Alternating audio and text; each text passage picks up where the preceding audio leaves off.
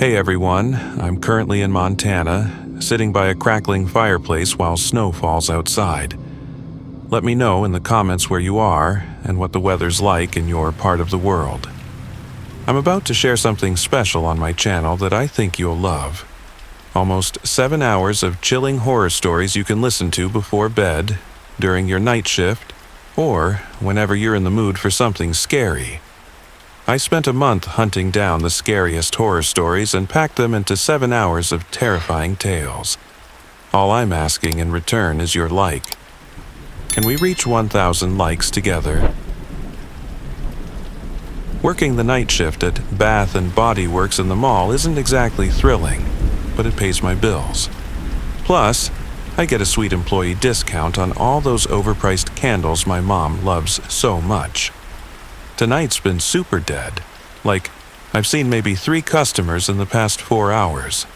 The mall's about to close, and I'm just chilling behind the counter scrolling through Dr. Nightmare channel for more creepy stories. My phone buzzes. Unknown number. You're beautiful. I roll my eyes. Probably Jake or Sarah messing with me from a texting app. They're always pulling stuff like this when they're bored. I shoot back a quick, nice try and get back to my closing routine. The fluorescent lights buzz overhead as I start wiping down the displays. Some kid had smeared chocolate all over the window earlier, testing my patience. As I'm stretching up to clean it, my phone vibrates again. Same unknown number. Love watching you bend over like that. My stomach drops. The message hits different this time. I slowly turn around, scanning the dark mall through the store's glass front. The only light comes from the emergency exits and a few other stores still open. The cleaning crew's cart sits abandoned near the fountain, but I don't see anyone. Just empty benches and closed shutters. My hands shake as I lock up.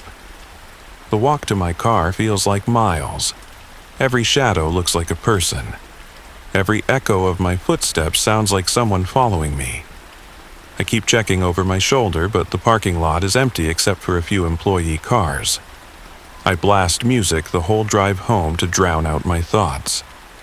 The next night I almost call in sick, but rent is due next week and I need the hours. The evening drags by, each minute feeling like an hour. Just when I start to relax, thinking maybe it was just a stupid prank after all, my phone lights up. Unknown number again. Beautiful as ever, you'll be mine soon. My heart's pounding so hard I can barely breathe. I immediately group text my friends. Okay, which one of you's messing with me? But everyone denies it. Sarah even calls to make sure I'm okay. The security guard does an extra sweep of the mall when I tell him what's happening, but finds nothing. That night, I barely sleep. I keep checking my phone, jumping at every notification. The next morning, as I'm getting ready for another closing shift, the message that breaks me arrives. Can't wait to see you tonight. I call my manager right then and quit. No job is worth this fear. No paycheck is worth wondering if tonight's the night someone decides to do more than just watch. They can keep their employee discount and their haunted mall. I'll find somewhere else to work. Somewhere with windows that don't turn into mirrors after dark. Somewhere people can't hide in shadows and watch me without being seen. The messages stopped after I quit. Sometimes I wonder if it was really just someone messing with me. But then I remember how it felt being watched, that skin-crawling sensation of eyes following my every move. Even now, months later, I still check behind me when I'm alone at night. I still block every unknown number that texts me. And I definitely don't work closing shifts anymore. The worst part? Last week, my friend who still works at the mall told me the new girl who took my position just quit.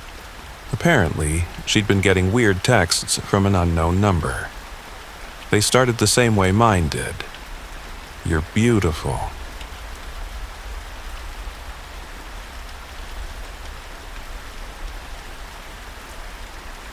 This story I'm about to tell you isn't some creepypasta or internet legend. It's straight from my grandpa Mike, who experienced it firsthand back in the 1950s. He never talked about it much until right before he passed, and honestly, I get why. Some experiences are better left buried in the past. My grandpa was a jack-of-all-trades contractor in rural Missouri, specifically around the Ozark region near Salem. He did everything from carpentry to masonry, and people would hire him from all the surrounding communities. This particular incident went down when he was working on a renovation job in the tiny settlement of Boss, about 4 miles from his home in Howes Mill.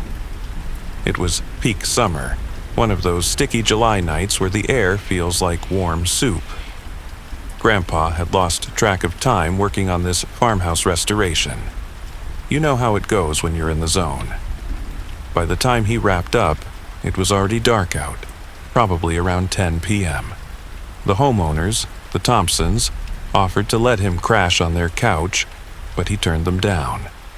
His wife, my grandma Sarah, would be worried sick if he didn't make it home.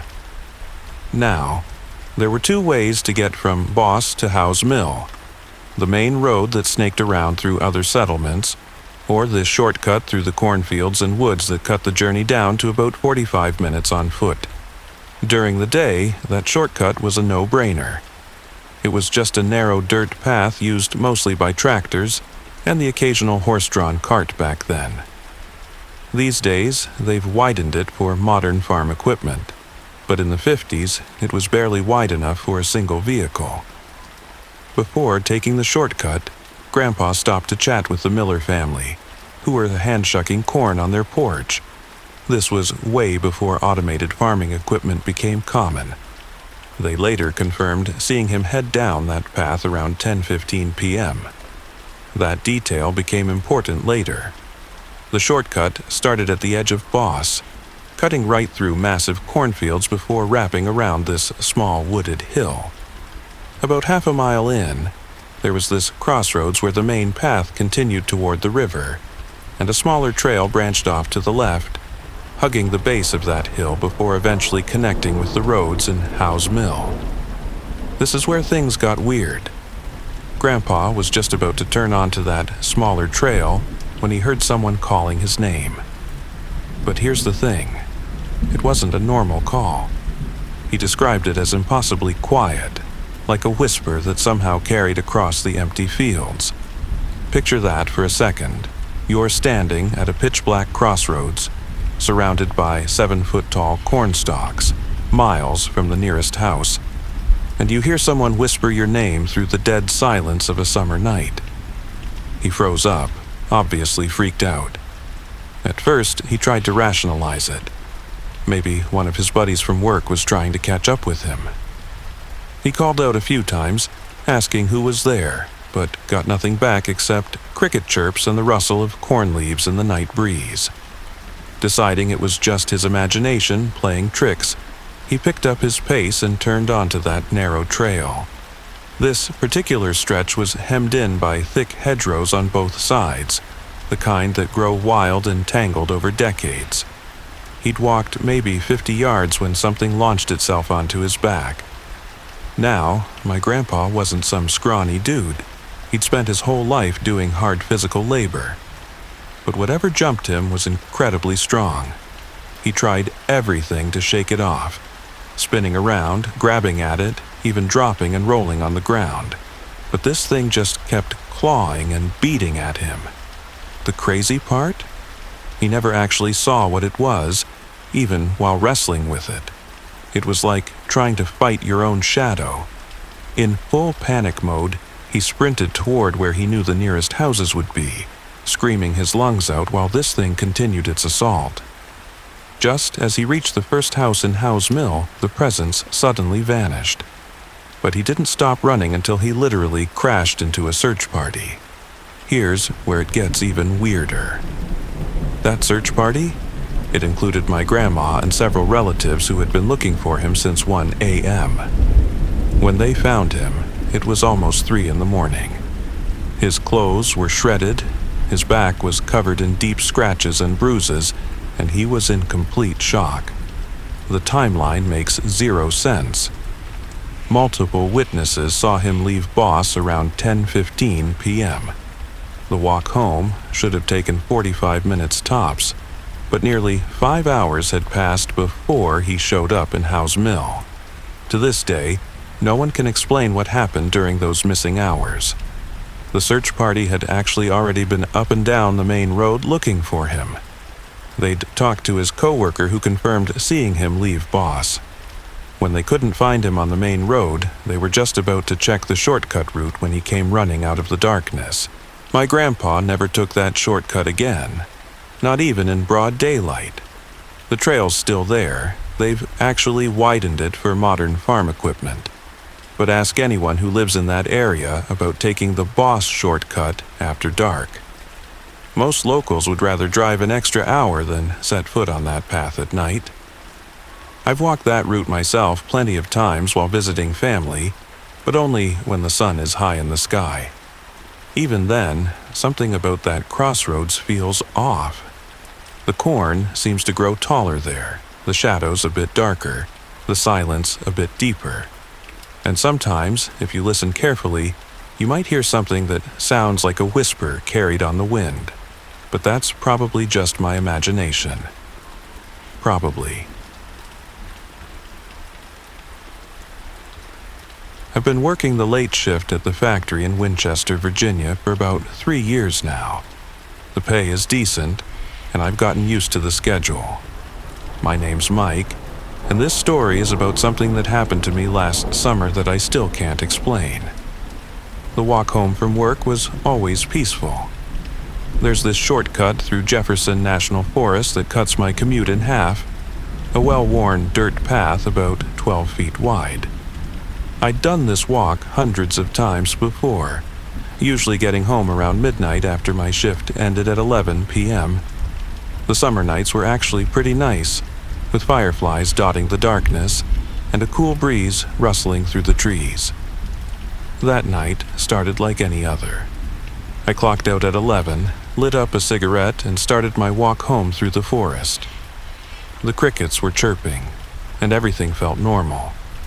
At first, maybe 5 minutes into my walk, I heard something behind me. Not the usual forest sounds I was used to, this was different. Like something heavy moving through the underbrush, following my path.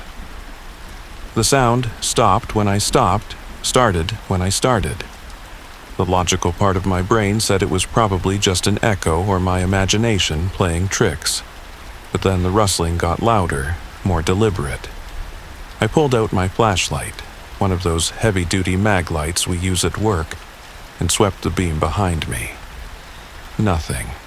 Just trees and shadows. I picked up my pace, and that's when things got weird.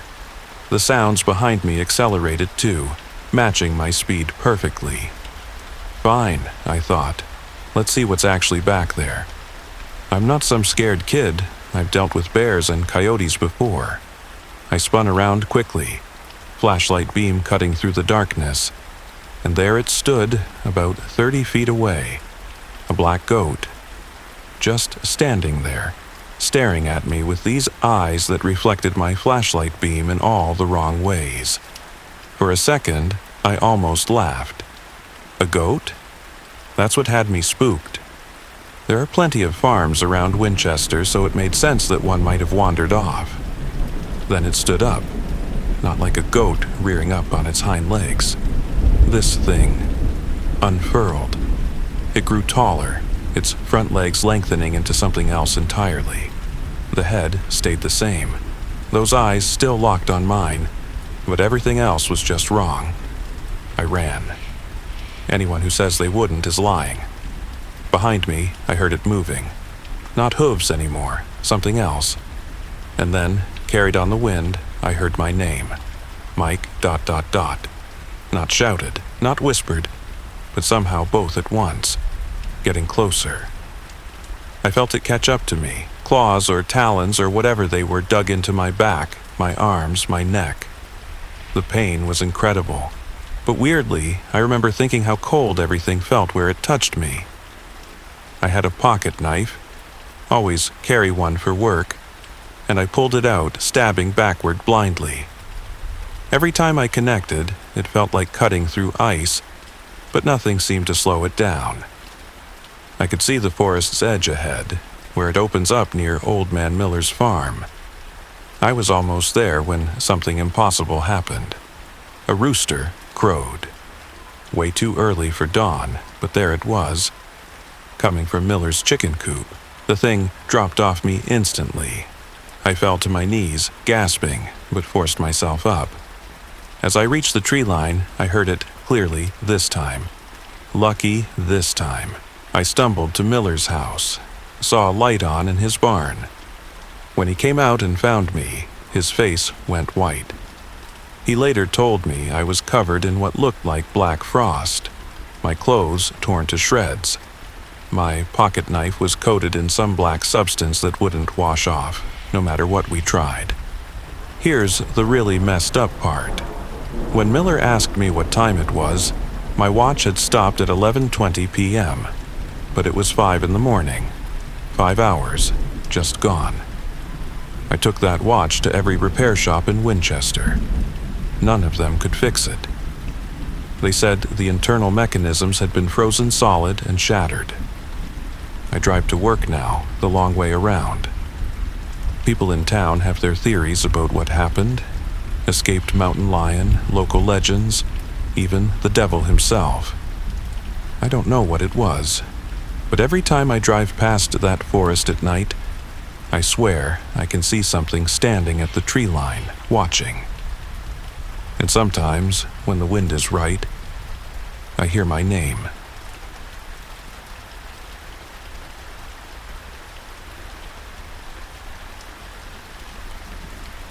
The thing about losing someone is that it doesn't always creep up on you like they show in movies. Sometimes it hits you right in the gut when you're doing the most ordinary things, like watching your mom unpack groceries on a random Tuesday afternoon. That's how it happened with me, and honestly, I still get goosebumps thinking about it, even though it's been 15 years. I grew up in a small town called Millbrook, just outside of Albany, New York. Back then, I was this hyperactive 10-year-old who spent more time at the neighbor's house than my own. The Hendersons, Jack and Martha, lived right next door in this cute little blue house with white trim and the most amazing garden you've ever seen. They never had grandkids of their own, so I basically became their honorary grandchild. Jack was this tall, lean guy with the kindest eyes you'd ever see, always wearing these old-school suspenders that I thought were the coolest thing ever. He'd spend hours teaching me about his garden, showing me how to tell when tomatoes were perfectly ripe, and sneaking me cookies when Martha wasn't looking. But everything changed when he got sick. It started with stomach pains. At first, everyone thought it was just his usual acid reflux acting up. He'd always had a thing about spicy food. But then the doctors shared the news nobody wants to hear. It was serious, and it wasn't going to get better. I didn't really understand what that meant at the time, but I knew it was bad from the way my parents would whisper about it when they thought I wasn't listening. The decline was tough to watch. Jack, who used to tower over me like some friendly giant, just kept getting smaller. His face hollowed out, his clothes hung off him like they were on a coat hanger, and eventually he couldn't even get out of bed anymore. My parents started buying him adult diapers, something that confused and fascinated my young mind. I remember thinking how weird it was that someone could go from being this strong, independent person to needing help with the most basic things. That Tuesday started like any other day. I was sprawled on our kitchen floor, half watching my mom unpack her shopping bags from the farmer's market. She had this whole system. Vegetables went straight to the sink, fruits in the bowl, and Jack's supplies in a separate bag to take over later. I was mostly focused on this new game on my phone when it hit me. You know that feeling when you're about to get sick, and your whole body just knows it before your brain catches up. It was kind of like that, but different. This wave of something just washed over me. My skin got hot and tingly, like when your foot falls asleep, except it was my entire body. The air felt thick, almost like being underwater, and for a split second I could have sworn I smelled Jack's garden, that mix of tomato plants and the mint he always had growing by the back door. Without thinking, I blurted out, "Mom, Jack's gone. We don't need those diapers anymore." The words just tumbled out of my mouth before I even realized what I was saying. My mom stopped mid-motion, a package of adult diapers still in her hand, and gave me this look that was half concern, half annoyance. "Don't say things like that," she scolded. But I could see something in her eyes, a flicker of unease. 5 minutes later, and I know it was exactly 5 minutes because I was staring at the clock on the microwave, the phone rang. My mom was still sorting through her shopping bags when she picked it up. I watched her face change as Martha's words came through the receiver. Jack had passed on just minutes before, right around the time I'd felt that strange sensation. Here's the thing that still freaks me out to this day. I wasn't sad in that moment. I wasn't even surprised. It was like I'd already known, had already processed it somehow. The sadness came later, of course. Waves of it that hit me at random moments for months afterward. But in that instant, all I felt was this weird sense of connection, like I'd briefly tapped into something much bigger than my 10-year-old self could comprehend. My parents tried to rationalize it later. Maybe I'd overheard something. Maybe I'd picked up on subtle cues. Maybe it was just a weird coincidence. But they didn't feel what I felt. They didn't experience that moment when the boundary between here and beyond seemed to thin out just enough for a message to slip through. I'm 25 now, and I've never had another experience like that. But sometimes, when I'm gardening in my own backyard, I'll get a whiff of tomato plants and mint, and my skin will start to tingle just a little. In those moments, I wonder if Jack is still watching over me, still teaching me about life in his own quiet way. The adult diapers sat in our hallway closet for weeks afterward. Nobody wanted to return them, but nobody wanted to use them either. They became this weird memorial of sorts, a reminder that sometimes the universe sends us messages in the strangest ways. Eventually, my mom donated them to a nursing home, but I'll never forget staring at that package on our kitchen counter, knowing that its intended recipient had already moved on to whatever comes next. I've told this story to a few people over the years, and their reactions are always the same, a mix of skepticism and fascination. Some try to explain it away with science or psychology, others get uncomfortable and change the subject. But I know what I felt that day. It wasn't imagination or coincidence. It was a moment of connection with something beyond our normal understanding. And maybe that's what makes it so unsettling. Not the fact that I somehow knew about Jack, but the realization that there's so much more going on around us than we can usually perceive. The weirdest part? I'm not scared of the unknown anymore, not really. Don't get me wrong, I'm not in any hurry to experience it firsthand. But that moment showed me that when someone leaves us, it isn't just this cold, final thing that happens and that's it. There's something more, something we can sometimes sense but never quite grasp. It's like trying to explain color to someone who's never seen it.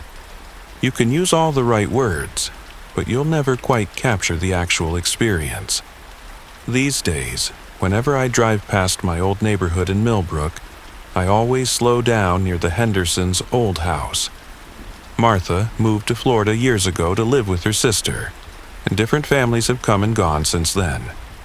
The house is painted gray now, and nobody maintains the garden like Jack used to. But every spring, without fail, a cluster of mint still grows by the back door. Its scent carrying on the breeze like a reminder that some connections never really end, they just change form.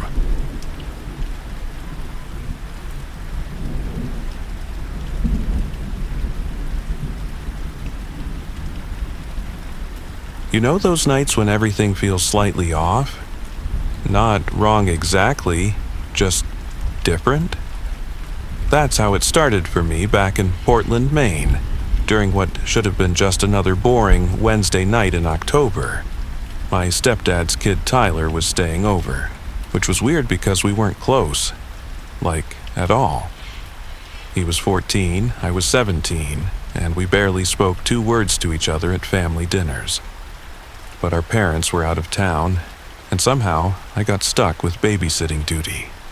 Tyler crashed early, around 10 p.m., taking the spare mattress in my room. I could hear him snoring away while I stayed up scrolling through TikTok, trying to tire myself out. By 11:30, I finally decided to call it a night. My bedtime routine was always the same. Music playing softly from my speaker, phone set to sleep mode, lights off. The radio was playing some late-night indie playlist, and between that and Tyler's chainsaw snoring, I knew sleep wouldn't come easy. I was lying on my stomach, face half buried in my pillow, when the first tingles started. Just a slight buzz in my left leg, like when your foot falls asleep. No big deal, right?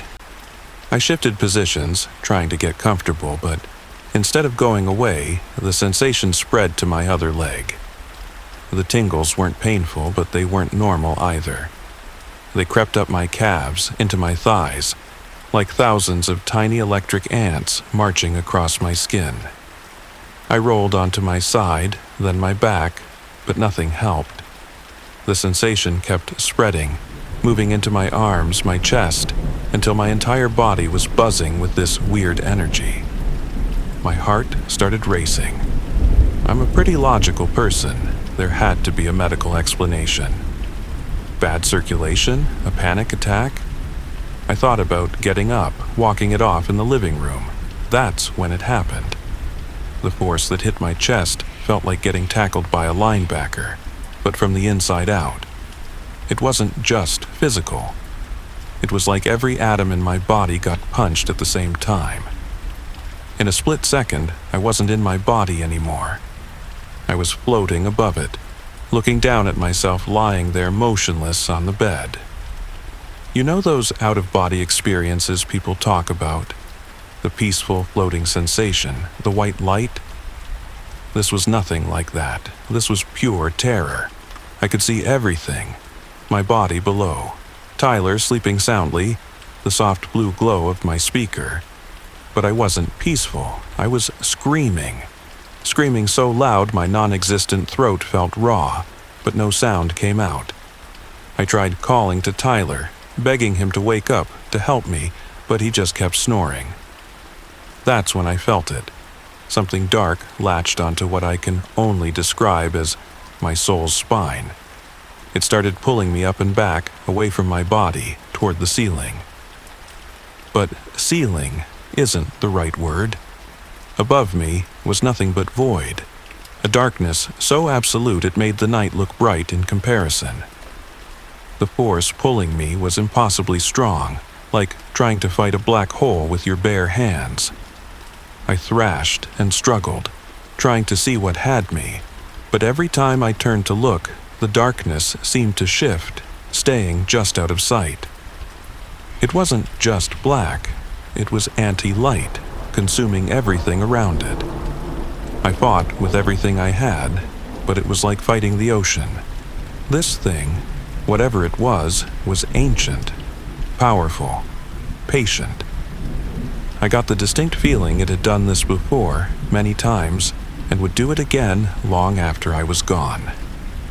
The scariest part, I sensed it was toying with me, like a cat playing with its food before the kill. Just when I thought I couldn't fight anymore, when the void was starting to feel almost welcoming, everything reversed.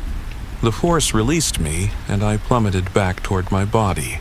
The sensation of returning was like diving into a pool of ice water, but from every direction at once. I felt every cell, every nerve ending light up as my consciousness slammed back into place. I lay there, paralyzed, for what felt like hours. My heart was pounding so hard I thought it might explode. Tyler kept snoring, completely oblivious to what had just happened. The radio played on, some cheery pop song that felt like a sick joke after what I'd just experienced. I didn't sleep for days after that. Couldn't. Every time I closed my eyes, I felt that darkness waiting. My parents thought I was on drugs when they got back. I looked like death warmed over, jumping at shadows, downing energy drinks just to stay awake. I tried telling a friend once, but the words felt hollow, inadequate. How do you describe a force that defies physics, that breaks the rules of reality itself? It's been almost 5 years now. I've moved away from Portland, gone to college, started a life. I've read every scientific paper I could find on sleep paralysis, out-of-body experiences, night terrors. None of them come close to explaining what happened. The rational part of my brain wants to dismiss it as a weird dream or hallucination. But here's the thing. I know what I felt that night. That thing, that presence, it was older than time and hungry in a way nothing living could be. And sometimes, late at night when I'm drifting off to sleep, I swear I can feel the slightest tingle starting in my legs. That's all it takes for me to snap awake, heart racing, every light in my apartment blazing. Because I know something now that I can never unknow. There are things in this universe that we're not meant to understand.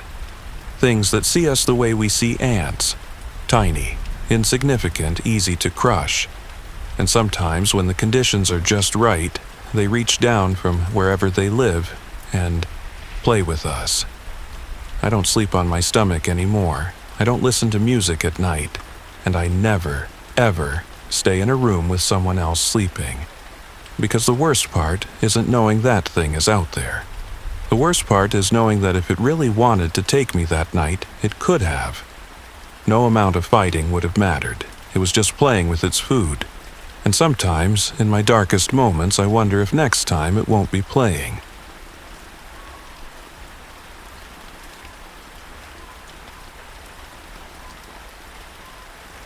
I never thought I'd be sharing this story online, but what happened to me a few months ago in Portland, Maine, still keeps me up at night. For real, every time I think about it, my skin crawls and my heart starts racing like crazy. It was around 11 p.m. on a super cold January night, and I was lying in my bed scrolling through Dr. Nightmare Channel for more horror stories, trying to distract myself from thinking about Jake. We'd been having issues for weeks, barely texting each other, and the silence was killing me. The whole situation sucked because we lived in different cities. Him in Boston, me stuck in Portland, and long-distance relationships are hard enough without adding drama to the mix. That night, I was feeling particularly down. I've always had this habit of praying before bed. Not in any super religious way, just something that helps me feel connected to whatever's out there. But this time, I had this weird impulse. Jake had lost his mom, Sarah, to cancer 2 years before we met, and even though I'd never met her, I'd seen her photos around his apartment. She had these kind eyes and this warm smile that made you feel like she was the type of person who'd help anyone who needed it. So there I was, in my dark room with just my salt lamp giving off this soft pink glow, and I started talking to Sarah. Like, actually talking to her in my head, asking her to help fix things between Jake and me. The moment I started doing this, the temperature in my room dropped so fast I could see my breath. I'm not even exaggerating.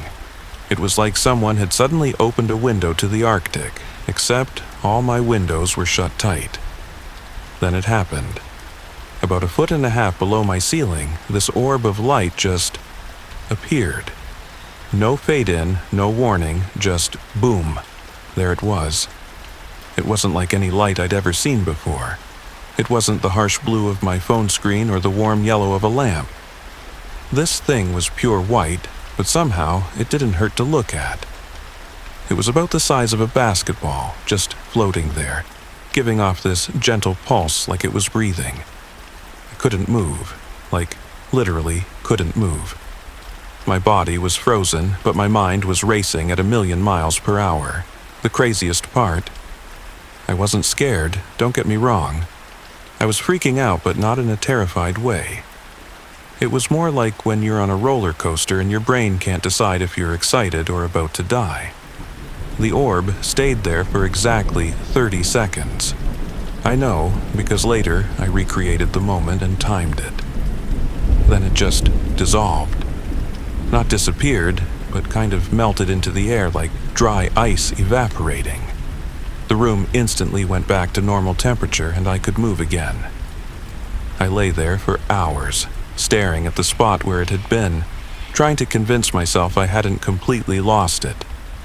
I must have fallen asleep eventually because my next clear memory is of my phone ringing the next afternoon. It was Jake. "Hey, can I come up this weekend?" he asked, his voice sounding different somehow, more emotional. "I had this dream about my mom last night and I really need to see you." My whole body went cold again. He went on to tell me about his dream.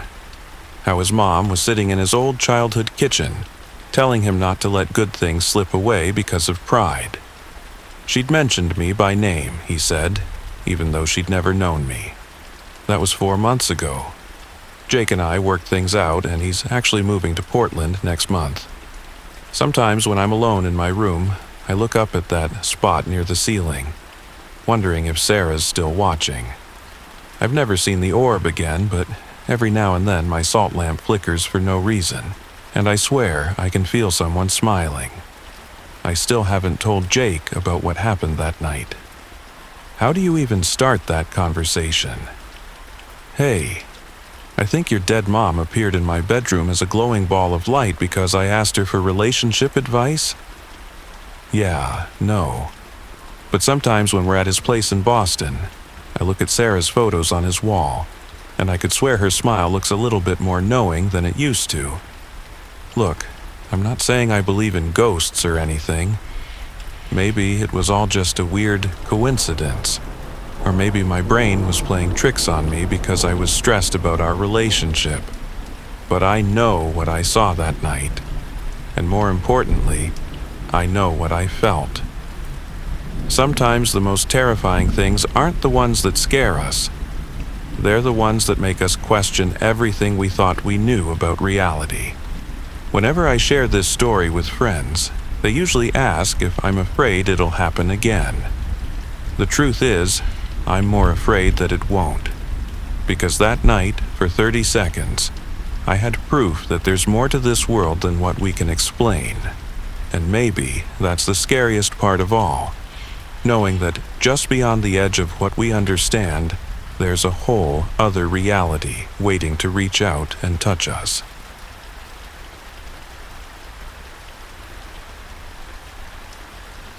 I never wanted to write this down, but my therapist thinks it might help. Whatever.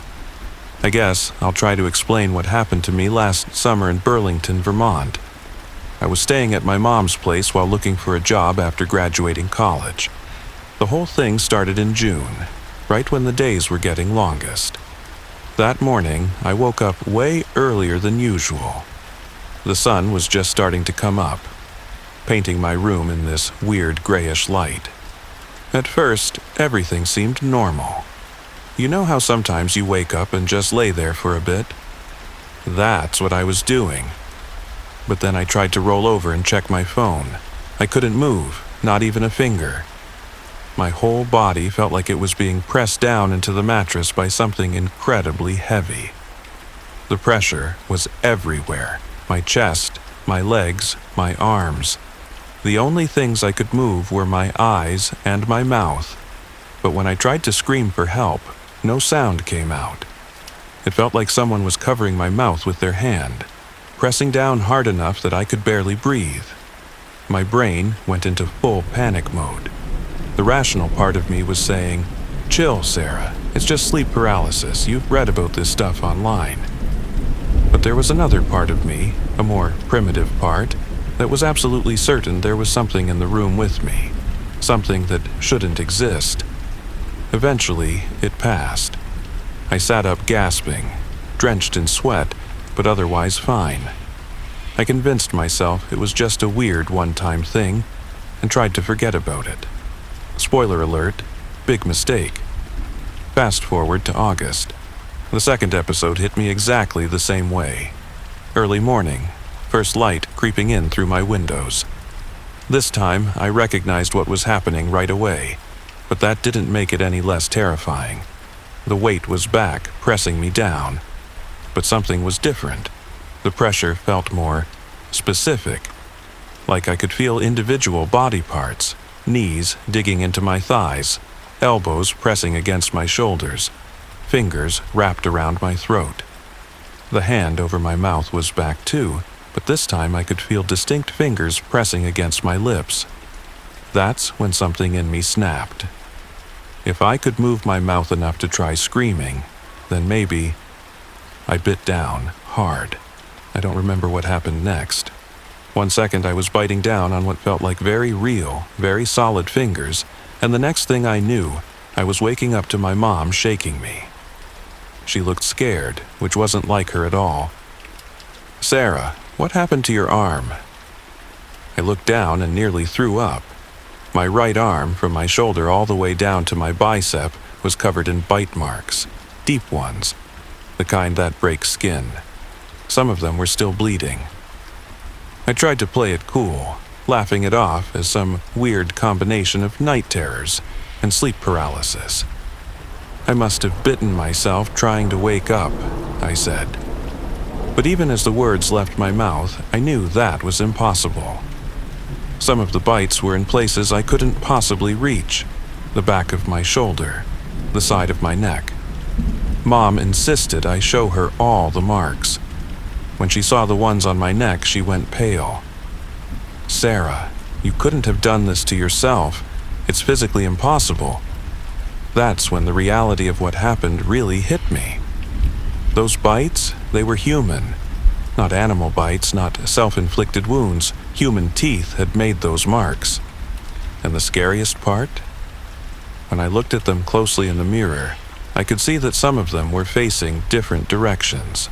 Like whatever had bitten me had moved around my body while I was paralyzed. Mom made me sleep in her room after that. We bought security cameras, changed the locks, even had a priest come bless the house. Mom's idea, not mine. Nothing showed up on the cameras. The police said there were no signs of forced entry. The bite marks eventually healed, leaving behind these weird crescent-shaped scars that I still have. I stayed in Mom's room for 6 months straight. Never had another episode. Eventually, I moved out, got my own place in Boston.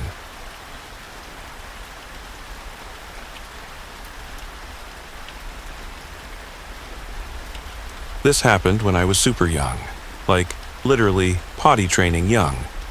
It's weird that I remember it so clearly, but some memories just stick with you, especially the ones that make absolutely zero sense. This one's definitely in that category. I was staying at my grandma's farmhouse in rural Vermont. It was one of those massive family gatherings where everyone shows up. Aunts, uncles, cousins, the whole circus. The house was packed, and being a toddler who'd just started potty training, I needed to go. Like, really needed to go. My mom could tell I was getting anxious about using the bathroom with all these people around. Back then, I had this little pink plastic potty that went everywhere with us. Instead of making me use the crowded bathroom inside, she took my potty outside and placed it right by the front door. The sun was just starting to set, creating this weird golden purple light across the fields. You know that time of day in summer when everything gets quiet and sort of strange? Yeah, that's when this went down. After I finished my business, TMI I know, but it's important to the story, I tried to get back inside. The door was right there, maybe 2 feet away, but something was off. I reached for the handle, and that's when it started. At first, it felt like someone had tied an invisible rope around my waist and was slowly pulling me sideways. The force wasn't violent or aggressive. It was steady, patient, like it had all the time in the world. I grabbed onto the edge of the doorframe, where the white paint was all chipped and worn from years of people brushing past it. The pull got stronger. My feet started sliding across the wooden porch.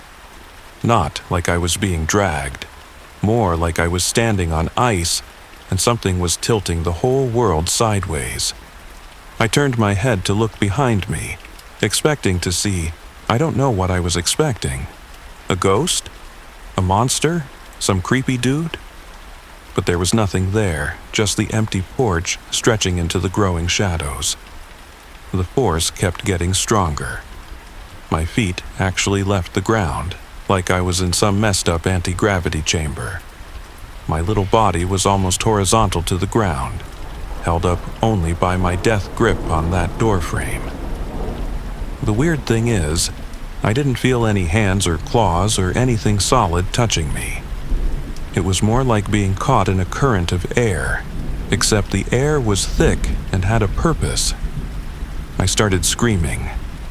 Not the normal toddler tantrum kind of screaming, but the kind that comes from pure terror.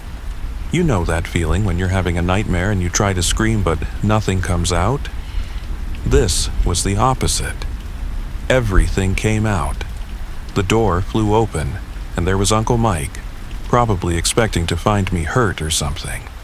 The moment, and I mean the exact moment, he appeared, everything stopped. The pull vanished like someone had flipped a switch. I dropped back to my feet so suddenly I almost fell over.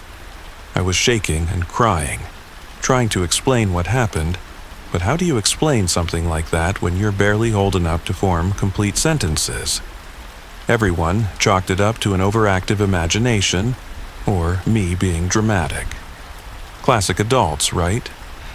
They gave me some juice and cookies, and the conversation moved on to whatever boring stuff adults talk about.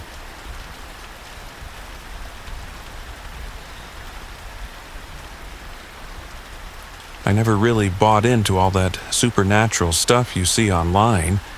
You know, those ghost hunting videos where people freak out over every little sound, or those YouTubers where someone swears their relative is sending them signs through their Ring doorbell. Yeah, right. But what happened with my grandmother changed everything, and I'm still trying to wrap my head around it. My family's got this interesting background.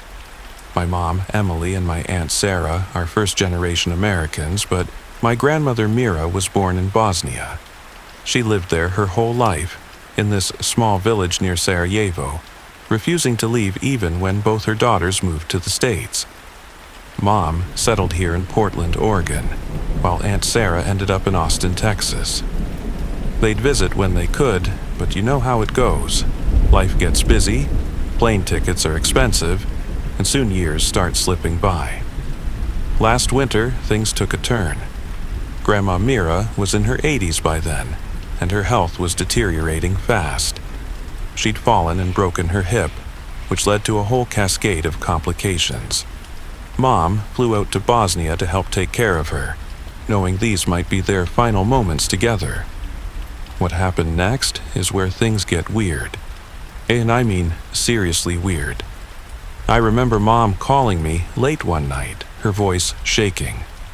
She'd been staying at Grandma's house, sleeping in the room next door to keep an ear out for any problems. According to Mom, Grandma had started talking about the strangest things. She'd tell the nurses she'd just been out in the garden, or that she'd visited her neighbor Maria for coffee. The thing is, Grandma hadn't left her bed in weeks, physically couldn't, with her broken hip and deteriorating condition. At first, everyone chalked it up to the medication, or maybe some age-related confusion. But there was something about the way she described these trips that felt different. She'd mentioned specific details, like how Maria's cat had knocked over a flower pot that afternoon, or how the butterfly she'd been chasing away from her face had yellow and black wings. Later, they'd find out these things had actually happened. The neighbor's cat had indeed broken a pot that day, and there had been swallowtail butterflies in the garden. Mom started keeping a journal of these incidents, trying to make sense of it all. Grandma would describe walking around the village, visiting places she hadn't been to in years, all while lying motionless in her bed.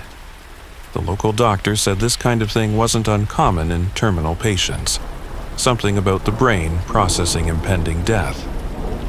But that explanation doesn't really cover what happened next. The night Grandma passed away was surprisingly peaceful. Mom was holding her hand when she took her last breath, right as the sun was setting. The next morning, Mom called me in hysterics, but not for the reason you'd expect. She wasn't just grieving. She was freaked out by something else entirely. That night, both Mom and Aunt Sarah had experienced something that defies explanation. Remember, they were thousands of miles apart, Mom in Bosnia, Aunt Sarah in Texas. Yet they'd had virtually identical experiences while sleeping. Mom's dream took place in the local cemetery where they'd arranged to bury Grandma. But it wasn't the gloomy, depressing place you'd expect.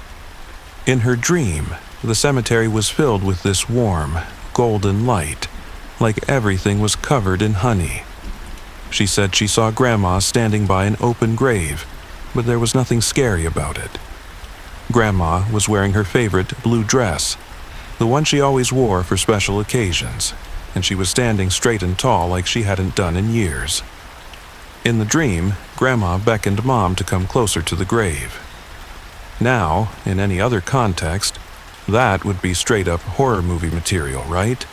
But Mom said she felt no fear at all. She walked over, and Grandma showed her the inside of the grave. Instead of darkness or dirt, it was filled with the same golden light that illuminated everything else. "See?" Grandma had said. "It's beautiful here. Don't worry about me anymore." Meanwhile, over in Austin, Aunt Sarah was having her own visitation. In her dream, Grandma appeared in her kitchen, sitting at the breakfast table like she'd done during her one and only visit to Texas years ago. Sarah said Grandma commented on all the changes she'd made to the house. The new backsplash in the kitchen, the recently painted walls, even the herb garden Sarah had started on the windowsill. Details she couldn't possibly have known about. Just like in Mom's dream, Grandma told Sarah she was leaving now, but that everything was okay. She said she wanted to see how her daughters were doing one last time before she moved on. In both dreams, she told them to take care of themselves and each other. Here's where it gets even weirder. Mom and Aunt Sarah hadn't talked to each other yet. With the time difference and everything going on, they hadn't had a chance. Mom called Sarah the next morning to tell her about the dream, only to have Sarah interrupt her halfway through, finishing the details of her own eerily similar experience. They compared notes, and the similarities were uncanny. In both dreams, Grandma had appeared healthy and young, wearing that same blue dress. Both sisters reported feeling an overwhelming sense of peace and comfort, completely contrary to what you'd expect from a dream about your dead mother.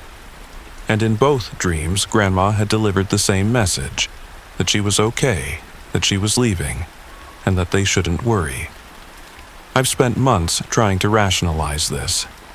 Maybe it was grief playing tricks on their minds. Maybe they'd talked about their dreams before and forgotten about it. Maybe it was just a weird coincidence. But none of those explanations feel quite right. What gets me is the timing. This wasn't weeks or months after Grandma died. This was the very night she passed away, and both sisters, separated by an ocean and a continent, experienced these visitations simultaneously. How do you explain that? The scientific part of my brain wants to dismiss it all. But then I think about those earlier incidents when Grandma was describing things she couldn't possibly have seen from her bed. It makes me wonder if maybe she was practicing, in a way, learning to separate her consciousness from her physical body, preparing for that final journey. Mom and Aunt Sarah don't talk about it much anymore. I think they've accepted it for what it was, a gift, a final goodbye from their mother. They say they've never had another dream like it since, despite both of them secretly hoping they would. One final lesson from beyond the grave, that love doesn't stop at death, and goodbye doesn't always mean forever.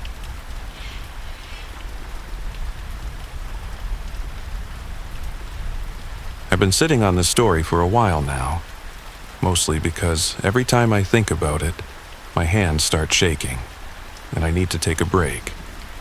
But I guess it's time to share what happened that day in the Chattahoochee National Forest, just outside of Helen, Georgia. It was early spring 2023, and I had convinced my husband Mike and our daughter Sarah to go foraging for wild asparagus.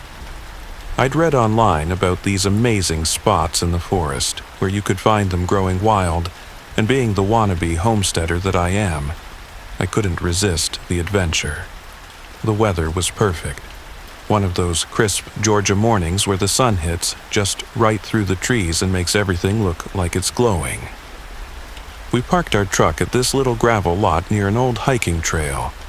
There weren't any other cars around, which should have been my first indicator that something was off. I mean, it was a beautiful Saturday morning. Where was everyone?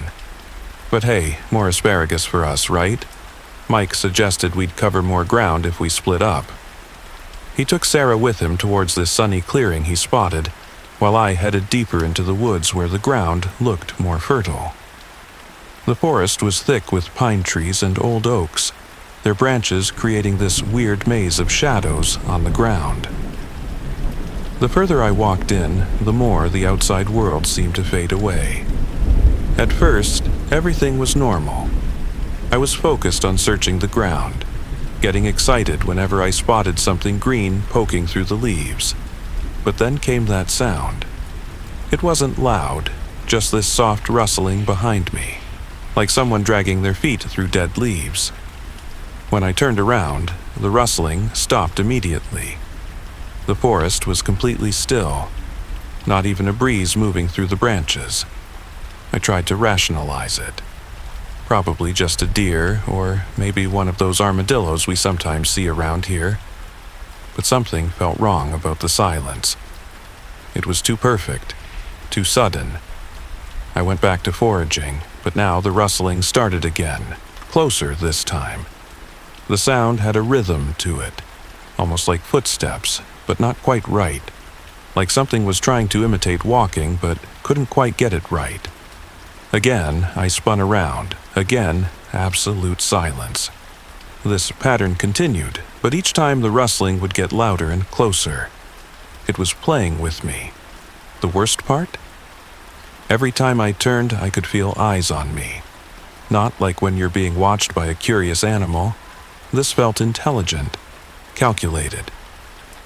The hair on the back of my neck stood up, and my skin got that weird electric feeling you get when you're in serious danger. The forest had changed too. The shadows seemed darker, more solid somehow. The trees looked wrong, like they were bending inward, creating this tunnel effect around me. That's when I noticed something that made my blood run cold. There were no bird sounds anymore. No insects buzzing, nothing. Just that rustling whenever I moved. I started walking faster, trying to head back the way I came. The rustling matched my pace. I walked faster still, it kept up. My heart was pounding so hard I could hear it in my ears. That's when I saw it, just at the edge of my vision. Something tall and dark, moving between the trees. Not walking, but gliding, like a shadow coming unstuck from the ground. I ran like I've never run before, screaming Mike's name at the top of my lungs. The thing behind me was moving too. I could hear it crashing through the underbrush, not even trying to be quiet anymore. The sound it made wasn't natural. It was like static mixed with this low, wet breathing. Somehow, I made it back to the clearing where Mike and Sarah were. The moment I burst out of the tree line, all the normal forest sounds came rushing back. Birds, wind, everything. Mike looked at me like I was crazy, covered in sweat and shaking. Sarah just pointed at my jacket and asked why it was all torn up. I hadn't even noticed, but the back of my jacket was shredded, like something with claws had been trying to grab me. We left immediately, and I haven't gone foraging since. Mike thinks I had some kind of panic attack, that maybe I got spooked by a bear or something. But he didn't see the way the shadows moved that day. He didn't feel what was watching me. I've done some research since then, looking into local folklore and history.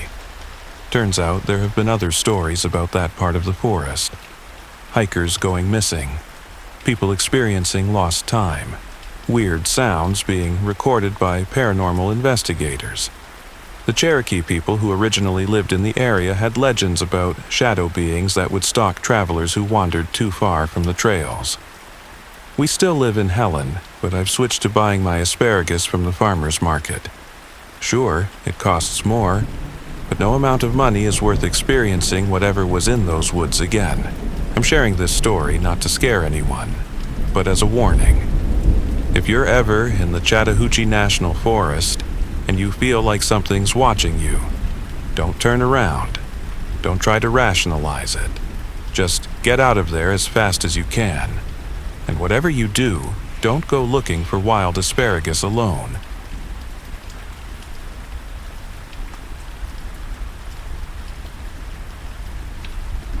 Growing up in Salem, Massachusetts hits different when you've seen things that shouldn't exist. I'm talking about experiences that make your blood run cold and your mind question everything you thought you knew about reality. I've never told anyone about this before. It's the kind of story that makes people look at you sideways. But I need to get this off my chest. It started back in middle school. I was hanging out with my best friend Ashley after class one fall afternoon. The New England weather was getting chilly, and the leaves were just starting to turn that perfect shade of orange. We were walking to her house, one of those classic Victorian-style homes that Salem is famous for. Everything seemed totally normal until we reached her front yard. I remember every detail of that moment like it's burned into my brain. The way the wind suddenly died down, how the birds stopped chirping. And then I looked up at her second-floor balcony. My entire body went rigid. Standing there, gripping the wrought iron railing, was a little girl. She looked about 10 years old, with platinum blonde hair that seemed to float around her face like she was underwater. Her skin wasn't just pale. It was like paper stretched over bone, translucent enough that I could almost see the shadows of her skull underneath. But her face, God, her face, it wasn't human. I mean, it had all the right parts in all the right places, but everything was wrong. Her eyes were too wide, too dark, like endless pits that wanted to swallow me whole. Her mouth twisted into this grotesque smile that stretched way too far across her face, showing teeth that looked filed to points. But what really got me was the pure hatred radiating from her expression. It wasn't the kind of anger you see in normal people. This was ancient, primal, like something that had been festering for centuries. I stood there frozen, my feet cemented to the ground, while Ashley fumbled with her house keys. She didn't see it. Nobody ever did. The girl thing stared directly at me for what felt like hours, but was probably only seconds before she just dissolved. Like someone had thrown water on a chalk drawing, she just melted away into nothing. I played it cool, but my hands were shaking so bad, I couldn't hold my phone for the next hour. I made up some excuse about feeling sick and went home early. That night, I couldn't sleep. Every time I closed my eyes, I saw that twisted smile. I convinced myself it was just my imagination running wild.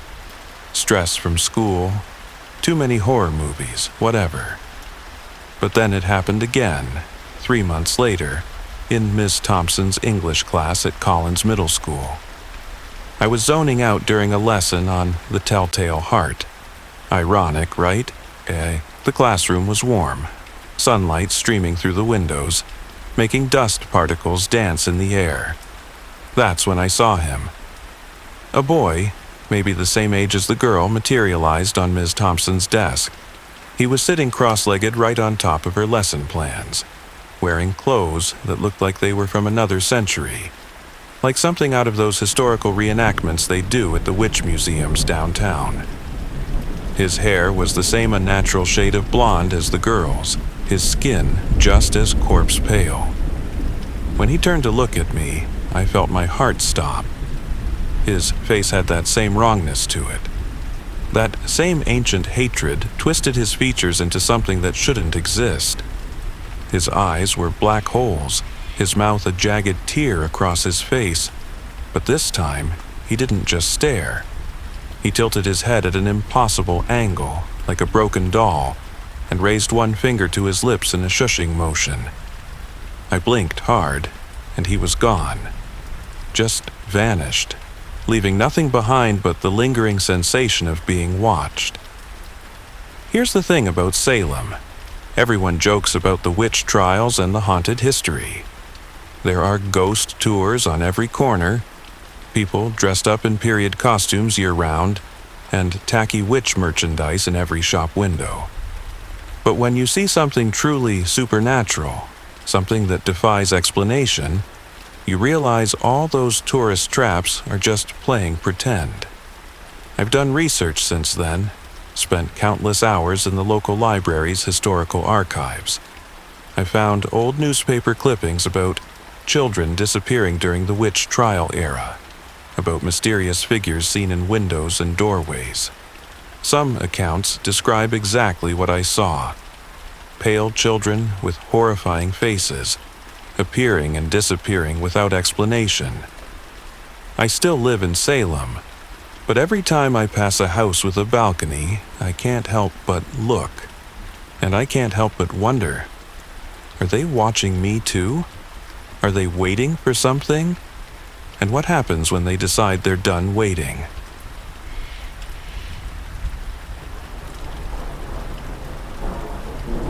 After 3 years, I still can't shake off what happened that night in Sacramento.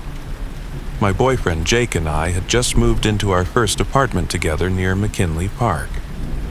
It was nothing fancy, just a basic one-bedroom on the second floor of an old Victorian house, but it was ours. That October night started like any other. The fall weather had finally kicked in, and we were just chilling in bed, watching some random Netflix show. I remember feeling pretty cozy, lying on my back with a blanket pulled up to my chest. Jake was next to me, scrolling through his phone. The only light came from the TV and the street lamp outside our window, casting weird shadows on the ceiling. Around 11 p.m., everything changed. And when I say everything, I mean everything. At first, it felt like a cold spot had suddenly appeared behind me, right where my back was touching the mattress. But this wasn't your typical draft or AC kicking in. This was different. The cold seemed to have substance, like it was alive somehow. Before I could even process what was happening, I felt it. Something started moving through my body. Not around me, not over me, literally through me, entering through my back and pushing upward. The sensation was unlike anything I'd ever experienced before. It wasn't painful, but it wasn't pleasant either. Imagine being an elevator, and something dense and heavy is passing through you floor by floor. Then the craziest part happened. My body literally lifted off the bed. We're not talking about a little jump or twitch. I'm dead serious. I rose about a foot into the air, completely parallel to the bed, like some scene from a paranormal movie. But this wasn't a movie. This was happening to me. The thing that passed through me felt heavy, like it had real mass and weight. It wasn't just energy or a spirit or whatever. It felt solid but impossible at the same time. As it exited through my chest, I could sense its density, like it was carrying the weight of a whole other person. My brain was screaming at me to move, to scream, to do something, but my body was frozen. You know that feeling when you're having sleep paralysis? It was kind of like that, except I was wide awake and fully conscious of everything happening around me. When I finally dropped back onto the mattress, the silence in the room was deafening. The TV was still playing, but it felt like all other sounds had been sucked out of the world. I couldn't even hear my own breathing. My heart was pounding so hard I thought it might burst out of my chest, which, given what had just happened, felt like a real possibility. I slowly turned to look at Jake, terrified of what I might see on his face. Was I going crazy? Had I imagined the whole thing? But before I could say anything, he spoke first. His face was pale, and his eyes were wide with shock. "Something just came out of you," he said, his voice barely above a whisper. "I saw it." That confirmation made everything so much worse. Because now I knew for sure. This wasn't a muscle spasm, or sleep paralysis, or my imagination running wild. Something supernatural had literally used my body as a gateway, passing through me like I was some kind of human doorway. We didn't sleep that night. How could we? We sat up until sunrise, backs against the headboard, jumping at every little sound. We Googled similar experiences, looked up the history of our building, tried to find any logical explanation for what had happened, but nothing we found came close to explaining it. The weirdest part? Nothing like this has ever happened again. No cold spots, no lifting off the bed, no entities passing through me. The apartment never felt haunted before or after that night. It was like whatever it was just needed to pass through at that specific moment, using me as some kind of cosmic shortcut. We still live in the same apartment. Sometimes I lie awake at night, staring at the ceiling, wondering about what exactly happened that night. Was it a ghost? A glitch in reality? Some kind of interdimensional being? I'll probably never know. But one thing's for sure, I never lie on my back in bed anymore. Just in case whatever it was decides it needs to pass through again.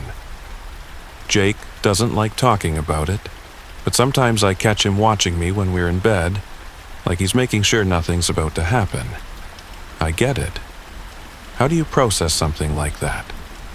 How do you go back to normal after experiencing something that shouldn't be possible?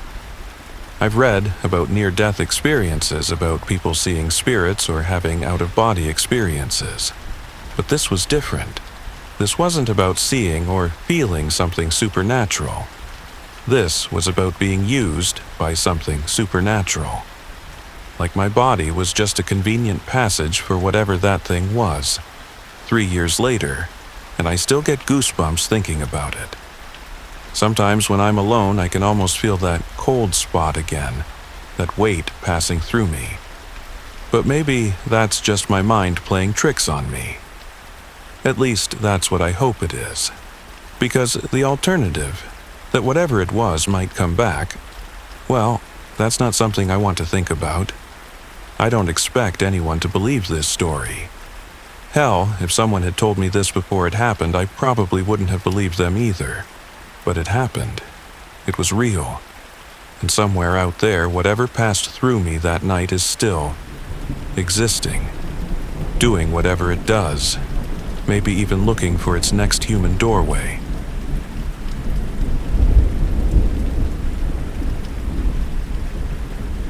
I've never told anyone about what happened that night in Montpelier, Vermont, back when I was 8. Even now, 20 years later, my hands shake as I type this. The memory is burned into my brain like a scar that won't fade, no matter how hard I try to convince myself it was just a dream. It was mid-October, and the autumn wind howled outside my bedroom window, making the old Victorian house creak and groan. My parents had bought it for a steal, probably because no one else wanted to live in a place where the floorboards randomly squeaked at 3 a.m. and the lights flickered even after multiple electricians said everything was fine. That night, I woke up suddenly, like someone had yanked me out of sleep. The digital clock on my nightstand showed 3:33 a.m., its red numbers casting an eerie glow across my Barbie dolls and stuffed animals. The air felt different, heavy and cold, like being underwater. And then I saw it. A figure stood by my bed, so tall its head nearly touched the ceiling. It wasn't just dark, it was like a piece of the night sky had been cut out and shaped into a human form. No features, no face, just an endless void wrapped in what looked like a flowing cloak made of shadows.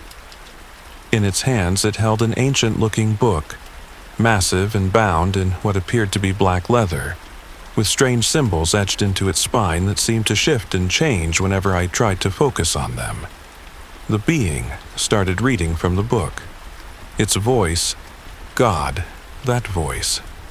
It wasn't sound exactly, more like words being carved directly into my brain. Each syllable felt like ice-cold needles piercing my thoughts. I couldn't understand the language, but somehow my mind translated the meaning, showing me visions of what was to come. I saw myself growing up, but it wasn't the happy future most kids dream about. I saw endless hospital corridors, the beeping of machines, tears streaming down faces I didn't recognize yet. I saw myself standing alone in a graveyard, watching them lower my mom's casket into the ground when I was 16. I saw the car crash that would leave my best friend Emily paralyzed our senior year. I saw the addiction that would nearly destroy me in college, the abusive relationship that would leave me with scars both visible and hidden. The visions kept coming, each one worse than the last, until I couldn't take it anymore.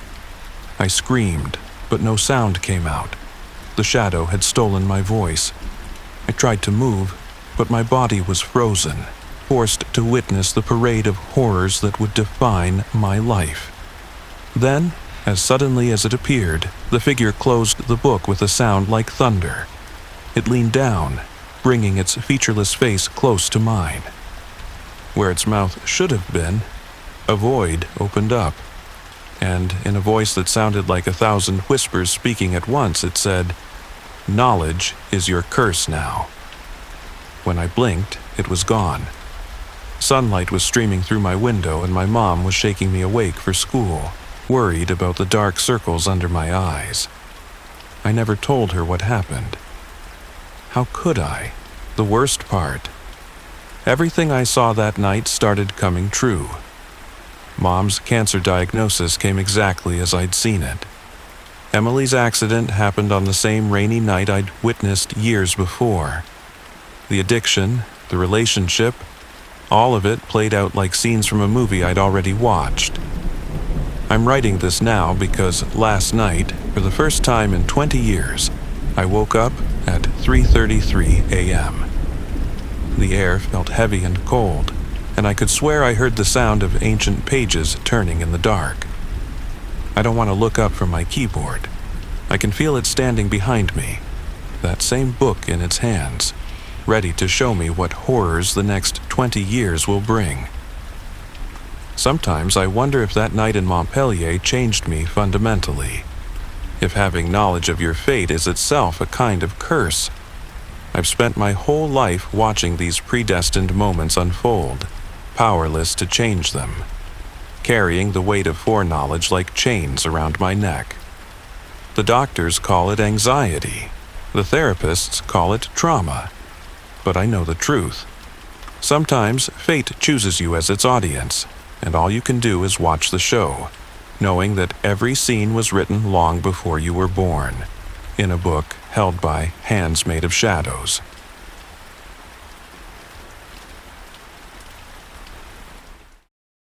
Alright, here's the deal.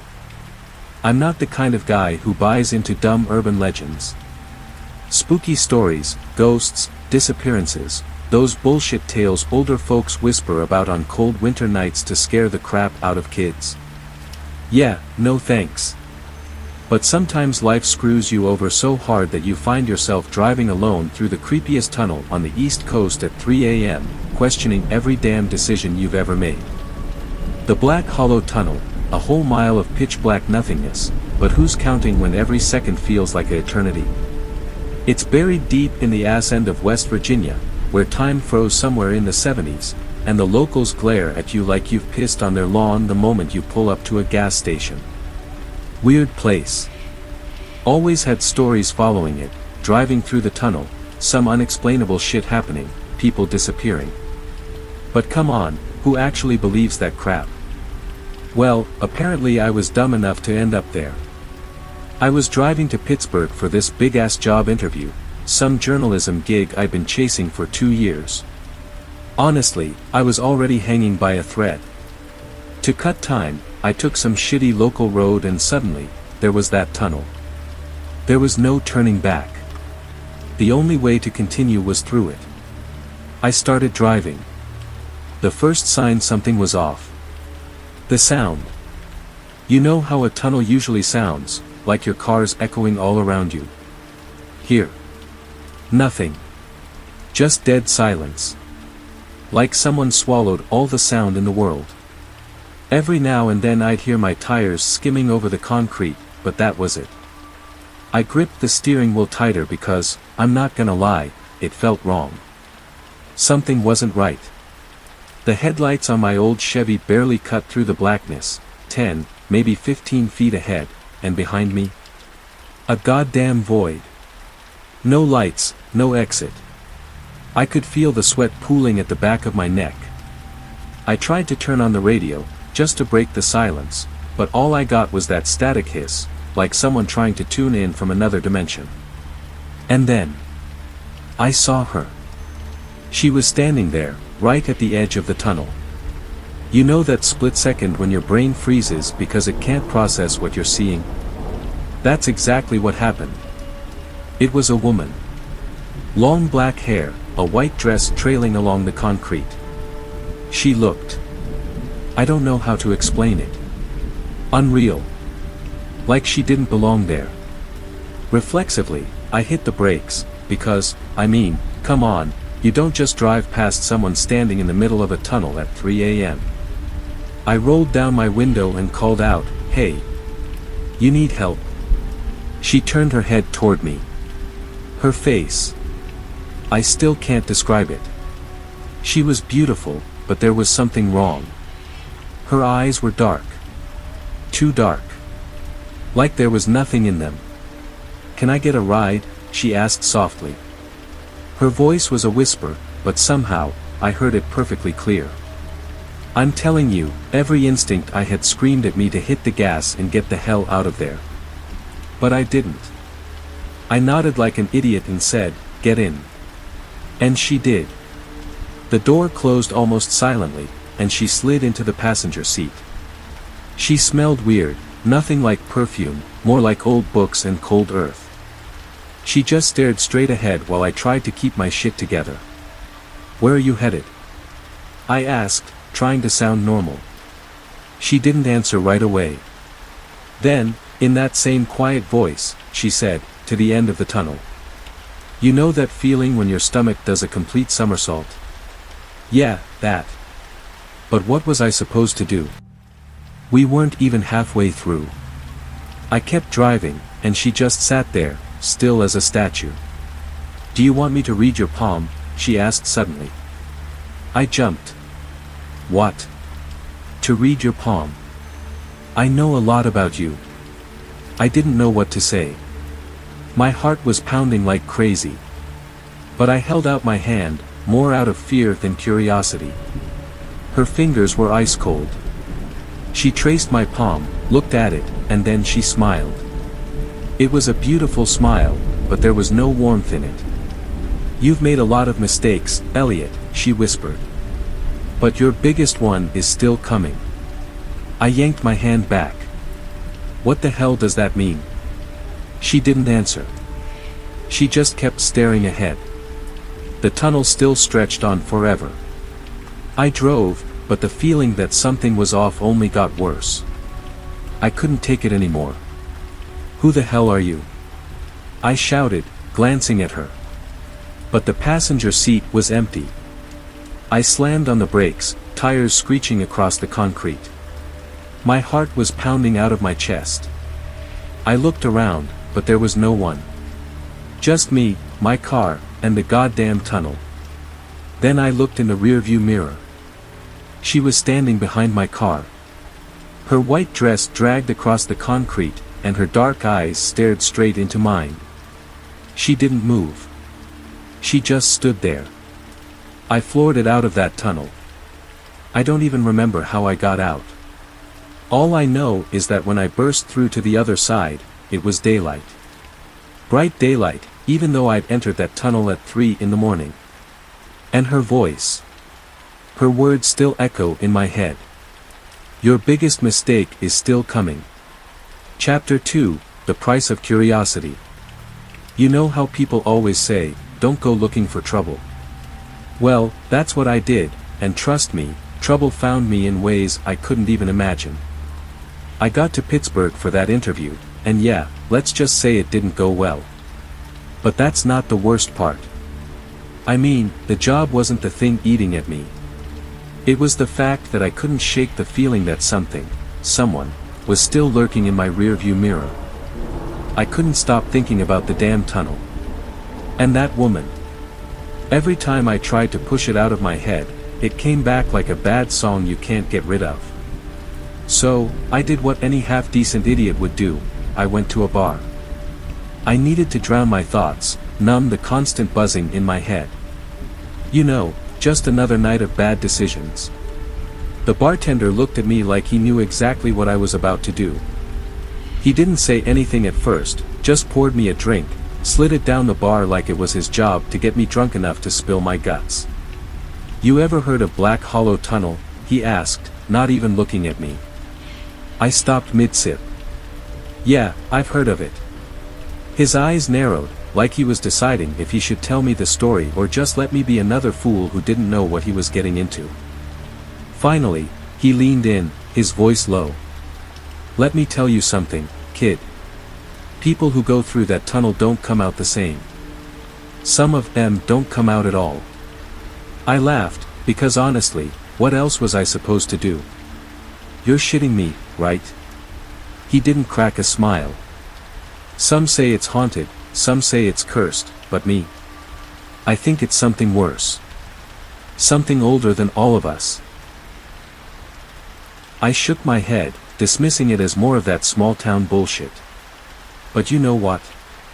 That didn't stop me from thinking about it the whole damn night. And that's how you end up in the mess I was in. The kind of mess where you know better but do it anyway. The next night, I couldn't sleep. I kept waking up at 3 a.m., sweating like a damn pig. The dreams? Don't even get me started. I kept seeing her, her eyes, her smile, her voice. That goddamn whisper in my ear, "Your biggest mistake is still coming." I couldn't ignore it anymore. I had to go back. Stupid? Absolutely. But that's what you do when you're too curious for your own good. I found myself back at the entrance to Black Hollow Tunnel. The sun had barely set, but the air felt thick. Like it was holding its breath. And there she was. Standing at the mouth of the tunnel. Same white dress, same black hair, same dead-eyed stare. "You again?" I said, trying to keep my cool. But, man, I could feel the fear crawling up my spine. "What the hell do you want?" She didn't say anything at first. Just stood there, staring at me like I was some bug she was deciding whether to squish or not. Then, finally, she spoke. "I've been waiting for you." My blood ran cold. "For me? What the hell do you mean?" Her smile twisted. It wasn't pretty. It wasn't friendly. It was wrong. You came back. You made a choice, and now you have to live with it. I didn't know what she was talking about, but I sure as hell wasn't sticking around to find out. I turned and tried to walk away, but something stopped me. Something heavy, like the tunnel was pulling at me, trying to drag me in. And I heard it again, the whisper. Only this time, it wasn't in my ear. It was everywhere. Inside my head. You can't leave until you've paid the price. I froze. My heart was hammering. I knew I should have turned around, should have gotten the hell out of there. But curiosity. It's a bitch. And it made me turn around. So I did. And that's when shit got real. She was gone. Vanished, like she was never there. But the tunnel? It didn't feel like the same place. The air was thick with something dark, like the tunnel itself had come alive. The shadows shifted, and I swear I saw figures moving in the corners of my eyes. Faces twisted in pain, hands reaching out like they wanted to grab me and pull me into the darkness. And that's when I realized something. I had fucked up. Big time. I ran to my car, slammed the door shut, and gunned it. Tires screeching, engine roaring, but the feeling didn't go away. I couldn't shake it. The weight on my chest. The cold sweat. And every time I looked in the rearview mirror, there she was, standing in the middle of the road, her eyes dark, her smile stretching wide. I sped up, but I couldn't outrun it. The road blurred, the trees flew by, but that feeling was right there, breathing down my neck. Finally, when I thought I couldn't take it anymore, I glanced in the mirror again. She was gone.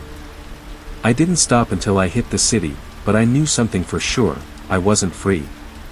I'd crossed some line I didn't understand, and now, there was no going back. You think you can control everything, right? That you can just roll through life and nothing will catch up to you. But here's the thing they don't tell you, some choices will haunt you. Forever. So, here's the lesson. If you ever find yourself staring down the mouth of a dark tunnel, with nothing but shadows ahead of you, ask yourself one thing, is this worth it? Because once you walk through, you might not like what you find on the other side. And some things don't let you leave.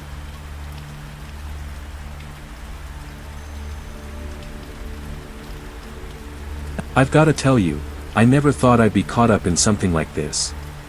But here I am, sitting in front of this goddamn house, wondering how the hell I got here. The thing's been abandoned for years, but you wouldn't know it by looking at it now.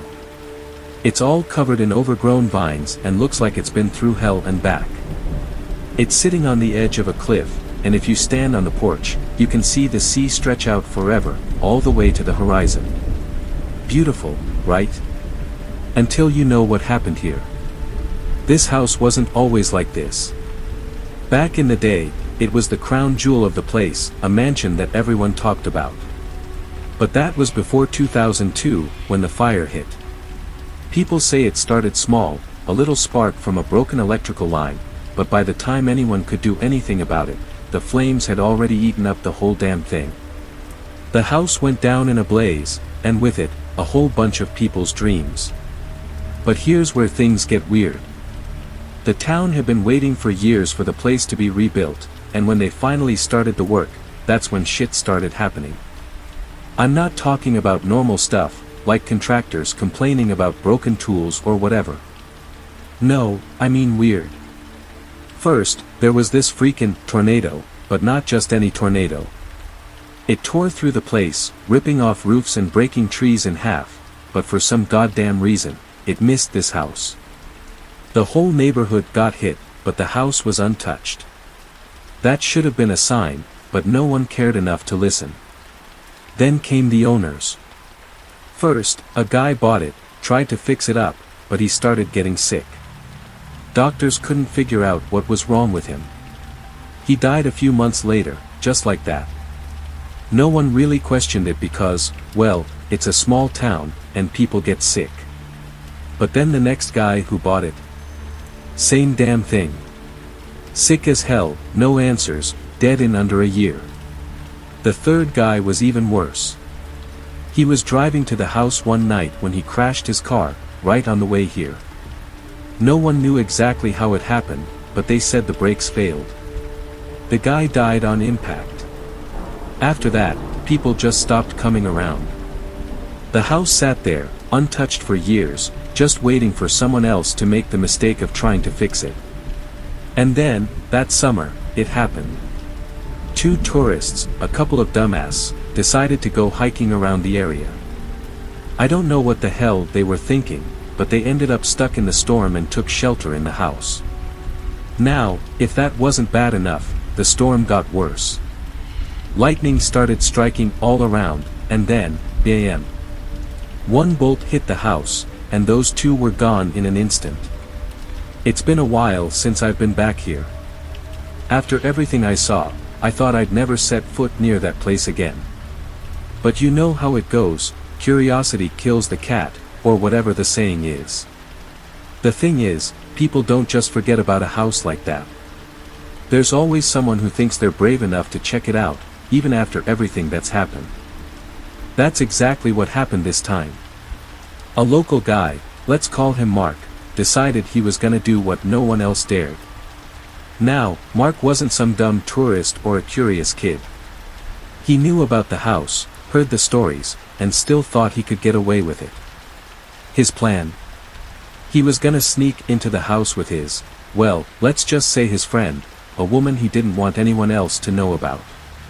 His wife, of course, had no idea, but he didn't care. He had something to hide, and that house was perfect for it. Mark and his friend, let's call her Lisa, thought they could sneak in, mess around for a bit, and then leave before anyone knew they were there. No harm, no foul. But they couldn't have been more wrong. It was a cold, rainy night when they decided to make their move. The storm was heavy, the wind howling outside, but that's exactly what they thought would cover their tracks. They crept into the house like it was just another abandoned building, but I could feel it, the same chill I'd felt the first time I stood in front of it. Something was off. I didn't know exactly what it was, but I could feel it in my gut. Inside, the house was a mess. Dust everywhere, broken furniture, and those weird creaking sounds that you only get in places that have been left alone for way too long. But Mark and Lisa didn't care. They found a place to sit down, start talking, doing whatever it was they were doing, completely ignoring the atmosphere of the house. That's when it started. At first, it was small. A few sounds, almost like someone was moving around in the next room. Mark brushed it off. "It's just the wind," he said. But I knew. I knew better than to think it was just the wind. The place had a life of its own, and it wasn't friendly. Then came the laughter. Low, echoing, like a party was going on somewhere deep inside the house. Lisa looked at Mark, her eyes wide. She asked if he heard it, but he tried to play it cool. "It's probably just the house settling," he said. But deep down, he knew something wasn't right. The laughter grew louder. It wasn't just random. It sounded like people, having a good time. It was too clear, too real. But there was no one there. No one except Mark and Lisa. And then, just like that, the door slammed shut. The entire house shook. Mark jumped up, swearing under his breath, grabbing Lisa's hand. "We're out of here," he said. But the door wouldn't open. It was like the house had decided it wasn't done with them yet. They were trapped. Finally, after what felt like an eternity, the door gave way, and they bolted out of the house like their lives depended on it. The rain was coming down hard, and the wind was brutal. They ran for their cars, but the terror wasn't over yet. As they drove back towards town, the storm hit harder. Thunder cracked in the distance, and just when they thought they might be out of the woods, boom, a massive strike of lightning hit the rock above the house, sending a chunk of it tumbling down the hill. The rocks landed right on their cars. I don't even need to tell you what happened next. They were both dead on the spot. The cars were totaled, and the storm didn't give a damn. I can't help but wonder if the house is cursed, or if there's something else going on here. Maybe it's the sea, the storm, or something in the ground. I don't know.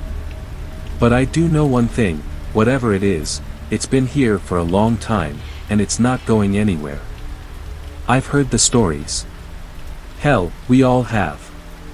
But the one that sticks with me is the one about the 3 women. Some of the old-timers say they can still hear their voices, crying out from the walls. Native American women, tortured and killed by some officer who thought he could get away with it. People say their spirits are still in the house, trapped, screaming for revenge. I don't know if I believe that shit, but when you're standing in front of that house, you can't help but feel something. Like you're not alone. Anyway, I don't know what's going to happen next. But I'm telling you, if you ever find yourself near this place, don't even think about going inside. It's not worth it. Trust me. You don't want to be the next one to get sucked into whatever the hell is going on in there.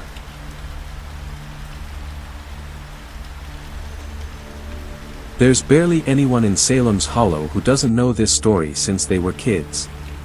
In the village, deep in the middle of nowhere, back in the 19th century, there lived a man named Hiram Blackwood. This guy was so damn terrifying that just thinking about him would send cold sweat down your spine. And no, he wasn't just some asshole who could threaten you with a stick, he was, apparently, a vampire. Now, I know what you're thinking. A vampire? In the 19th century? Sounds like some stupid fairy tale, right? But the folks in this village swore by it. The story goes like this: Hiram Blackwood supposedly lived all the way up until 1957. And that's when the real shit started. The villagers buried him, but, of course, that didn't stop him. He wasn't done. Every damn night, he'd rise from the grave like some freaking dead man walking, just to terrorize them. I remember old Bob, who I knew when he was still alive, talking about how Hiram would knock on doors and windows every damn night. Can you imagine that? Someone knocking on your door, but you can't see them, and you just hear that knock, knock, knock. That sound alone would send chills down your spine. And it didn't stop there. He'd blow out their lanterns, snuff out candles, and blow smoke back down their chimneys. Can you even imagine that? Some bastard sends the smoke right back down your chimney while you're just watching, helpless. He'd knock over pots, flip shit all over the place. What the hell was that supposed to mean? But the worst part? He'd go to his wife, his widow, who had been left alone after his death. They say every night he'd come back to her and rape her. Hell, they even said there were orgies, that people just disappeared. Freakin' terrifying, right? A guy dies, but he comes back and does even worse shit. When everyone thought there was no hope left, the villagers decided to take matters into their own hands. They started digging. I don't know, man, can you imagine those damn nights when everyone would grab axes and stakes and head to the cemetery? They were just waiting to find him, and when they did, they tried to stake him through the heart with a hawthorn stake. But nothing. Hiram stayed alive. Or at least, it looked that way. Then they cut off his head. Yeah, you heard that right, cut his damn head off. I thought, for sure, that would be the end of it. But no. That didn't stop him either. Nothing could stop him. But here's the real kicker. Even after they thought they'd gotten rid of him, people in the village still talk about strange things happening. And that's where the story starts to get weird. Because after his head was chopped off, something kept happening. Doors would open by themselves, shadows would move in the corner of your eye, and some say they still hear footsteps at night. And if you ask anyone in the village, they'll tell you, the Hollow House isn't done with him yet. Even after Hiram Blackwood's body was desecrated, the curse of Salem's Hollow didn't end. The villagers thought they had put an end to it when they buried him, but the strange events continued, and people still whisper about that house on the hill. The one that no one dares go near. You can't even find it on a map anymore, no one wants to. They say the house itself holds something more than just Hiram's restless spirit. Some believe it's a doorway, a place where evil doesn't just live, it waits. You ever hear about something so damn creepy that you get chills just from hearing it? That's how the stories go. Old Martha, the one who's lived here her whole life, swears that something even darker took over after Hiram died. She tells a story about how, even after the villagers chopped his head off and buried him in the graveyard, they could still hear things. At first, it was small stuff, windows slamming shut when there was no wind, strange sounds in the night. Then it got worse. People would wake up to find their doors open, or their things moved. Nothing big, but enough to make you think twice about stepping out your door after dark. It's the way the villagers talk about it that gets to you. The fear in their voices when they mention the house, the way they quickly change the subject if you ask too many questions. There's this one old guy, Jim, who claims he saw a light flickering in the window of the house late at night, even though there's no electricity out there. But when he went up there, the house was dark. Empty. Not a soul inside. The scariest part of all this? It's the way the villagers talk about Hiram's widow. People say she's the one who cursed the house. You know, she was the one who was tormented by him every night after his death, and it was her pain, her rage, that bound Hiram to that place. Some say she did some kind of ritual, something dark and twisted, before she died. No one really knows, but it's that same rage, that grief, that keeps the house tied to the curse. And here's the thing, no one's ever been brave enough to go inside. Not even the bravest souls in the village. No one dares. People swear that if you step foot in that house, you're signing up for a lifetime of bad luck. Or worse. And it's not just superstition. The ones who have tried. They either leave and never speak of it again, or, well, they don't come back. The house itself? It's still there. But you'd never know it unless you were close enough to hear the wind howling through the broken windows. The walls are covered in ivy, and the door hangs half open like it's waiting for someone to walk through. But the people of Salem's Hollow know better. They know what happens to those who go looking for answers. You don't mess with things you don't understand. And they understand this, that house is cursed, and nothing good can come from stepping inside it. There's one story that stuck with me. It's about a guy named Henry, who moved to the village about a decade ago. He was a skeptic, said he didn't believe in ghosts or curses. He was convinced the whole thing was just some village myth, some creepy tale passed down over generations. So one night, after drinking a bit too much, Henry made a bet with some of the locals. He'd go into the house, spend an hour there, and prove to everyone that there was nothing to be afraid of. Well, he went in. No one saw him come out. The next morning, they found his truck still parked at the edge of the road. But Henry? Nowhere to be found. The villagers never saw him again. Some say he ran off, but no one believes that. No one in Salem's Hollow ever really leaves. So the way I see it, Henry didn't run. He's just another part of the curse now. I don't know about you, but I'm not looking to find out what happens when you mess with a curse that's been around for over a century. There's a reason people don't talk about the house anymore. And if you ask me, that's the way it should stay. There's a building in the heart of City Heights, one of those places you drive by and try not to stare at for too long. It's one of those old, crumbling towers where the paint on the walls peels like it's been begging to leave for years. The place smells like stale air and missed opportunities.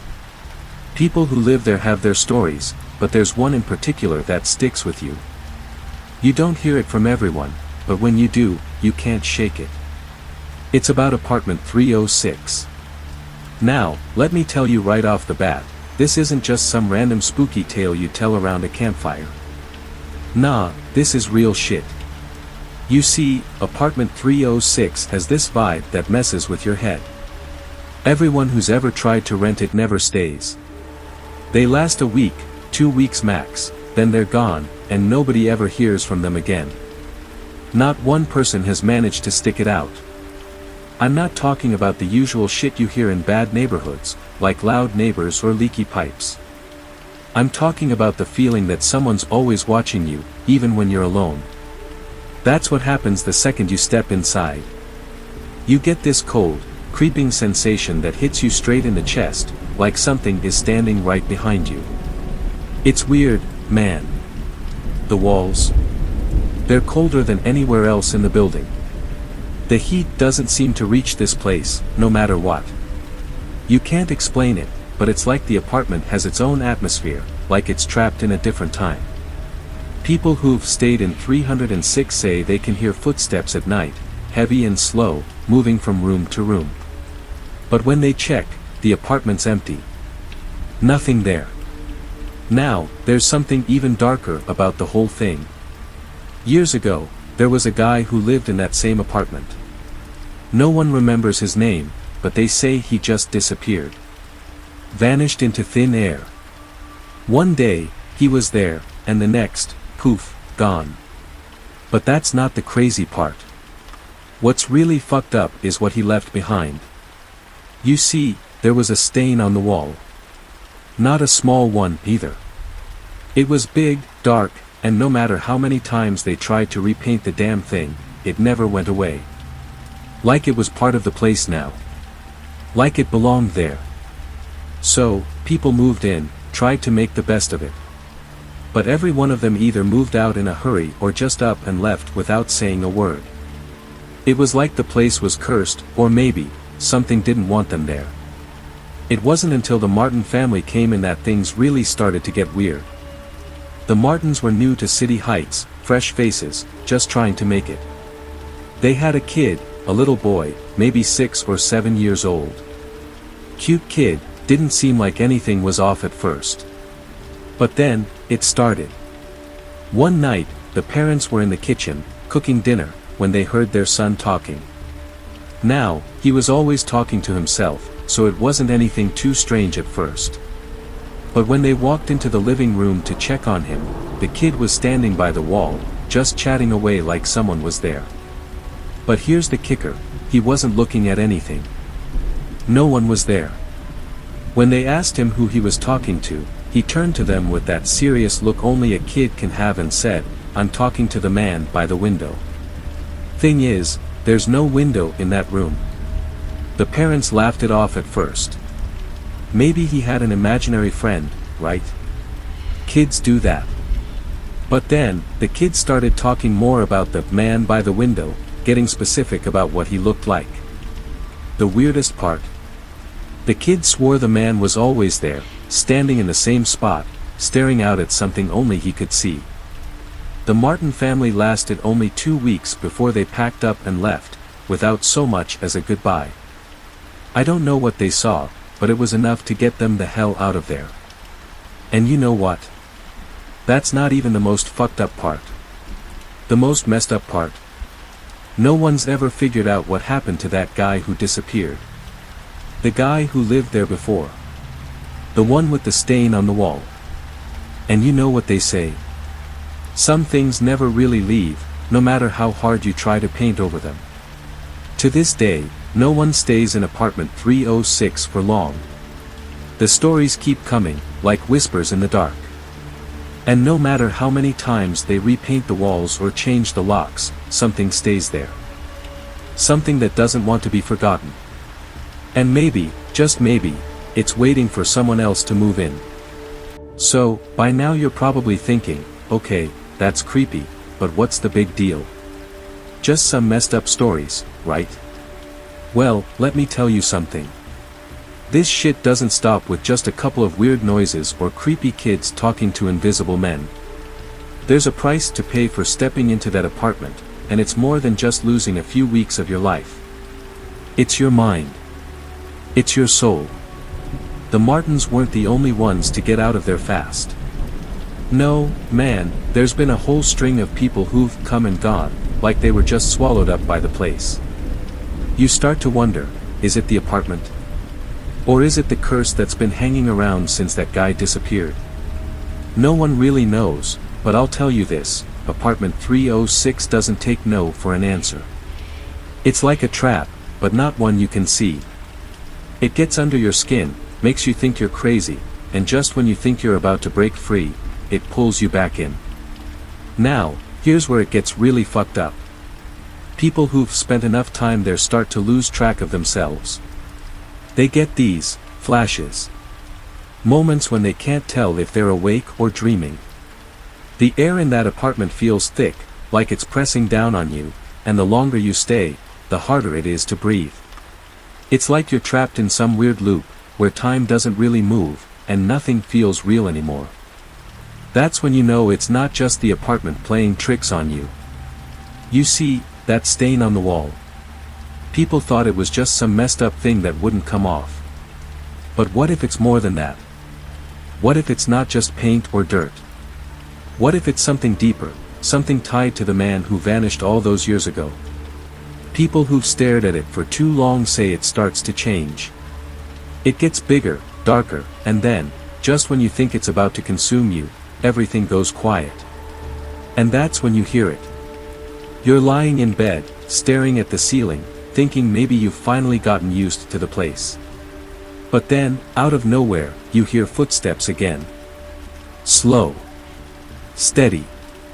Coming from the other room. You tell yourself it's nothing, that it's just your mind playing tricks. But then the door creaks open. And you feel it, the air gets colder, like someone standing right behind you. You don't dare look, because you know if you do, you'll see something you're not supposed to. You can feel it, right? That cold breath on the back of your neck. But the scariest part? It's not just the footsteps. It's what happens next. A while back, there was a guy named Kyle who tried to tough it out. He didn't believe in any of the ghost stories. He wasn't some scared little bitch. He was tough, man. Lived on the edge. But after a few nights in apartment 306, he started seeing things. He'd hear whispers, but when he turned around, there was no one there. Then one night, he swore he saw someone standing in the corner of the room. He couldn't make out their face, but he could feel their eyes on him. He tried to leave, but the door wouldn't open. The knob just wouldn't turn. It was like the place had locked him in. And that's when it clicked. That's when Kyle realized the truth. The apartment doesn't just want you to leave. It wants you to stay. It doesn't let go once it's got its claws in you. And it gets worse the longer you stay. You start to lose your mind. Your thoughts aren't your own anymore. You hear things, see things that aren't there. And then you become part of the story. Part of the legend. By the time Kyle left, he wasn't the same. He didn't even look like the same guy. His eyes were hollow, like he had seen something that broke him. He didn't talk about what happened. Hell, he didn't even talk to anyone for weeks. He just vanished, just like the man before him. That's the thing about apartment 306. It doesn't just claim your body. It claims your mind, too. And the more you fight it, the deeper it digs in. You don't leave there the same. You can't. But maybe that's the point. Maybe it's not about leaving. Maybe it's about staying. Maybe it's about being trapped in a place that's just as lost as you are. So, here's the lesson. If you ever find yourself standing in front of apartment 306, wondering if you should go in, ask yourself one question: what's more terrifying? The idea of what's inside, or the idea of what happens if you don't go in? And if you still decide to step through that door, well, just know this: there's a price for everything. And in apartment 306, the price is steep. So, there I was, sitting on the couch, half watching TV, when my 4-year-old son looks up at me like he's about to drop some serious wisdom. He asks, "Mom, do you remember when you were small and I was big? We ate by the river, remember?" I blinked, like, what the hell? He was barely able to tie his own shoes, and here he was, talking like we'd shared a moment from some past life. I looked at him, trying to make sense of what he said. "What the hell are you talking about, kid?" I asked. But he just stared at me, his little face all serious, like he was waiting for me to get it. I couldn't remember anything like that. Hell, I could barely remember what I ate for lunch yesterday, and now he's talking about us eating by the river when he was big and I was small. Nah, something didn't add up. He couldn't possibly remember something like that. It was insane. I tried to shake it off, thinking it was just some random kid thing.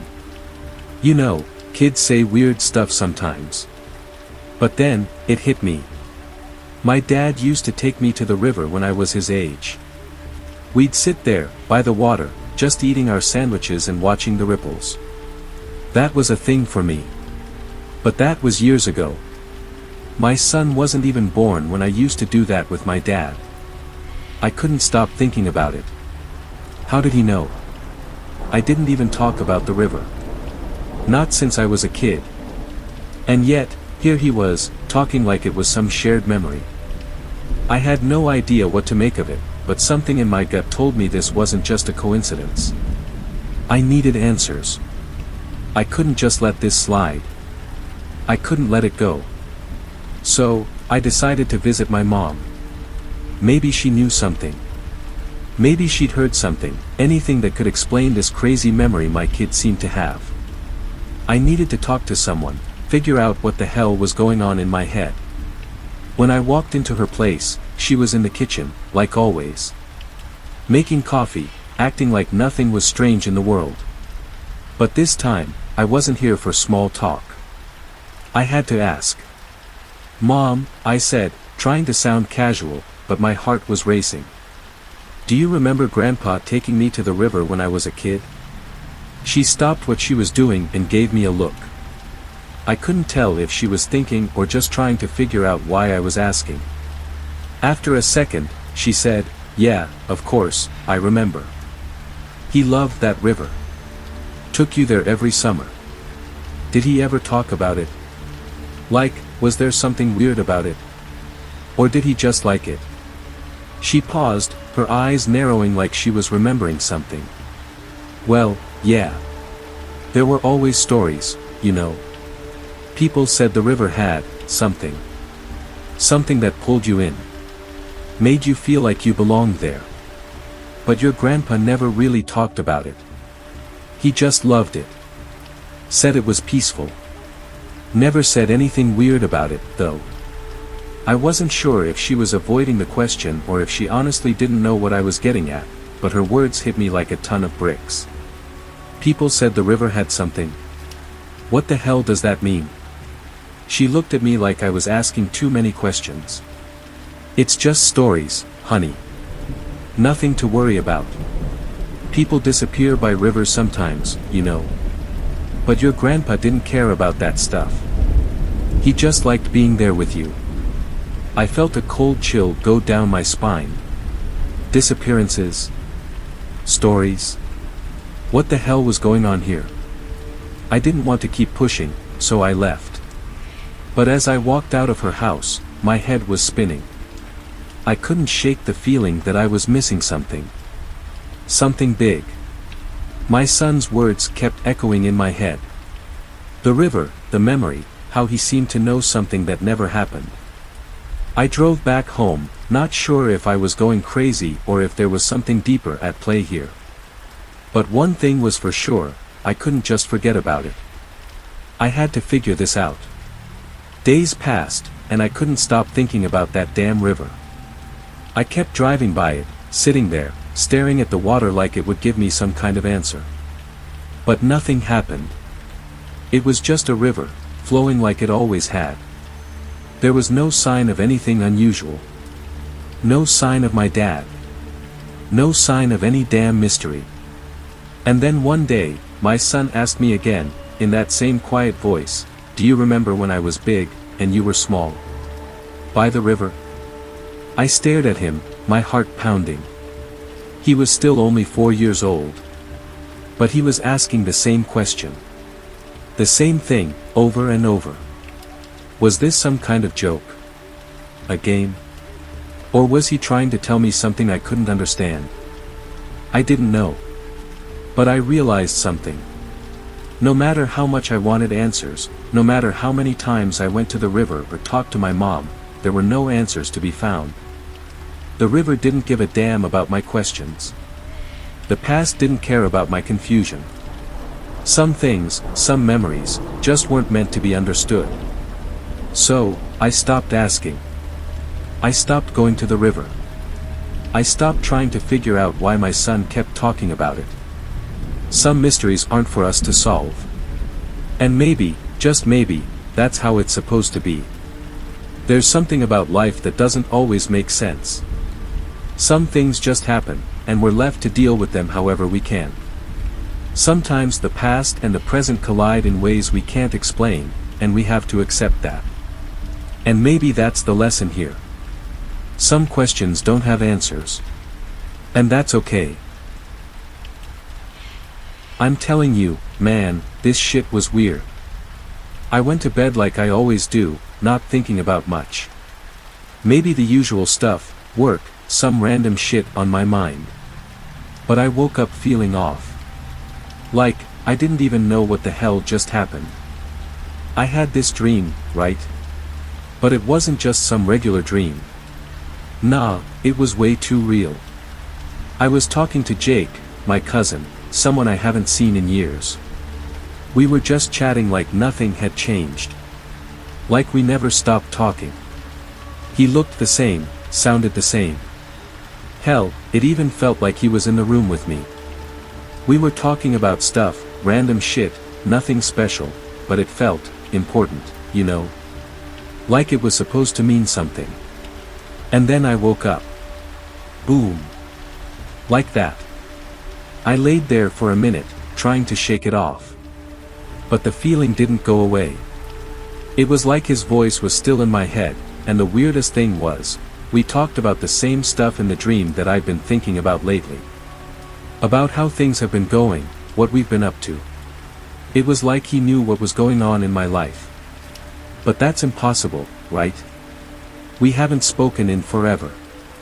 I thought maybe I was just tripping, maybe it was just some weird coincidence. But it felt way too real. And I couldn't get rid of it. That damn dream kept replaying in my head. Every time I tried to focus on something else, it came back. Jake's face. His voice. Everything. The weirdest part. That afternoon, I get a call.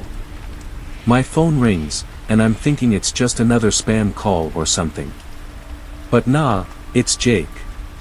Out of nowhere. I hadn't heard from him in years, and now he's calling me like we're old buddies. My heart starts racing, and I don't even know why.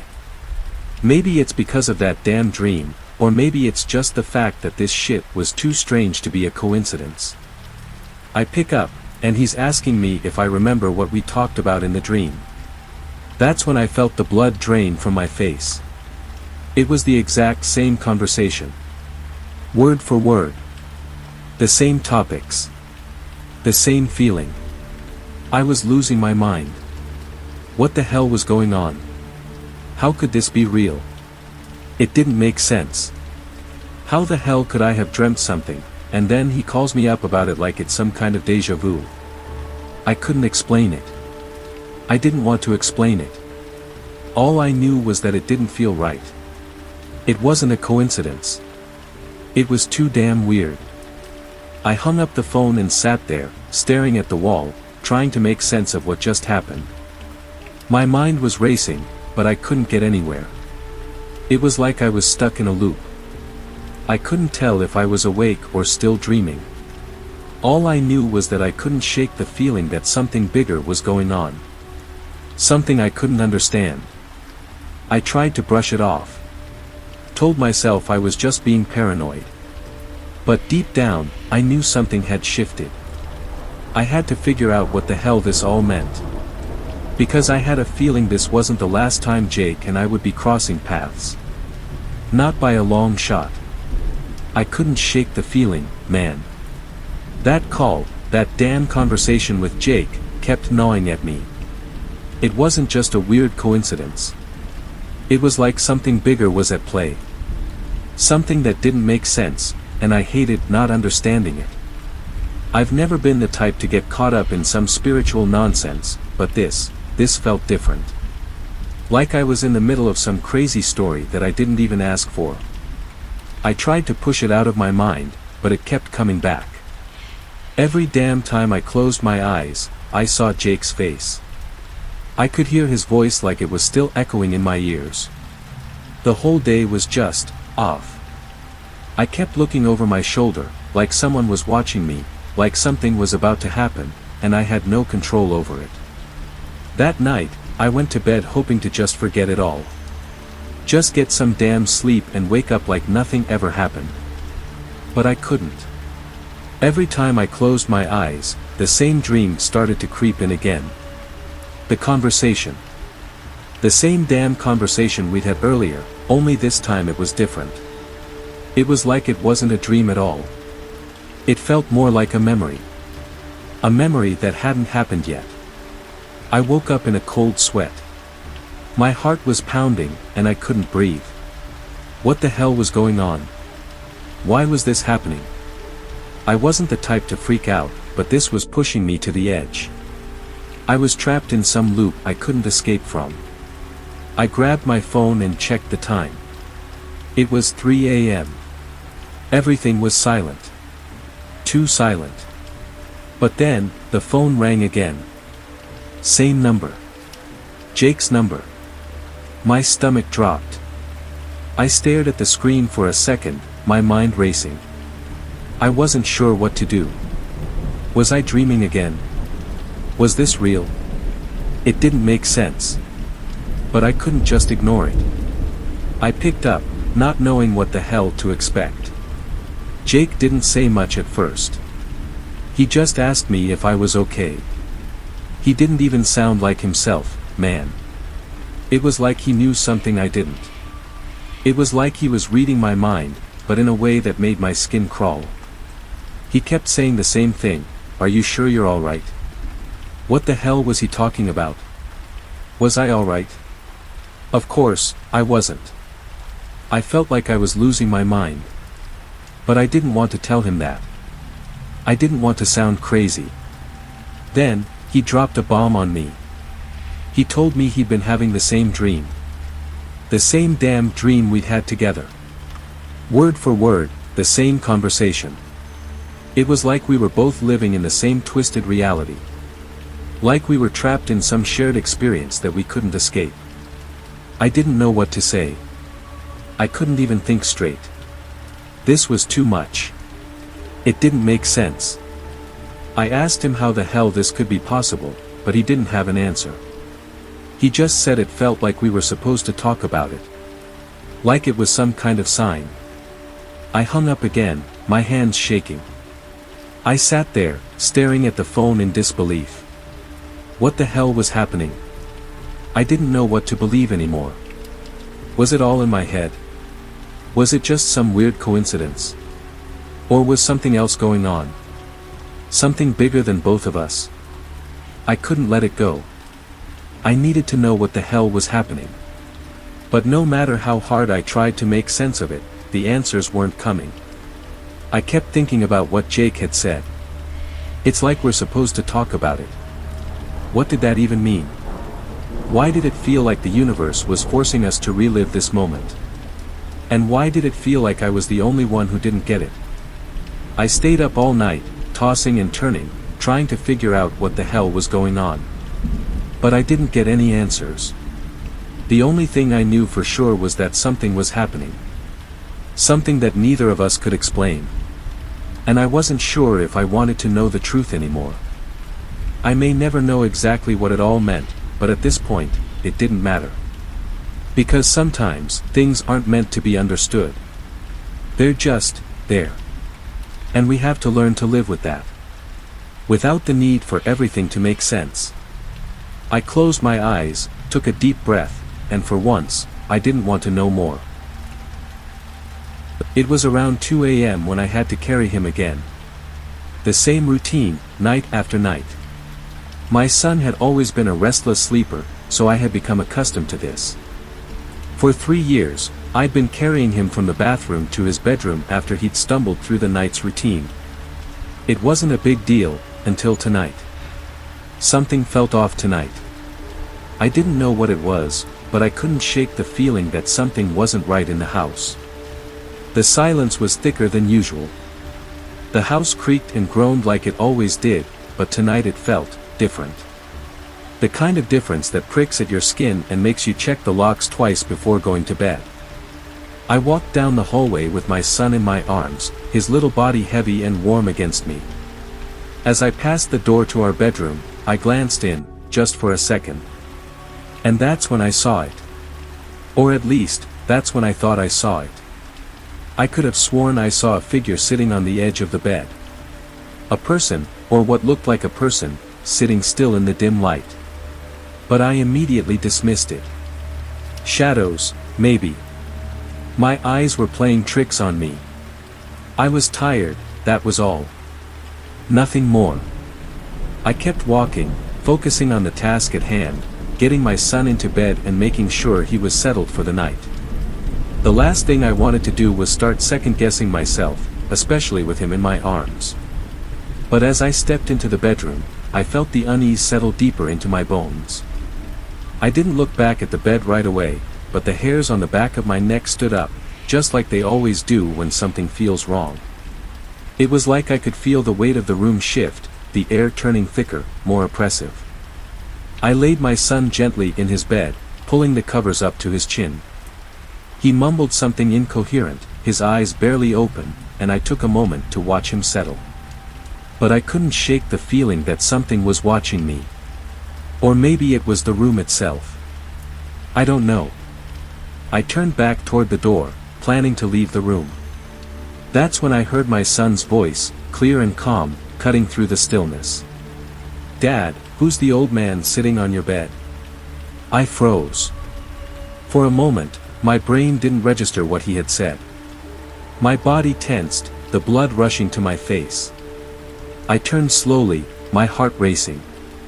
I didn't know what to say, didn't know what to do. I looked at my son. He wasn't looking at me. His eyes were fixed on the bed, and his little finger was pointing directly at the spot where I had thought I saw someone. But there was nothing there. Just the bed, the empty room. My mouth went dry. "What did you say?" He didn't look at me, his gaze still fixed on the spot. "The old man. He's sitting on your bed, Dad. Why isn't he moving?" I tried to swallow, but my throat was tight. I glanced at the bed again, searching for something, anything, that could explain this. But there was nothing. The room was exactly as it should be. Nothing out of place. Nothing to indicate that there was anyone sitting on the bed. I looked back at my son. He was still staring at the same spot, completely unaware of how his words were sinking into me. "Buddy," I said, my voice coming out quieter than I intended. "There's no one there. You're just tired. Go to sleep." He didn't respond. His eyes didn't leave the spot on the bed. It was like he wasn't even listening to me. He was just staring.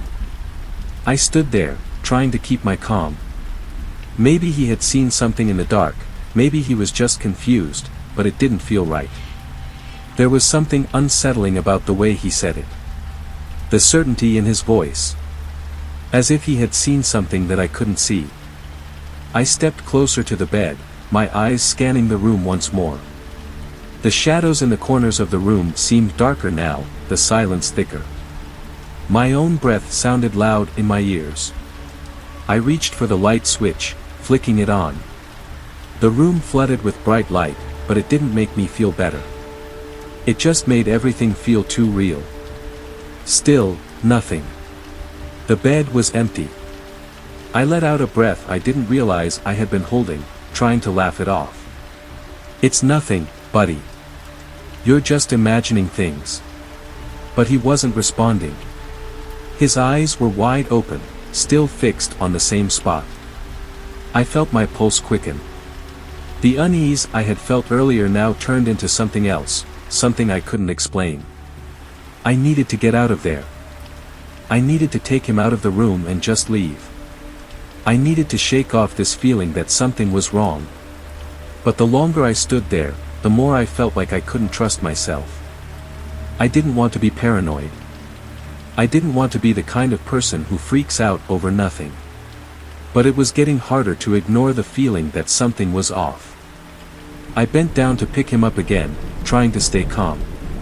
But as I lifted him, my son finally spoke again. "He's still there, Dad." The old man. My heart skipped a beat.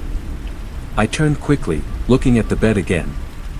But it was just the same, empty, quiet. I swallowed hard, feeling my stomach drop. "Let's get you back to bed, buddy," I said, trying to force a smile, though my voice sounded strained. I left the room as quickly as I could, closing the door softly behind me. But the feeling lingered. I couldn't shake the thought of what my son had said. I didn't know if it was just his imagination running wild or if something deeper was at play. But I couldn't deny that something felt wrong. And for the first time in a long time, I wasn't sure what to believe. I couldn't shake it off. No matter how much I tried to convince myself it was nothing, I felt it. That fucking heaviness. My mind kept circling back to the old man. To my son's words. I kept thinking about the way he said it, the way he pointed at the damn bed. The old man is sitting there. What the hell was that supposed to mean? I had been awake for hours now, just pacing around the house. The air was thick, like the walls were closing in. I couldn't focus. My son was watching TV in the other room, but I didn't hear anything he was saying. I wasn't even really there anymore. My thoughts were all over the place. My eyes kept darting toward the bedroom door. I hadn't gone back in there since last night. I had to check again, right? I had to make sure my mind wasn't just fucking with me. So, I walked toward the room. Slowly. I didn't want to go in. I didn't want to see anything, but I couldn't stop myself. Every step felt like it was leading me into something I wasn't ready for. I opened the door, and there it was again, the same fucking emptiness. The bed, perfectly made. Nothing. Not a damn thing out of place. I stood there for a second, just staring at it. My chest was tight. I wanted to breathe, but I couldn't. I turned around, about to walk away, when I heard my son's voice from the hallway. "Dad, the old man is back." I froze. He was standing there, in the doorway, staring at the bedroom. His eyes were wide, and his little hand was pointing toward the bed. I didn't know what to say. What could I say? He was too young to be messing with me. Too innocent to make shit up like that. But I couldn't, no, I wouldn't, let myself fall into whatever trap my mind was setting for me. It had to be a coincidence. It had to be. I pulled him back into the living room, away from the door. My mind was a fucking mess.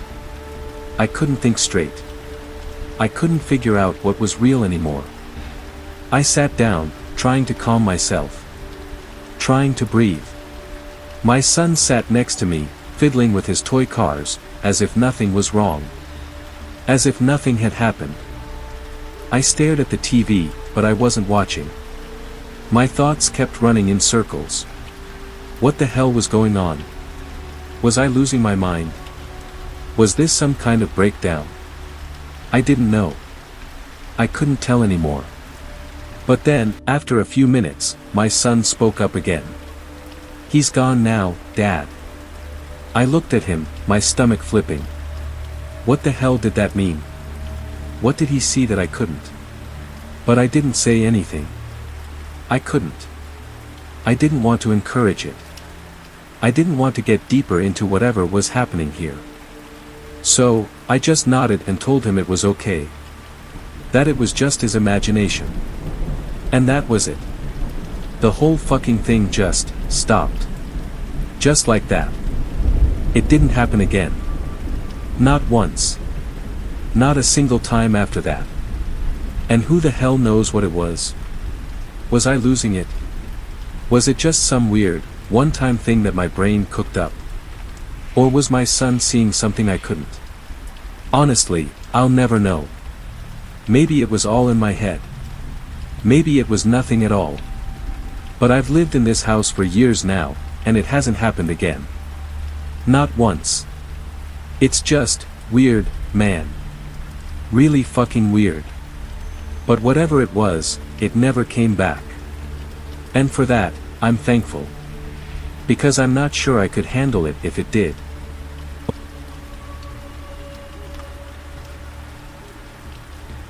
It's late.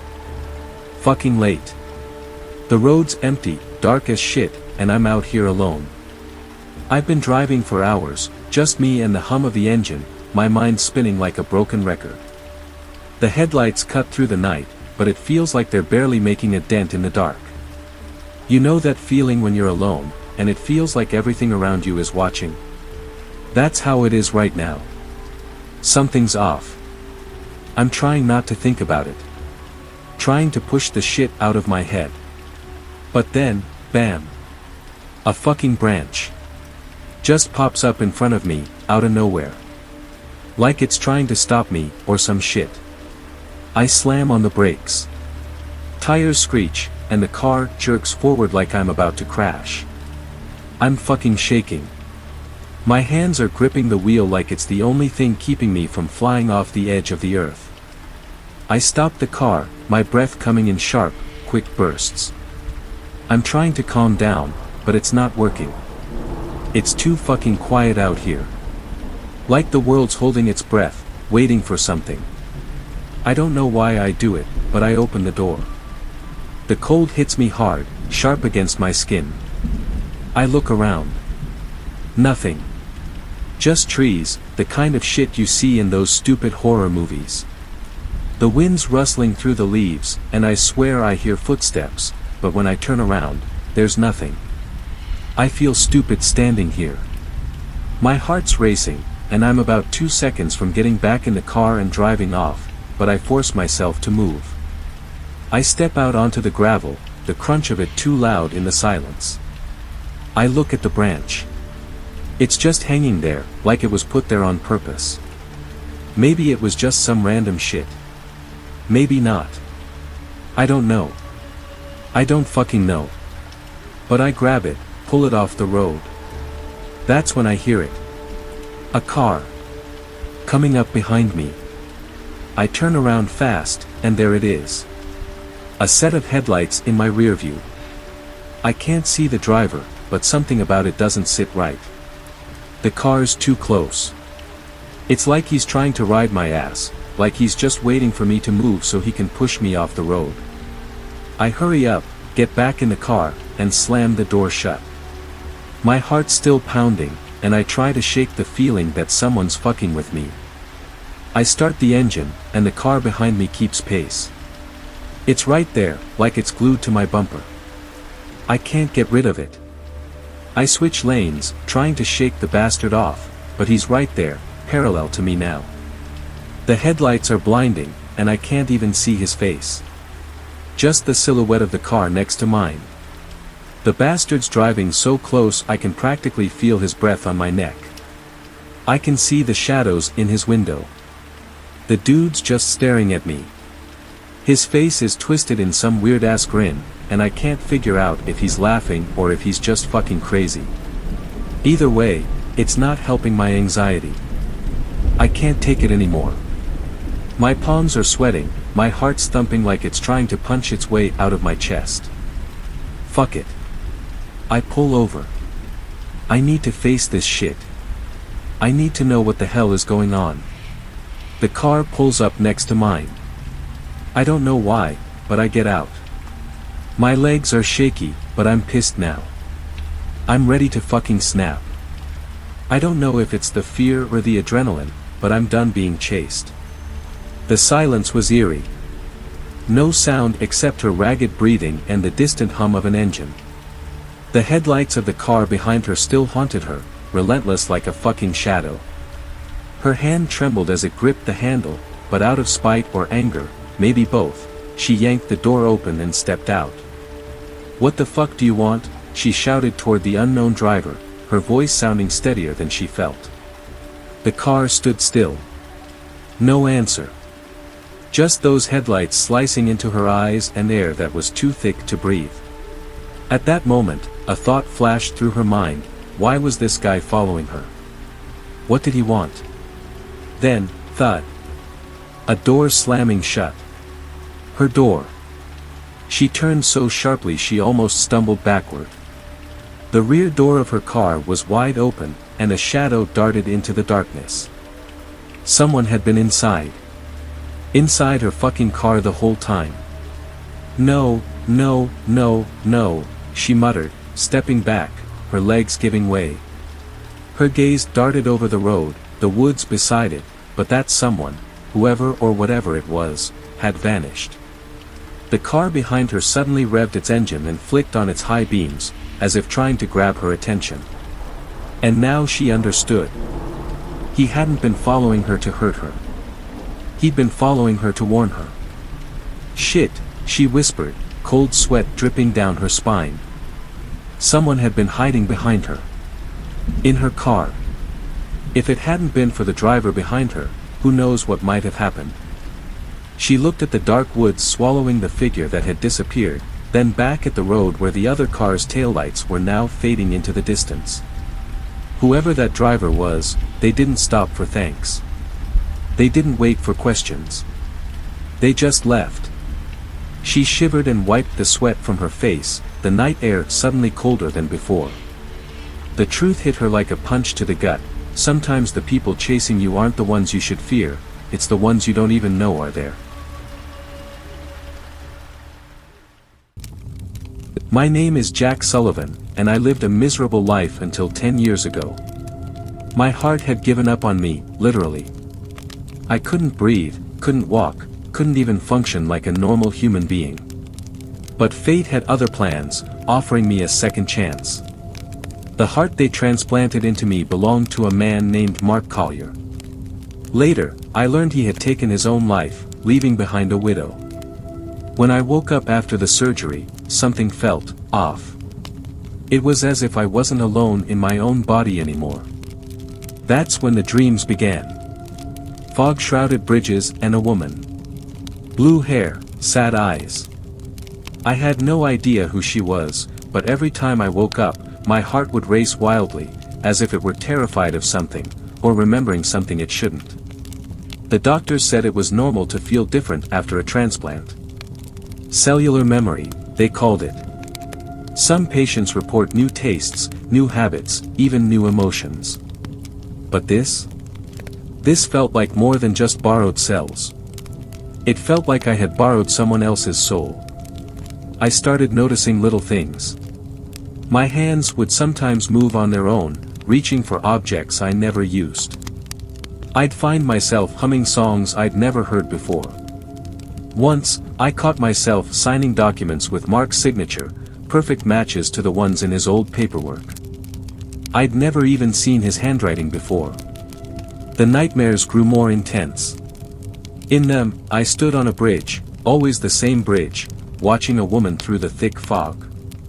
She would turn to me, those sad blue eyes piercing through the mist, and whisper, "Why did you leave me, Mark?" I'd try to tell her I wasn't Mark, that I was Jack, but my voice wouldn't work. Then the fog would turn red, and I'd hear a loud, echoing sound, like a distant thunderclap. A year after the surgery, I decided it was time to meet my donor's family.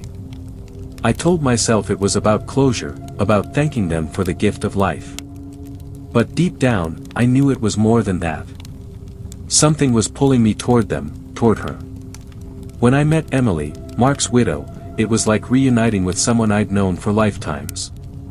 She was beautiful in a way that transcended physical appearance. There was a grace about her, a sadness that made my new heart ache. Her blue hair, the same as in my dreams, fell in soft waves around her face, and those eyes. God, those eyes haunted me even when I was awake. Everything about her felt like magic, like my heart knew secrets my mind couldn't comprehend. We fell in love quickly, as if some higher power had orchestrated our meeting. We married in 2004, in a small ceremony by the lake. I should tell you it was the happiest day of my life, but that would be a lie. That feeling of not being alone never left me. On our wedding night, as Emily slept beside me, I could have sworn I saw a shadow standing in the corner of our bedroom. It had Mark's shape, his stance, even that slight tilt of the head I'd seen in his photos. The shadow raised its hand to its temple, mimicking the act that ended his life, and I felt my heart, his heart, seize with terror. You see, getting a second chance at life isn't always the blessing people think it is. Sometimes, when you take someone else's heart, you inherit more than just their blood and tissue. Sometimes, you inherit their memories, their love, and their darkest secrets. Emily never told me why Mark ended his life. When I asked about their life together, she'd get this distant look in her eyes and change the subject. But at night, when she thought I was sleeping, I'd hear her whispering, "I'm sorry, I'm so sorry," over and over again. The thing about having someone else's heart is that it beats to its own rhythm, carries its own burdens. Every time I hold Emily, every time I kiss her, every time we make love, I feel Mark watching. Sometimes, in the mirror, I catch glimpses of him instead of my reflection. He's always smiling, but it's not a kind smile. They say the heart wants what it wants. But whose heart is this, really? And what exactly does it want? I've started having blackouts. Hours, sometimes entire days, disappear from my memory. Emily says I've been acting strange during these times, speaking in ways that remind her of Mark, knowing things only he could know. Last week, I found myself standing on that bridge from my dreams, with no memory of how I got there. In my pocket was an object I don't remember buying. The doctors tell me everything's fine, that the transplant is a success. The heart is healthy, they say. But they don't understand. This isn't about tissue rejection or immunosuppressants. This is about something else, something darker. Mark's heart beats stronger every day, and my own consciousness grows weaker. I can feel him in there, growing stronger, taking control. And the most terrifying part? Emily's starting to smile again, really smile, like she hasn't since before Mark died. Sometimes, late at night, I hear them talking. Emily and the thing that used to be Mark, sharing secrets in whispers too soft for me to understand. And my heart, his heart, beats faster with every word. I know now why Mark ended his life. The knowledge is there, pumping through my veins with every heartbeat. But I can't tell you. Not yet. Because the truth isn't just in my head anymore, it's in every cell of this borrowed heart.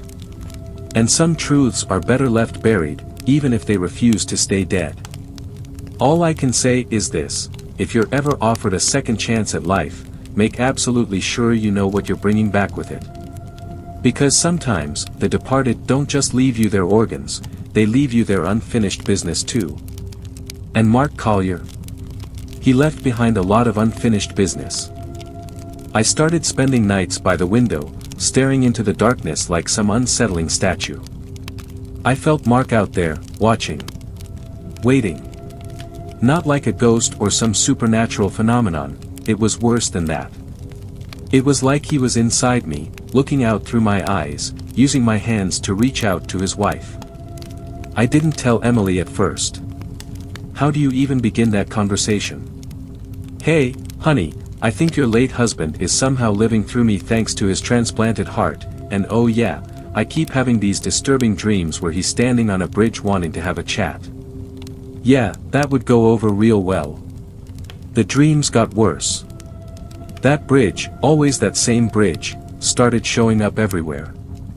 I'd see it in coffee stains, in the patterns on our bedroom wallpaper, in the cracks on the ceiling. The fog would roll in, thick and heavy, and there he'd be, standing at the other end with that knowing smile. Sometimes he'd wave, using my own hand. Emily noticed the changes. How could she not? I'd zone out during conversations, staring at nothing. She'd catch me writing in notebooks I didn't remember buying, drawing bridges and fog over and over like some obsessed kid. Sometimes I'd speak with different inflections, use phrases that weren't mine. Once, I called her Mark's old nickname for her, and she dropped an entire stack of dishes. The voices started in early 2006. At first, they were just whispers, like radio static between stations. "It's time," they'd say, over and over until I wanted to scream just to drown them out. But they weren't coming from my head, they were coming from my chest, from his heart, beating out Morse code messages I couldn't quite understand. I started recording myself sleeping. The footage showed me getting up at exactly 3:17 every morning, walking to the window, and having full conversations with someone who wasn't there. In the recordings, my voice would switch between my normal tone and something else, something that made Emily go pale when she heard it. By 2007, I was losing time. Whole days would vanish, and I'd come to somewhere strange, usually near that same bridge, with mud on my shoes and no memory of how I got there. Emily would tell me about conversations we'd had that I couldn't remember, decisions we'd made together that felt foreign to me. I started finding things, old photos of Mark and Emily that I'd never seen before, hidden in places I shouldn't have known about. Letters written in his handwriting but dated after his death. And the worst part? Some of them were in my handwriting, perfect matches to his style, talking about things that happened after he died.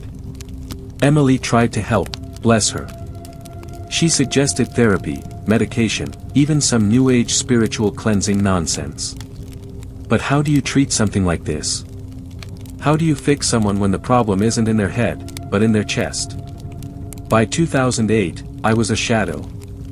Not just of the man Emily had married, but of any man at all. I'd look in the mirror and see Mark staring back, smirking, adjusting his tie just like in those old photos Emily kept hidden in her dresser. My friends stopped calling. My family kept their distance. Even the dog would growl when I came near, like it knew I wasn't really me anymore. One morning, I woke up and knew it was over. The voices weren't whispers anymore, they were screams. "It's time, it's time, it's time."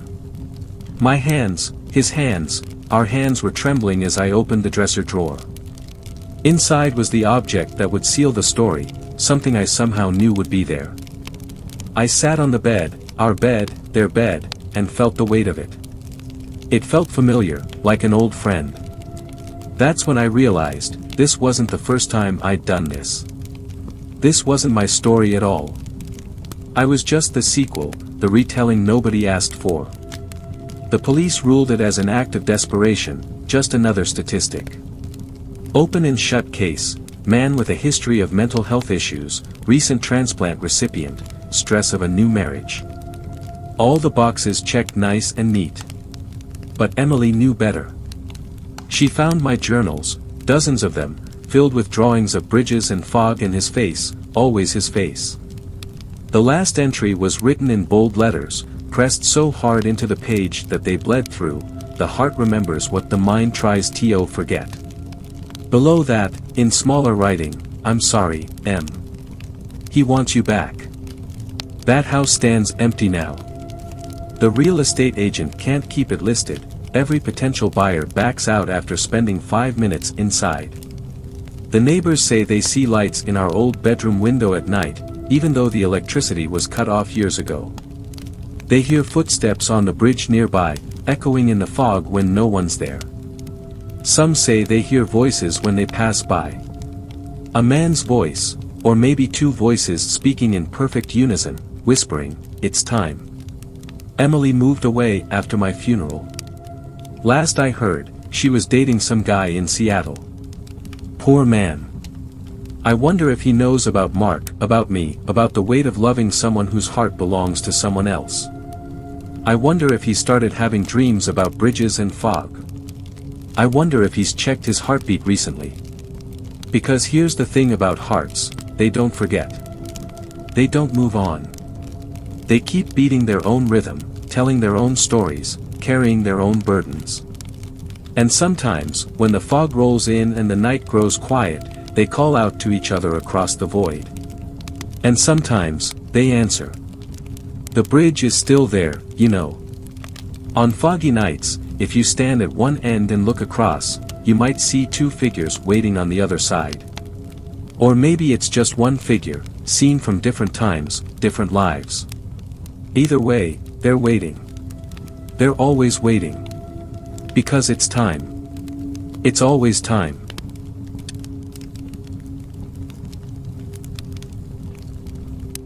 My name's Ryan Mitchell, I'm 16, and I live in Phoenix, Arizona. You know, just a regular teenager trying to survive high school and all that. But let me tell you about the weekend that flipped my life upside down, yeah, the one where everything went straight to hell. It was one of those blazing hot September weekends, and my parents thought it'd be a brilliant idea to drag me and my little brother, Zach, out to Sentinel Lake. It's like their go-to spot every year, full of fishermen, families grilling burgers, and kids screaming their lungs out. But this time, man, something about that place felt off. From the moment I stepped onto the sandy shore, it was like this heavy vibe hit me. The water looked murkier than usual, almost like it was hiding something. And the smell? It reeked of wet dirt and something I couldn't quite put my finger on. Still, Zach was already running toward the water, yelling for me to hurry up, so I sucked it up and dove in. The first few minutes were fine.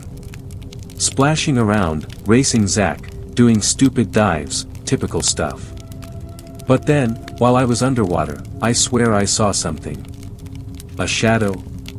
A ripple that shouldn't have been there. I don't know, but it made my stomach twist. I popped up, laughing it off, pretending like I wasn't freaked out. No way I was gonna let Zach think I was scared. That night, back home, things got weird. I had this killer headache, like someone was pounding on my skull with a hammer. Probably just dehydrated, I told myself. But then came the dreams. God, those dreams. I was back at the lake, but the water wasn't normal. It was alive, moving toward me, whispering my name. Ryan, it's time. I woke up drenched in sweat, heart racing, feeling like I'd left part of myself back there. The next few days were a blur of headaches and chills. My mom kept pushing Gatorade on me, saying I needed electrolytes or whatever. But no amount of sports drinks was fixing this. By day 3, I was throwing up and barely able to stand. That's when they decided to haul me to the ER. Doctors poked and prodded, ran tests, and shrugged like I was some unsolvable puzzle. Probably a viral infection, they said. Yeah, right. Meanwhile, every night, those dreams kept coming. The lake, the whispers, and that shadowy figure lurking just out of reach. It felt like something was pulling me back, and I couldn't shake the feeling that whatever it wasn't done with me. Then came the diagnosis, Naegleria fowleri. The brain-eating amoeba. Sounds like something out of a crappy horror movie, doesn't it? The doctors explained how it works, how it sneaks into your brain through your nose if you swim in infected water. They said it was rare, like winning the worst lottery ever. Lucky me. Things spiraled fast. One night, the hospital room lights started flickering. I thought it was just bad wiring until I heard it. That voice. Ryan, it's time. My heart stopped. I looked around, but the room was empty, except for the shadow in the corner. It was taller than any person, with these glowing eyes that burned like headlights. I wanted to scream, but my body wouldn't move. But then, something clicked inside me. Maybe it was adrenaline or sheer willpower, but I forced myself to speak. What do you want from me? My voice was shaky, barely above a whisper. The shadow tilted its head, those glowing eyes narrowing. You took what was ours, it hissed. You should have stayed. But there's still a choice to be made. A choice. I managed to say, my throat dry as sandpaper. It moved closer, and the air grew colder. Leave behind what you've taken, or carry the weight forever. I didn't understand what it meant, but I felt this overwhelming urge to fight back. Maybe it was the thought of Zach, my annoying little brother who'd be lost without me. Or maybe it was the realization that I wasn't ready to let go of everything I loved. Either way, I shouted, "I'm not giving up." The shadow froze, and for a moment, the room was dead silent. Then, it began to dissolve, its voice echoing as it disappeared.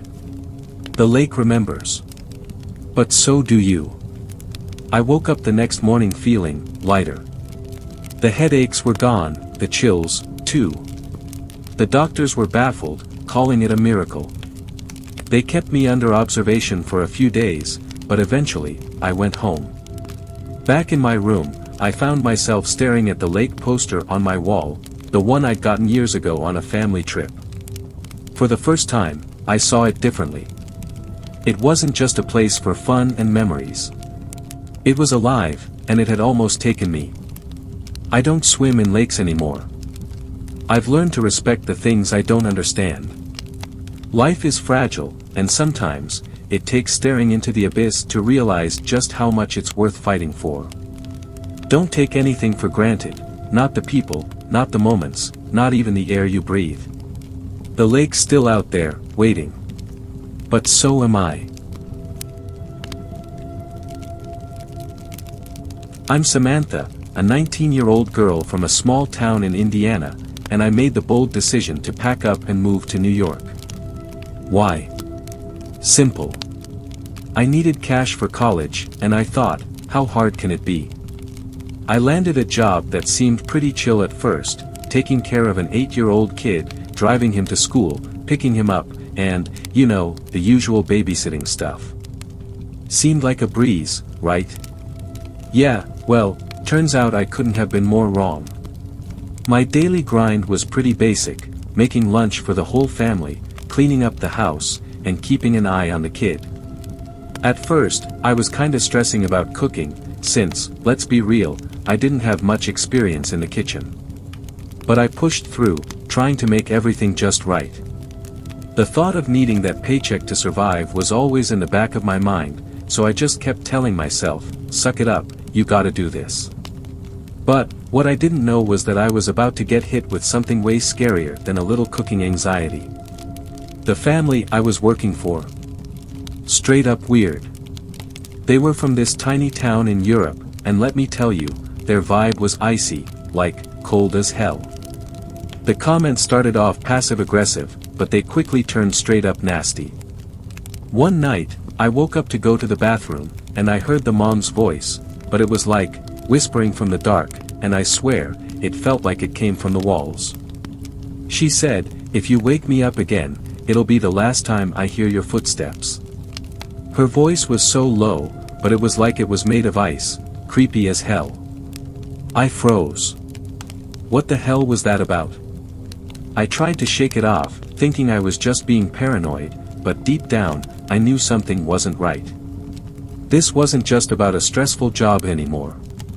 It felt like I had walked into a freaking horror movie, and I didn't know how to get out. So, after that weird encounter with the mom whispering from the walls, I thought maybe I was just losing it. But nah, that was just the beginning. This whole thing started spiraling into something I couldn't even wrap my head around. The family was getting more and more off, and I was stuck in the middle of it. Every day felt like I was walking on eggshells, and trust me, it didn't get any better. So, I'm sitting there talking to my parents on the phone, trying to act like everything's normal, you know. Just chatting, trying to ignore the weird vibes around me. But then, boom, there she was. The grandmother of the kid, just standing behind me. No warning, no sound, just there. Freaking staring at me like some creepy shadow. And then, out of nowhere, she says, "Why are you sitting like you bought that chair?" Like, what the hell? Her voice sounded off. Not even like a regular old person, but more like some twisted, otherworldly thing. It was cold and robotic. I froze up. What did she mean by that? Why was she acting like this? My parents were already getting worried. They could tell something was up, but I didn't even know how to explain it to them. I didn't have words for this kind of weirdness. I just kept brushing it off, telling myself, it's just the stress. You're overthinking. But that didn't help. It got worse. I started hearing footsteps from above my room at night. Like, someone was walking around up there, but I knew for a fact there was no one up there. The whole house was dead silent, but these footsteps. They were loud. Like, someone was pacing back and forth. I thought maybe I was just hearing things, maybe it was the pipes, or just my mind playing tricks on me. But no. I couldn't ignore it anymore. One night, I gathered up all the courage I could and went upstairs to check. I opened the door to the hallway and there he was. The kid. Just standing there in the middle of the hall. His eyes. Empty. Like, there was nothing behind them. I'm talking straight up hollow. I asked him, "Why are you here?" but he didn't say anything. Just stood there like a damn statue. Then, without blinking, he lifted a finger to his lips and whispered, "Quiet. They're watching us." What?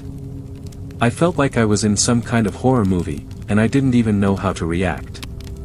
I tried to laugh it off, but the hairs on the back of my neck were standing up. This wasn't normal. This wasn't some little kid acting up. There was something wrong here. But I was stuck. I had nowhere else to go. And trust me, that feeling of being stuck. It only got worse. Let's talk about dinner time for a sec, because that was a whole other level of uncomfortable. Every meal felt like an interrogation. The family would just stare at me while I ate, like they were taking mental notes on every bite I took. And if I tried to leave the table, forget it. One time, when I got up to grab something from the kitchen, the mom grabbed my arm, real tight, and hissed, "Never get up without permission." My arm felt like it was in a vice grip.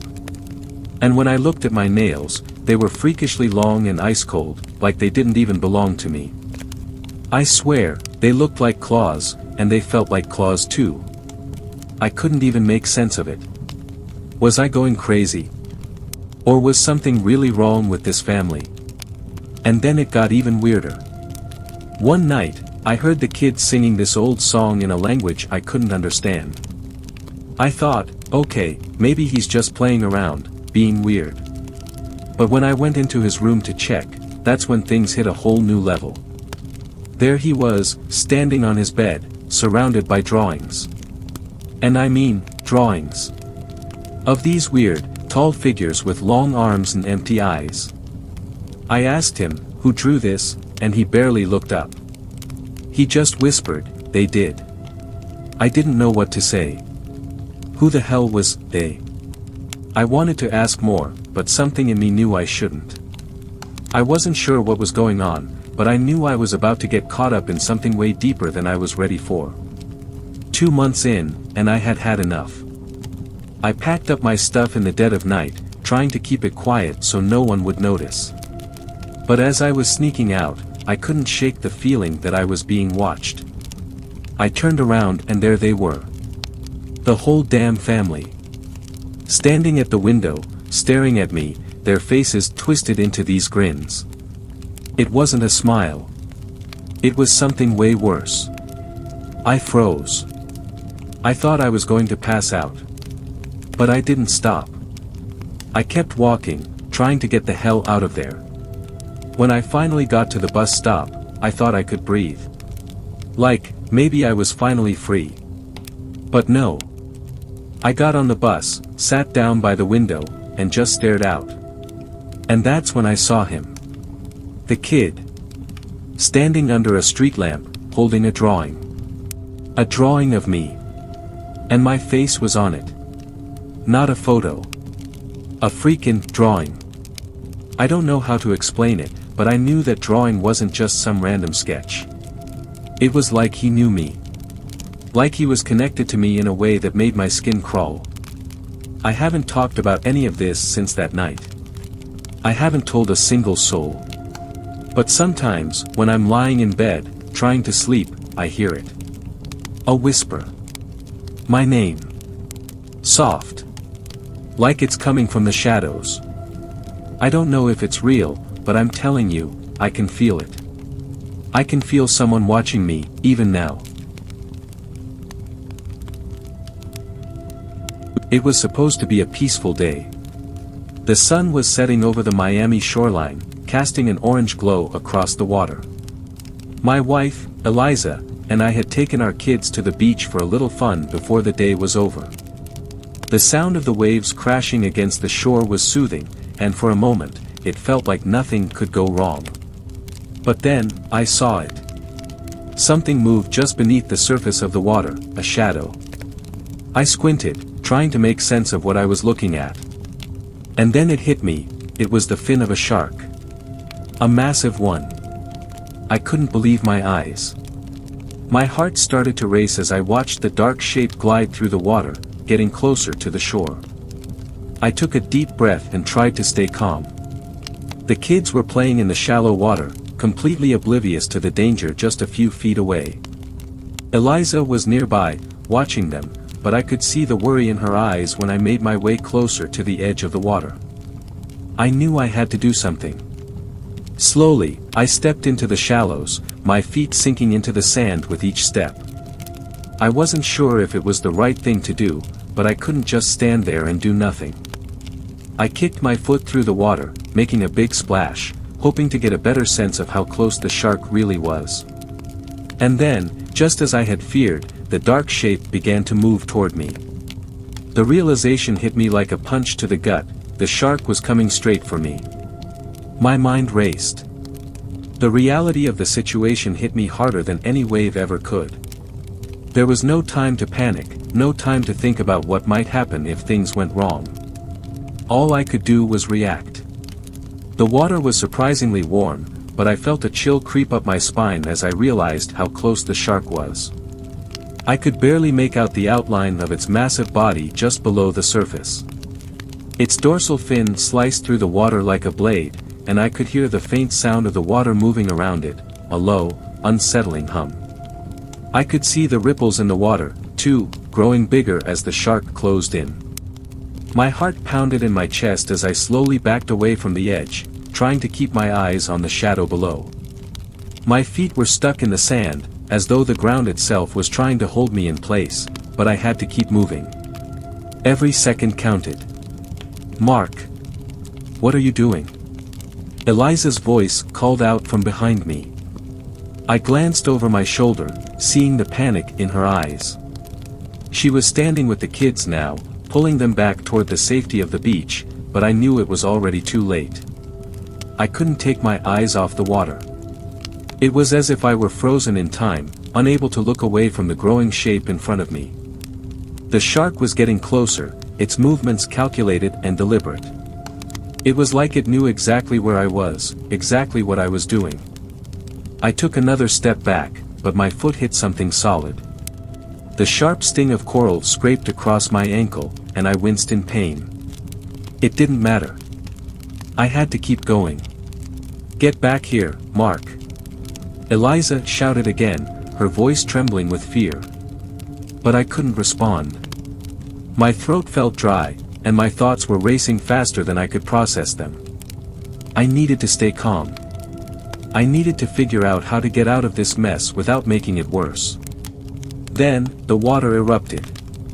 I don't know what happened exactly. One moment, everything was still, and the next, there was a huge splash, a wave of water crashing against me. The shark was right there, no more than a few feet away. I saw its eyes, cold and unblinking, and my stomach dropped. It was staring right at me. For a moment, everything went silent. My breath caught in my chest, and I could feel my pulse in my ears. The world seemed to slow down as I stood there, locked in place, my feet glued to the sand. I knew I had to move, but my body wouldn't respond. And then, the shark lunged. The force of the water around me surged as the predator shot forward, its jaws wide open, showing rows of razor-sharp teeth. I barely had time to react. Instinct kicked in. I flung myself backward, scrambling for any kind of footing, but the sand beneath me gave way, and I slipped. I heard Eliza scream. The sound of it pierced through the tension in the air like a knife. I looked over at her, her face pale, her hands gripping the kids tightly as she pulled them further away from the water. She was terrified, and I knew it. But I couldn't focus on her right now. I had to survive. The shark didn't seem to care about me, though. It was just circling, its eyes never leaving me. It moved with such grace, such terrifying precision. I knew I couldn't outrun it. I couldn't outswim it. All I could do was stay as still as possible and hope that it would lose interest. But that was easier said than done. I took another step back, and this time, I felt the weight of the sand under my feet shifting again. The ground wasn't stable. The waves were pushing and pulling at me, making it impossible to maintain my balance. And then, I saw something that made my blood run cold. The shark was turning. It was no longer just circling me, it was positioning itself, readying for another attack. The water around me was still and calm, but the tension was unbearable. My mind screamed at me to run, to get out of the water, but I knew that wouldn't work. If I turned my back on it, I would be finished. I had no choice. I had to face it. With everything I had, I threw myself forward, splashing water in every direction, hoping to confuse the shark, hoping it would think I was just another wave. But the shark wasn't fooled. It surged forward, faster than I could react, and I felt the water around me grow colder as it closed in. I had seconds. No, less than that. Suddenly, I felt a sharp tug at my leg. The world seemed to spin as I was yanked underwater. I couldn't breathe, couldn't see, couldn't think. The coldness of the ocean consumed me as I was dragged down, deeper and deeper, my body struggling against the force pulling me under. I kicked my legs, but it felt like I was trapped in a nightmare I couldn't escape from. And then, just as quickly as it had happened, the pull released. I was shot back to the surface, gasping for air, my lungs burning as I tried to keep my head above the water. I could hear Eliza screaming my name, her voice breaking through the panic that was starting to overtake me. I was still alive. I didn't know how, but I was. The shark had let go. Maybe it was because it was testing me, maybe it was because it lost interest, I didn't know. But what I did know was that I couldn't let my guard down. Not for a second. I reached for the shallow water, using every ounce of strength to pull myself toward the shore. The shark was still circling, still watching me, but it hadn't made another move. I glanced over at Eliza and the kids. They were safe for now, but I knew we couldn't stay here any longer. The beach wasn't safe anymore. I could feel the blood rushing in my ears as I made my way toward them. Every step felt like an eternity. My legs were numb from the cold water, but I pushed forward. Finally, I reached the shore, and Eliza was there, her arms outstretched, pulling me in. "Mark. Oh my God, are you okay?" Her voice was shaking as she hugged me, and for a moment, I couldn't respond. My chest was still heaving, my breath coming in ragged gasps, but I was alive. That's all that mattered. We didn't say anything for a long time after that. We just sat there on the sand, watching the water, waiting for the danger to pass. The kids were silent, too, looking at us with wide eyes, not fully understanding what had just happened but sensing the tension in the air. I don't know how long we sat there, but eventually, the shadow in the water faded. The shark was gone. We had survived. But that night, when I closed my eyes, I could still see those cold, unblinking eyes staring at me from beneath the water. And I knew, deep down, that I would never forget the feeling of being so close to something so deadly. Something that had been hunting me. I still don't know what made the shark let go, but I'll never stop being grateful that it did.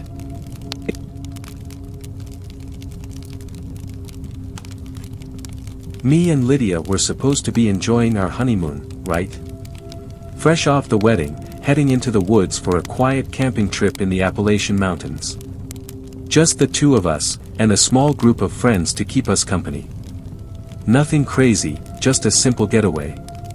We'd been hiking all day, up and down those trails, and by the time we got back to camp, the sun was setting, and the air was cool. Everyone was in good spirits, cracking jokes, and getting ready to relax. We tossed some logs onto the fire, the flames crackling up high as we sat around, telling stories and sipping beers. The kind of night where the fire feels like it's your only companion, and the world outside just disappears. Lydia and I were laughing, the warmth of the fire spreading through us, when she tossed another log on. It sparked and popped, and for a moment, I thought I saw something strange, like the fire was a little too eager. But I didn't think much of it. We were just enjoying the moment. Then, suddenly, the ground shook. A low rumble at first, like the forest itself was shifting. I couldn't place it, but I felt it deep in my bones. Lydia looked up, her smile fading, and that's when it hit us. The sound of metal twisting, of something deep in the earth shifting, and then, boom. The explosion tore through the night, ripping the air apart with a deafening roar. The blast knocked me back, my ears ringing, the ground under my feet crumbling. I couldn't see, couldn't hear anything but the ringing and the chaos. The fire, the flames, they'd done it. They'd triggered something buried beneath the earth, something waiting to be set off. And when it went, it didn't just hurt a few, it hurt everyone. I pushed through the smoke, calling out for Lydia, but all I could hear were screams and the sound of people stumbling in every direction. When I finally found her, she was lying on the ground, blood trickling from her face, barely conscious. I grabbed her, pulled her close, but I knew. I knew this wasn't just some freak accident. Something was buried here, something that wasn't meant to be found. I won't lie to you, I didn't know if we were gonna make it out of there. It felt like the whole damn forest was coming down on top of us. The smoke, the fire, the debris, it was everywhere. Our friends were scattered, some of them unconscious, others just stumbling around, completely lost. I couldn't leave Lydia. I didn't know how bad she was hurt, but I knew I had to get her out of there. I could barely see anything, and the screams were deafening, but I pushed forward. Every step felt like an eternity, but I finally reached her, pulling her into my arms. She was shaking, barely able to hold herself up. "Lydia, come on," I said, trying to steady her. "We need to get out of here. Stay with me." She didn't answer, but I could see the pain in her eyes. I helped her up, dragging her toward the edge of the camp, away from the wreckage. We couldn't stay there. There was no telling what else was buried in that ground, and I wasn't about to take any chances. When we finally reached the cars, one of our friends managed to get a phone signal, but it was useless. No one could help us. We were on our own. We had to get out. I don't know how we made it to the nearest town, but we did. And even though Lydia was hurt bad, I couldn't stop thinking about that explosion. About what had been buried there. We didn't just stumble into an accident. Someone had put that shit there, someone who didn't care who they hurt. And that thought. It's been eating at me ever since. Lydia was too hurt for me to comfort her. Medical help wasn't available until we left the wooded area, but I could never shake the feeling, was this really an accident? What if one of those people we met on the trip had something to do with it? What if one of us knew more than we should have? As we drove toward the hospital, with Lydia breathing softly in my arms, I couldn't stop thinking about what was left in that land. Something that wasn't just ammunition, but something much darker. I could feel it, that it was only the beginning of something much bigger. In the hospital, the doctors took care of her, but their faces were serious. I knew something was wrong. Even though she was in pain, Lydia wouldn't talk about what happened. "I don't remember," she would only whisper. And that was all. For days, I tried to figure out what had actually happened. Was there something in that land? Something old, forgotten, buried and hidden by those who wanted it kept secret? Maybe it was punishment for something we were never supposed to find. But no question had an answer. A few months later, someone found the remnants of what had been buried, near the spot where the explosion occurred. Along with a few other suspicious artifacts, they discovered something they believed was part of an illegal military stash. You see, sometimes, the real danger lies in digging too deep. So, be careful.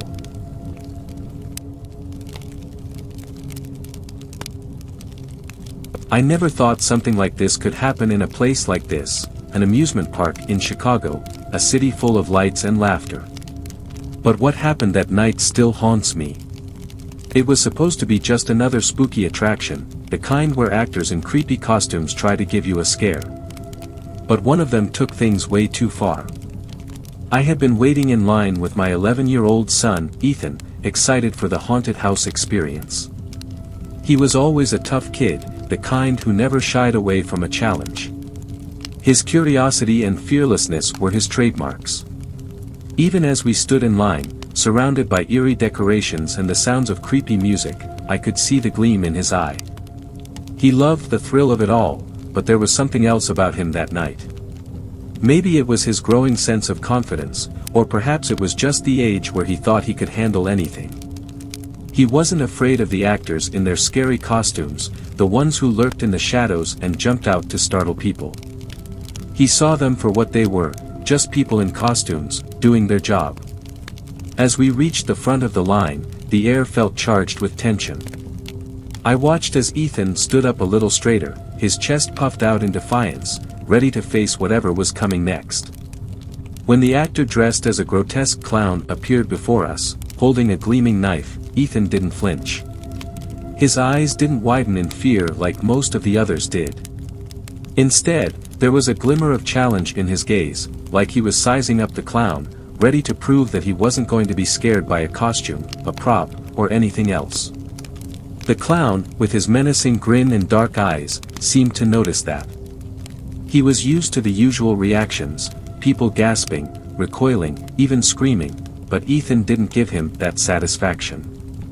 There was an unspoken understanding between them in that moment, a silent tension. The clown, realizing that his usual tricks weren't going to work on Ethan, began to shift. He tried to intimidate him with his presence, stepping closer, waving the knife through the air with a flourish. Ethan didn't flinch. He stood firm, eyes locked with the clown's, a quiet challenge hanging between them. The actor seemed to sense Ethan's determination, and in a way, I could see a flicker of frustration in his eyes. He wasn't used to being ignored, especially not by a child. The more Ethan stood his ground, the more the clown seemed to escalate, trying to show that the knife was real, that this wasn't just a game. But in that moment, it was clear that the lines were blurring between acting and reality. The clown was no longer just playing a role, he was desperate to prove something, to break through Ethan's calm exterior. I don't know if it was the tension in the air or the actor's growing frustration, but something shifted in that moment. The clown, realizing that Ethan wasn't backing down, did something I wasn't expecting. With a swift, exaggerated movement, he raised the knife high above his head, his eyes never leaving Ethan's. There was a sudden, chilling silence as the crowd around us seemed to hold their breath. I could feel my own heart pounding in my chest, and I knew Ethan must have been feeling the same. This was no longer a harmless game. The clown swung the blade down with all his might, aiming for the ground in front of Ethan's feet. I watched, horrified, as the knife plunged toward the floor, but something went terribly wrong. The actor's aim was off. The blade didn't strike the floor with the force it was meant to. Instead, it veered slightly to the side and, with a sickening scrape, glanced off Ethan's sandal. The sound of metal hitting the rubber was sharp, like a punch to the air. For a split second, time seemed to freeze. The clown's eyes widened in disbelief, and I could see the flash of panic in his expression. But before I could react, I noticed the small drop of red staining Ethan's thumb. His face went pale, his hand instinctively jerking back, but not before a thin line of blood began to bead at the tip of his finger. "Ethan!" I gasped, my voice catching in my throat. He didn't scream, didn't cry out in pain. Instead, his face was eerily calm, almost as if he couldn't quite believe what had just happened. He looked down at his hand, his thumb, as though trying to make sense of the sudden change in the atmosphere. The cut wasn't deep, but the blood kept coming. A small, steady trickle that was far too real, far too frightening. The air around us grew heavy, thick with the tension of what had just occurred. The clown, now completely unnerved, stepped back, his hands trembling slightly. I could see his mask of bravado slip away as he realized the weight of his mistake. The actor's voice faltered as he tried to apologize, but the words were hollow, lost in a sudden shift of reality. I didn't mean for that to happen, he muttered, his tone shaky. But his apology was nothing more than a faint echo of the fear that had settled over us. I crouched down next to Ethan, my hands shaking as I reached for his wrist. "It's okay, buddy, it's okay," I whispered, though I wasn't sure who I was trying to reassure more, him or myself. The crowd around us had gone silent, and I could feel eyes watching us, their curiosity quickly turning to concern. Someone from the staff, a young woman in a bright vest, hurried over to us, her face pale as she took in the scene. She quickly pulled out her phone, dialing for help, but I couldn't focus on anything but Ethan's face, his steady gaze that seemed so out of place in such a moment of chaos. "Dad, it's fine," Ethan said, his voice soft but firm, as though he were trying to convince himself more than me. But I could see the way his hand trembled as he held it out to me, his thumb still bleeding. "Just stay still, okay? Help is coming," I said, trying to keep my voice steady. My mind raced, wondering how something that was meant to be so harmless could go so terribly wrong in an instant. The clown, still standing a few feet away, looked like he was about to say something, but he was interrupted by the staff member. "Sir, please step aside," she said, her voice strained. She didn't wait for a response before gently guiding him away, her eyes avoiding his. I could tell that no one knew how to handle this. What was supposed to be an attraction, a moment of fun, had turned into something else entirely. A few minutes later, an ambulance arrived. The paramedics quickly assessed the situation, and though they assured me that the injury wasn't severe, the weight of it all didn't hit me until we were on our way to the hospital. Ethan's thumb, wrapped in a bandage, still throbbed, but his expression had shifted. The defiance was gone. In its place was a quiet understanding of how quickly things could spiral out of control. As we sat in the back of the ambulance, the sirens wailing around us, I couldn't stop replaying the moment over and over in my head. How the actor's knife, meant to be a prop, had turned into something real, something dangerous. How in a split second, the fun had turned into something that couldn't be undone. I kept asking myself, what if Ethan had been standing just a little differently? What if the blade had struck harder, deeper? The police later called it an accident, a misunderstanding, but that didn't make me feel any better. Ethan's injury wasn't life-threatening, but the scar that would remain on his thumb would be a reminder of that night, of how a harmless scare had gone terribly wrong. And for me, that memory would linger long after the bandages came off.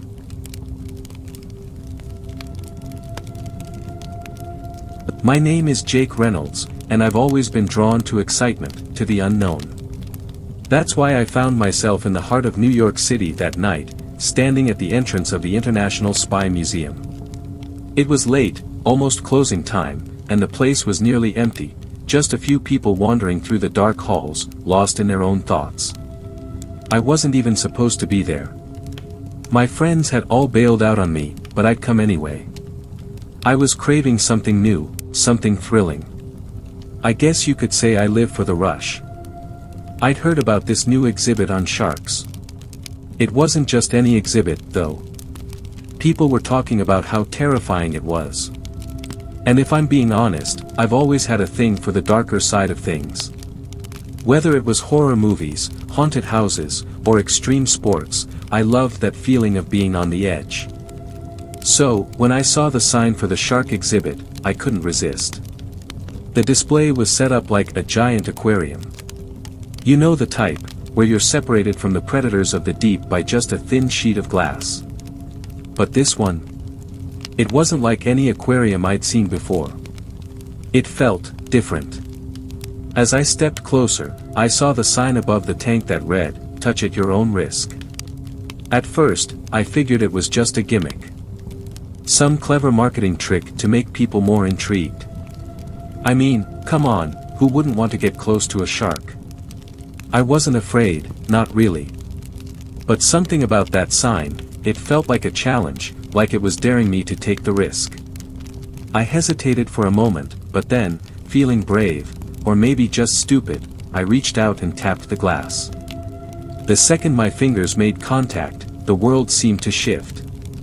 A loud crack echoed through the room, and I swear I could feel the floor tremble beneath my feet. The shark inside the virtual tank, at least, I thought it was virtual, suddenly lunged at me. It was so lifelike, so terrifyingly real, that for a split second, I didn't know what was happening. The glass shattered. The shark broke free, swimming straight toward me. Its massive, gaping jaws were only inches from my face. I couldn't move. I couldn't breathe. The fear was so overwhelming, I felt my knees buckle, and I collapsed onto the cold, hard floor. The room spun, my heart raced, and I thought for sure I was about to become the shark's next meal.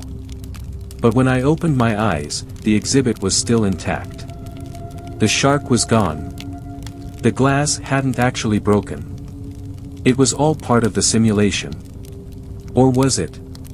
As I lay there, trying to catch my breath, I realized something far more terrifying. It wasn't the shark that scared me.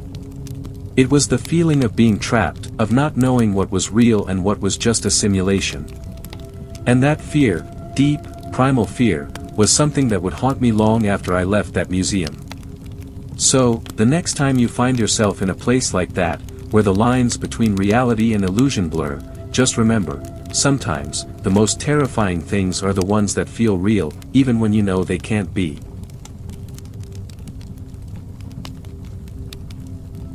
My name is Lily Johnson, and I'm just like any other 26-year-old trying to juggle work and life.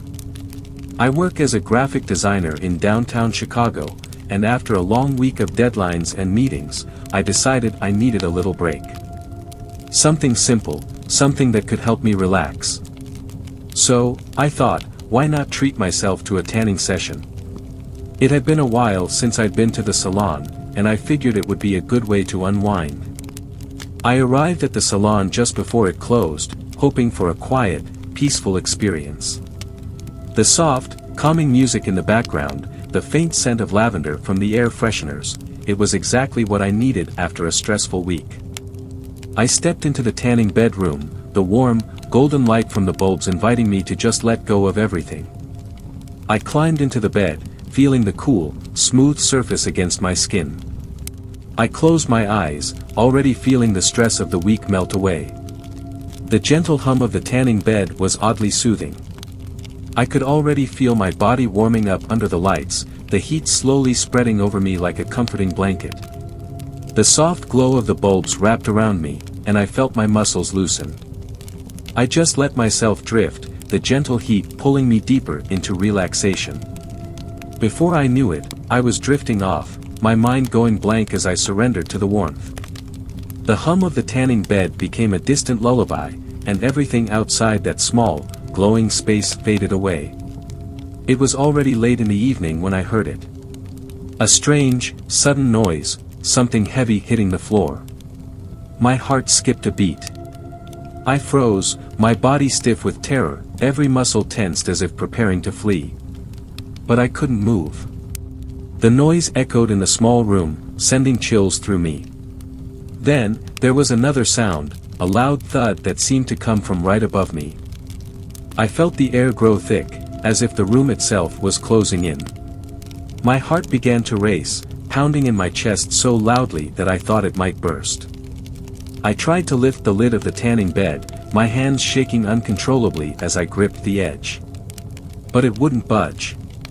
The lid was stuck, and no matter how hard I pushed, it wouldn't move. Panic surged through me, a wave of suffocating fear. I pressed harder, my breath quickening, but it was no use. The small, confined space felt like a prison. My chest tightened as I struggled to take in air, each breath more shallow than the last. My mind began to spiral, my thoughts racing. Thank God the lights went out. The heat from the tanning bulbs had been unbearable, and I was already starting to feel dizzy. If the lights hadn't gone out, I would have burned alive. I was trapped. Completely alone. I felt like I was suffocating, like I was buried alive in a tiny, airtight coffin. The air felt thick and stale, the walls closing in on me. My skin prickled with the realization that no one could hear me. No one knew where I was. Back outside, Alex had been trying to reach me for a while. He'd been calling my phone, but it went straight to voicemail. Panic crept into his voice when he called the salon, only to be told that no one was there anymore. The salon was closed, and he had no idea where I was. Frantically, he called the police, his voice trembling as he explained that I was missing. But they told him there was nothing they could do. It hadn't been long enough for them to launch a search. In the US, they typically don't start looking for missing adults until at least 24 hours have passed. Desperation took over Alex as he tried everything he could think of. He contacted the salon owner, who mentioned that the cleaning lady was supposed to come in the morning, but she hadn't shown up. That was the only lead he had. Hours passed. I was still trapped, alone in the dark, with only my racing thoughts and the fear gnawing at me. And then, in the dead of night, I screamed. The sound echoed in the empty building, a raw cry of terror that I couldn't hold back anymore. My voice was hoarse from panic, and my throat felt tight as I screamed for help, my words blending into one frantic plea. Alex heard me. He rushed to the salon, his heart pounding as he ran through the dark streets. When he arrived, he didn't hesitate. He grabbed a rock, his hands shaking with fear, and smashed the window with one powerful blow. Glass shattered everywhere, and I felt a rush of cool air as he pulled me out of the tanning bed. I was a mess. My body was trembling uncontrollably, and I couldn't speak. My mind was in a fog, the trauma of what I'd just experienced overwhelming me. I couldn't process anything, couldn't even form words. Alex's face was pale with worry, his eyes wide with relief as he helped me to my feet. But the relief didn't last long. I was a wreck, my mind shattered from the ordeal. I was taken to a psychiatric facility immediately. The experience left scars, deep, invisible ones. I still struggle with confined spaces, even the smallest ones. The fear of suffocating is a constant nightmare that haunts me every night. I wake up in a cold sweat, gasping for air, the terror of that night flooding back. Every time I close my eyes, I can feel the weight of the lid pressing down on me, the air growing thinner, my breath becoming harder to catch. And every time, I wake up, still trapped in that tiny space. It's a fear I can't escape.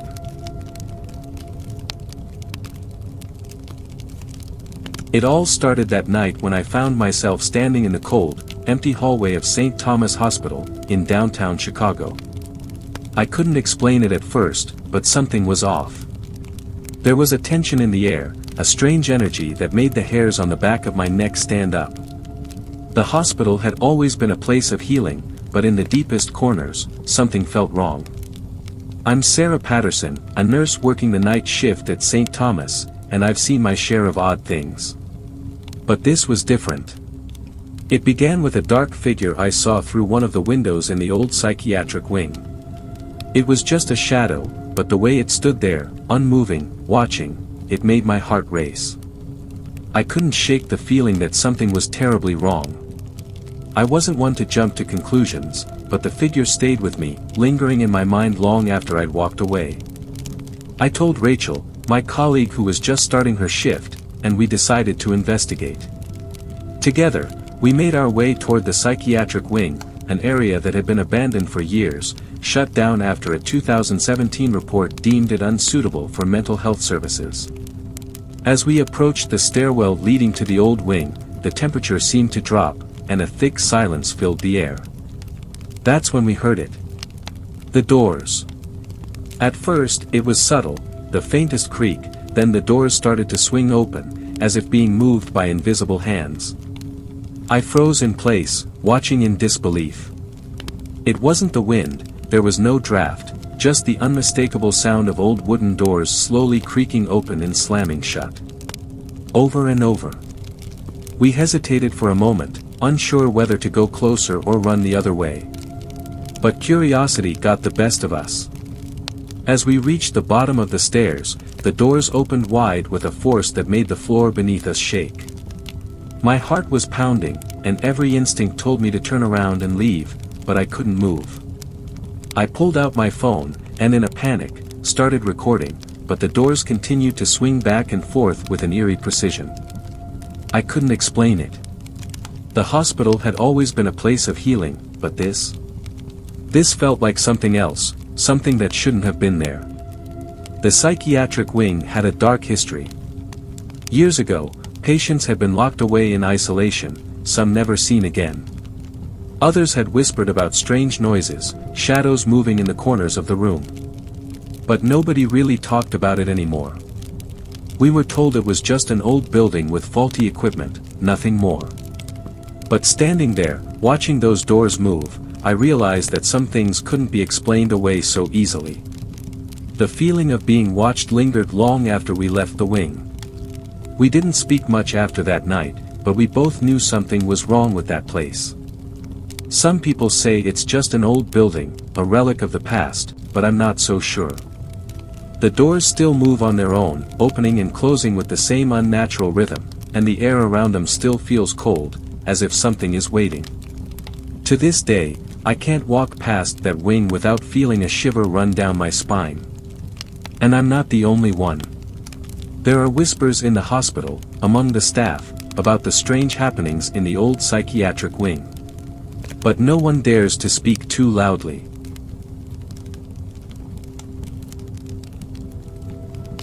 It was supposed to be the perfect night, a night straight out of a fairy tale.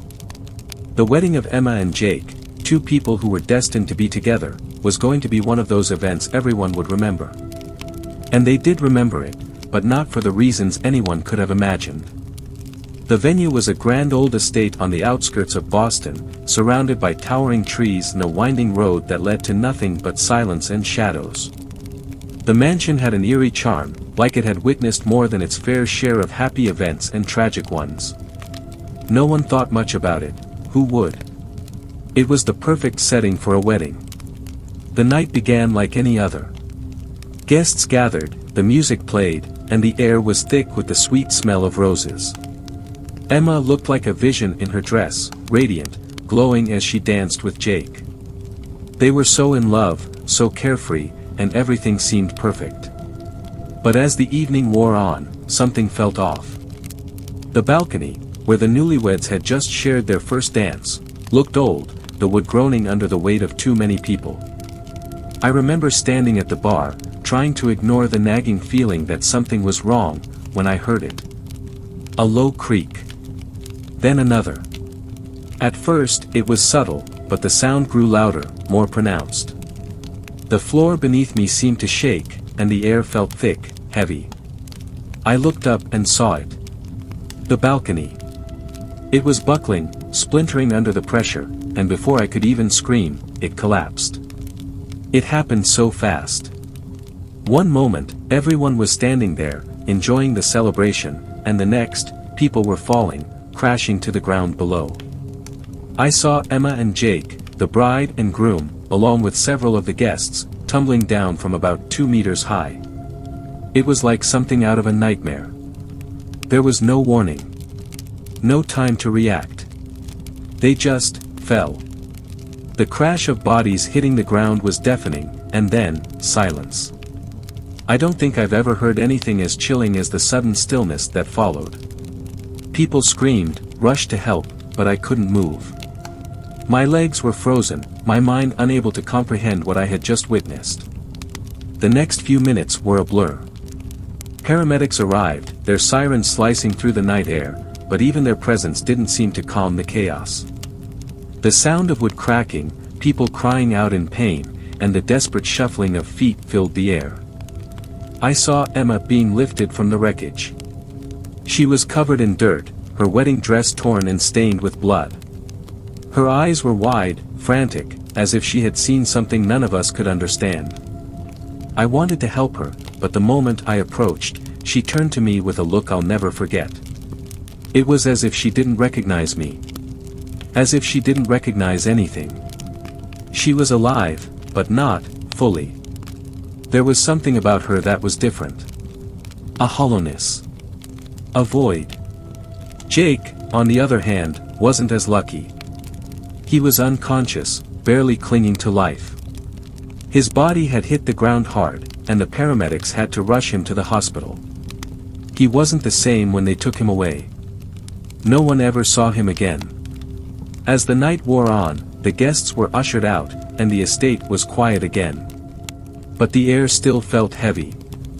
I remember standing by the wreckage, my mind racing. How could something like this happen? It was supposed to be a night of joy, of celebration. But now, all I could think about was the sound of those bodies hitting the ground. The sickening thud that would haunt me forever. I never saw Emma again after that night. No one did. The last I heard, she was taken to a hospital, but the details were vague. The report said she was fine, that her injuries weren't life-threatening, but when I thought about her eyes, those empty, distant eyes, I knew there was more to the story. I knew that something had happened to her that night, something that none of us would ever understand. They say the wedding continued, that it didn't end in tragedy. But for me, it ended the moment that balcony fell. It ended the moment the air turned cold and everything that was once perfect shattered into pieces. Sometimes, I still think about it, especially when I pass by that old mansion on the outskirts of Boston. It's been years now, but I swear, every time I look up at it, I can still see that balcony in my mind, the place where everything went wrong. And I can't help but wonder, what if it was never meant to be? What if the house, the estate, was trying to tell us something? That some stories don't have happy endings. And I can't shake the feeling that Emma is still out there somewhere. Somewhere, waiting. Maybe she never left. Maybe none of us ever truly left that night. This happened to me and my friends last Christmas, and I still get chills thinking about it.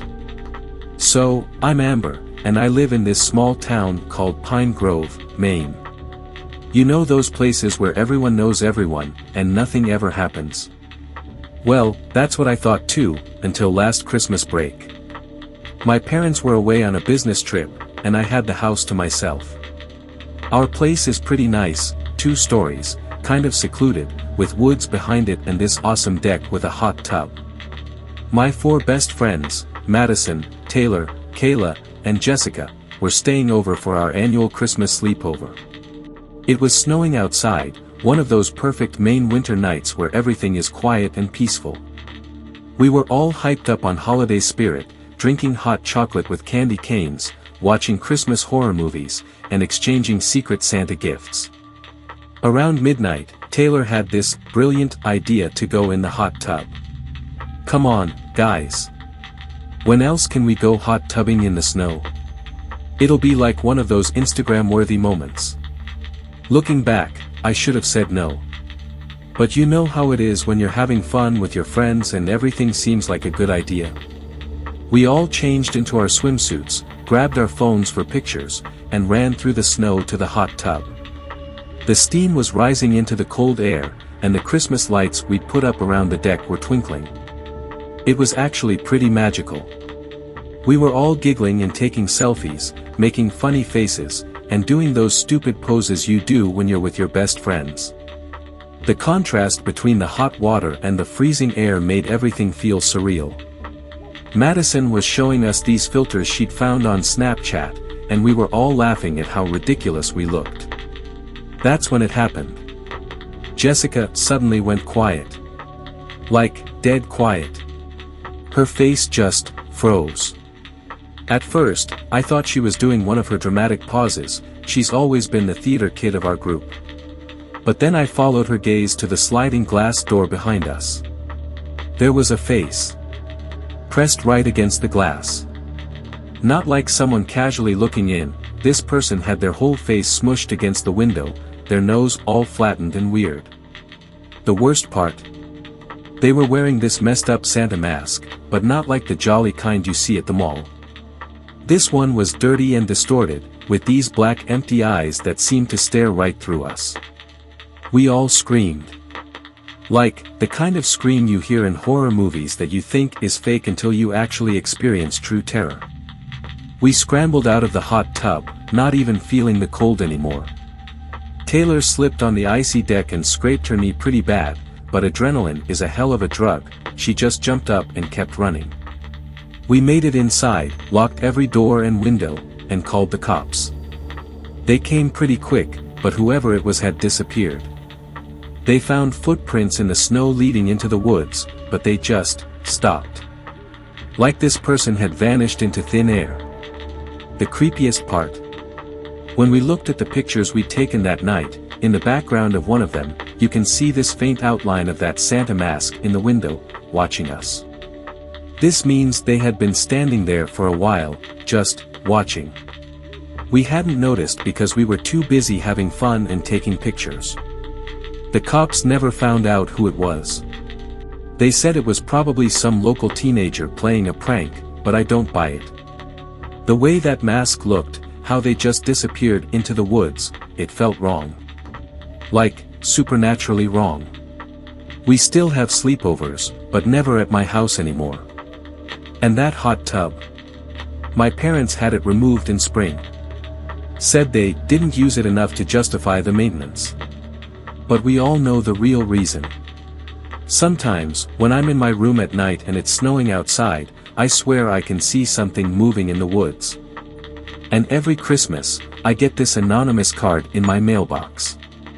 No return address, no message inside. Just a picture of a Santa Claus mask. So yeah, that's my story. Let me know in the comments if anything like this has ever happened to you. And remember to check your windows before getting into a hot tub, you never know who might be watching.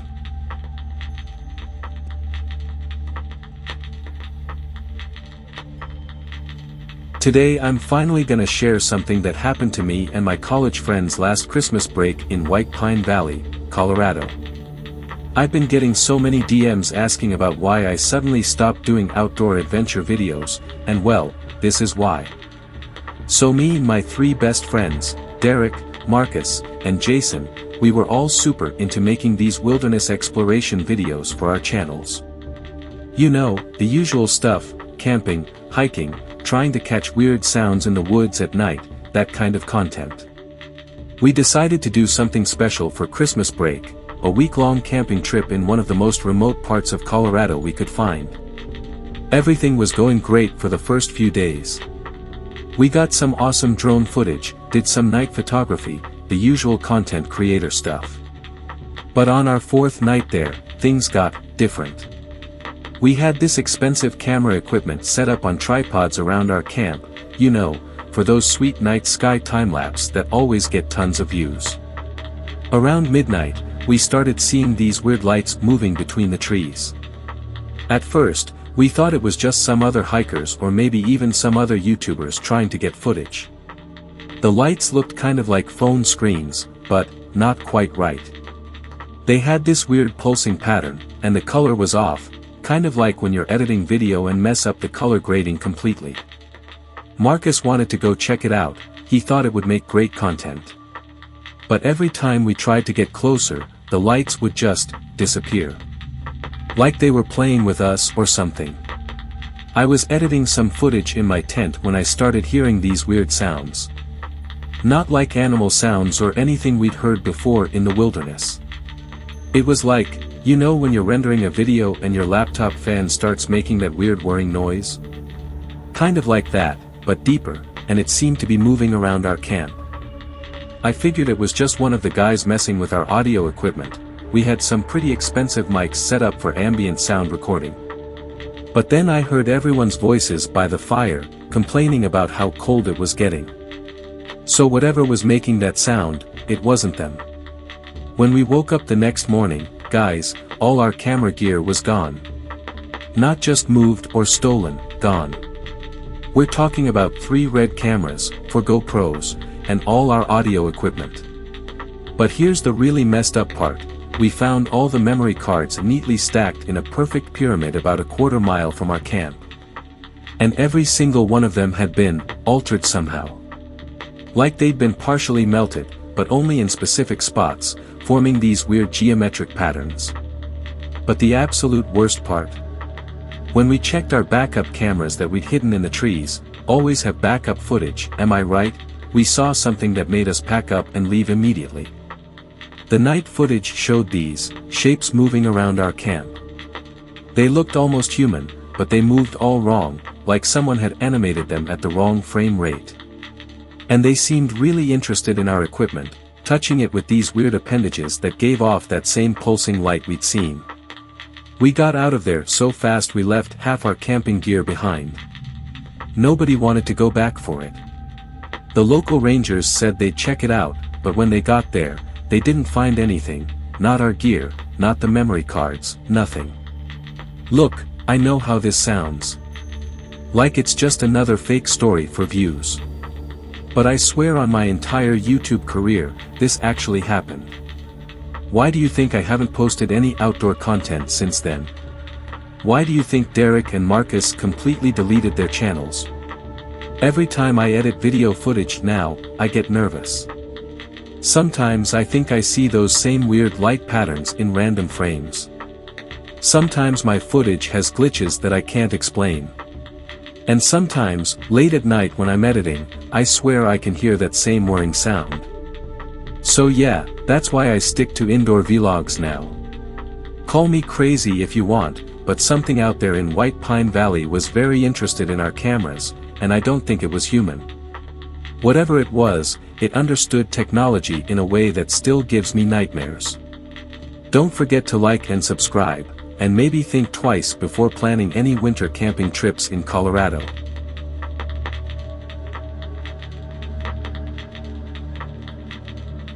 Hey guys, what's up? So, I never thought I'd share this story, but after all these years, I still can't shake what happened during my babysitting gig back in Christmas 2019. I was just a college freshman trying to make some extra cash in Burlington, Vermont. Quick disclaimer, this is 100% real, and I still get chills thinking about it. So, I was watching these two girls, Madison, 8, and Ashley, 6, Thompson. Super sweet kids, lived in this massive Victorian house on the outskirts of town. You know those houses that just look haunted? Yeah, that kind. But the pay was good, and the family seemed normal enough. The weird stuff started on my third night watching them. It was December 23rd, and we just finished watching some Christmas movies. Everything was cool until bedtime. The girls were acting strange, like, really anxious. Madison grabbed my arm and wouldn't let go. "Promise us something," she whispered. Her eyes were dead serious. "Promise the white man won't watch us sleep tonight." Y'all, I literally felt my blood freeze. Ashley started crying, saying, "He stands in the corner and watches us. Every single night."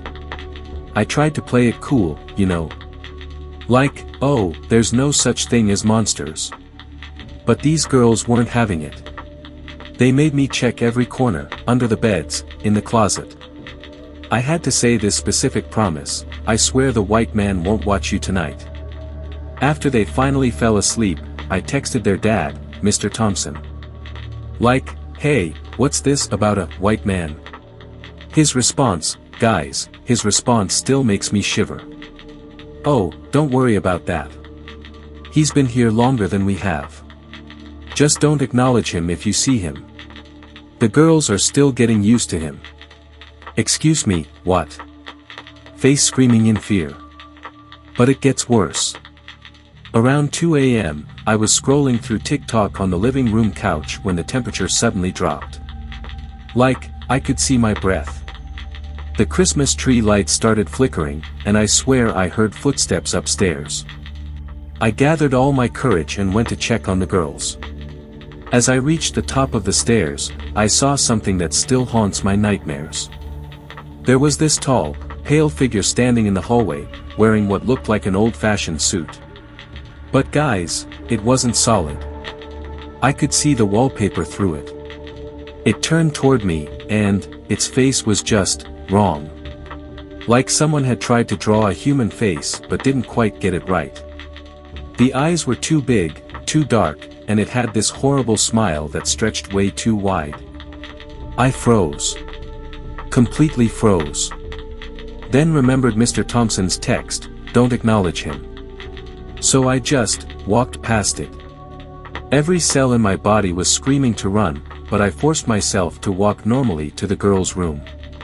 The figure followed me with its head, like an owl, turning way further than a neck should be able to turn. The girls were sleeping peacefully, thank God. But when I turned around, IT was right there, standing in the doorway. Just watching. Not moving. Not breathing. I spent the rest of the night in their room, sitting between their beds. The figure stayed in the doorway until sunrise, just watching. When the sun came up, it was gone. The next morning, Madison asked me, "Did you see him?" When I didn't answer, she said, "It's okay. He likes you. He doesn't smile at everyone like that." I quit that job the next day. Found out later that 3 previous babysitters had quit within weeks. The house had been built in the 1880s, and apparently, every family that lived there reported seeing a mysterious, white man watching their children sleep. Some say he was a previous owner who lost his own children in a tragic Christmas Eve fire and now watches over the children in the house. Others say, well, let's just say the other theories are much darker. To this day, whenever I drive past that house at night, I never look at the second floor windows. Because sometimes you can see him there, watching, with that terrible smile. Drop a comment if you've ever experienced something similar. Stay safe out there, fam.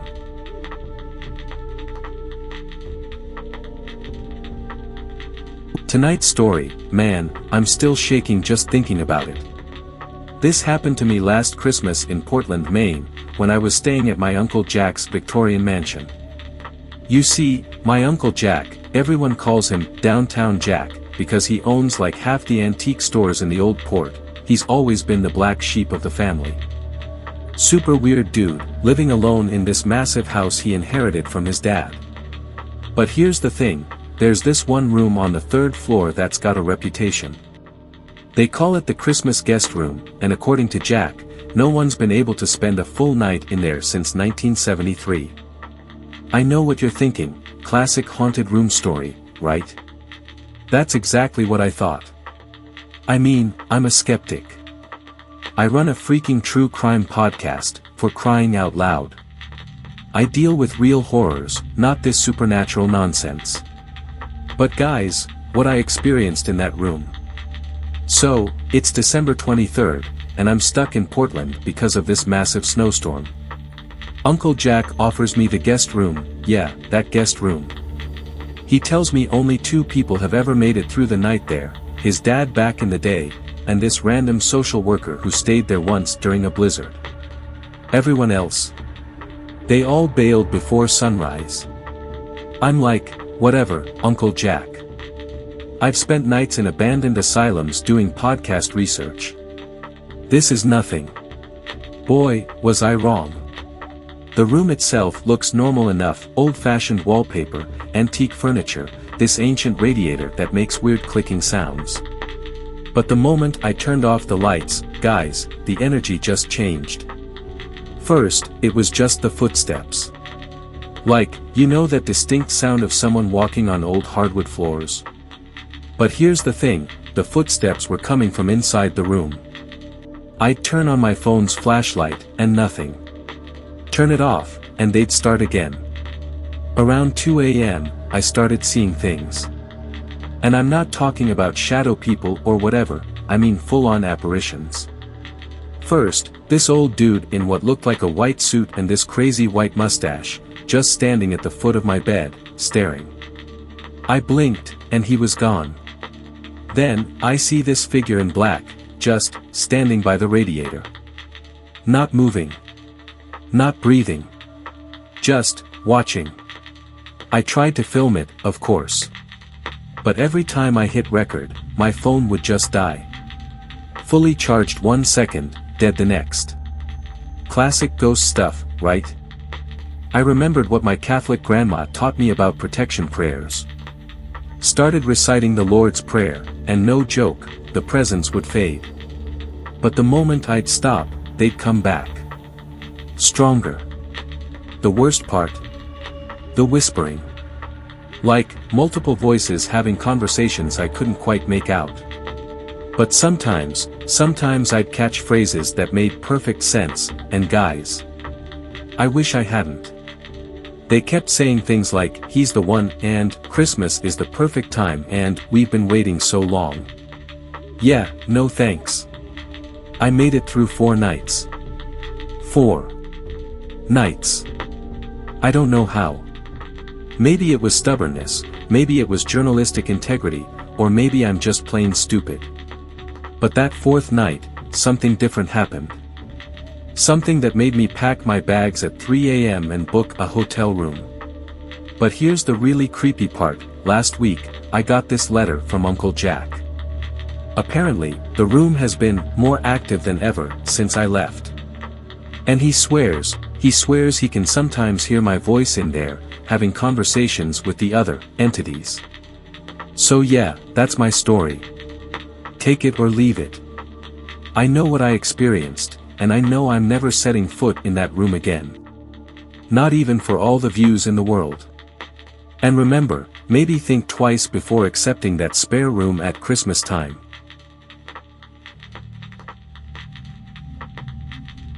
Tonight I've got a seriously messed up story to tell you.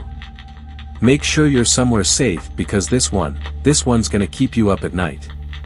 So there's this bridge in northern Vermont, just outside Burlington. The locals call it the Weeping Bridge. It's this old stone thing from like the 1800s that crosses over the Winooski River, deep in the woods where 2 smaller streams meet. Most people avoid it like the plague, especially after dark. I know what you're thinking, Jake, it's just another haunted bridge story. But trust me, this one's different. My cousin Ashley lives up there, and she told me what happened to her last Christmas Eve. I couldn't believe it at first, but, well, let me tell you what went down.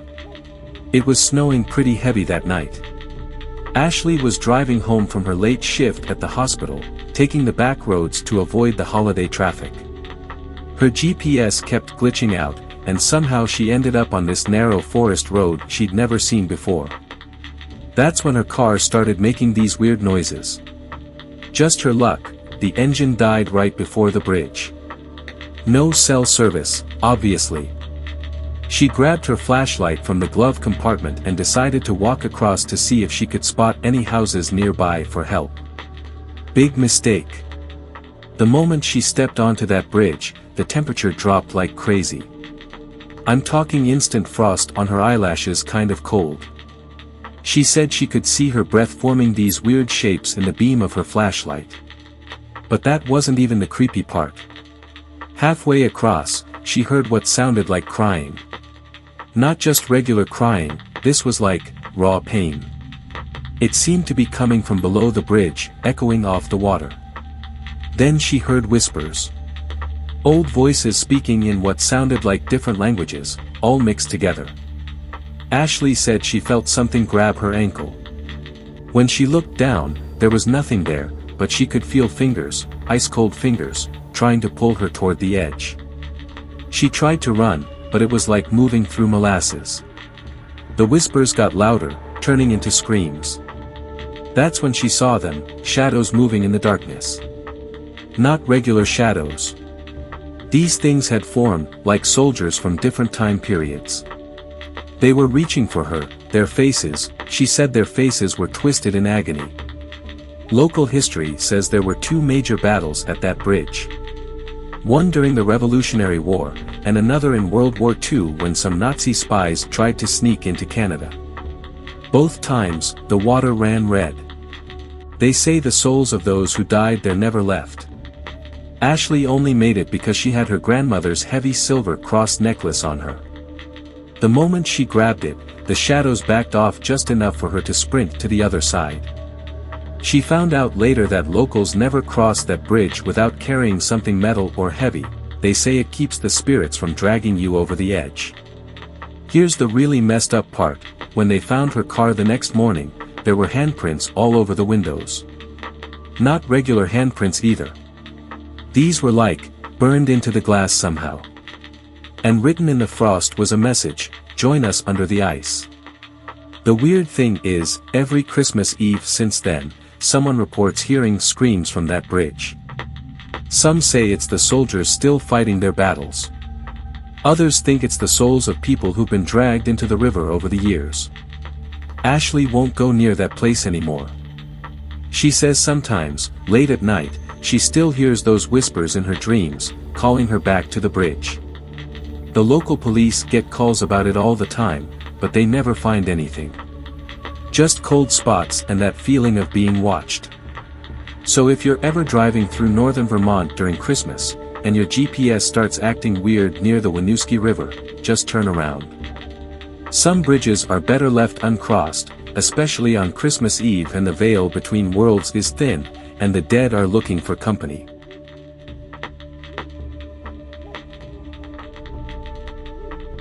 Hey guys, what's up? Today I've got a totally insane story to share with you all, something that happened to me and my wife Ashley just last Christmas in Burlington, Vermont.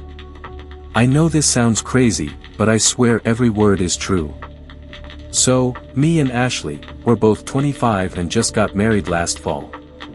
We were super excited to start our lives together, you know. We found this gorgeous old Victorian house for rent in the historic district. The rent was surprisingly cheap for such a nice place, but we didn't think much of it at the time. Big mistake. The previous owner, this old lady named Mrs. Patterson, had passed away in the house about 3 months before we moved in. The realtor mentioned it super casually, like it was no big deal. Oh yeah, the previous owner passed away, but the house has been thoroughly cleaned and renovated. Whatever, right? We were just psyched to have found such a beautiful place. The weird stuff started happening on Christmas Eve. We just finished decorating our first Christmas tree together, and everything felt perfect. Our golden retriever Max was curled up by the fireplace, and we were getting ready for bed, feeling all cozy and festive. That's when Max started acting strange. It wasn't normal barking, I can't even describe the sound he was making. It was like, imagine a wolf howling but mixed with this weird crying sound. Ashley said it sounded more like a cat wailing, but worse. Way worse. Max never acts like this.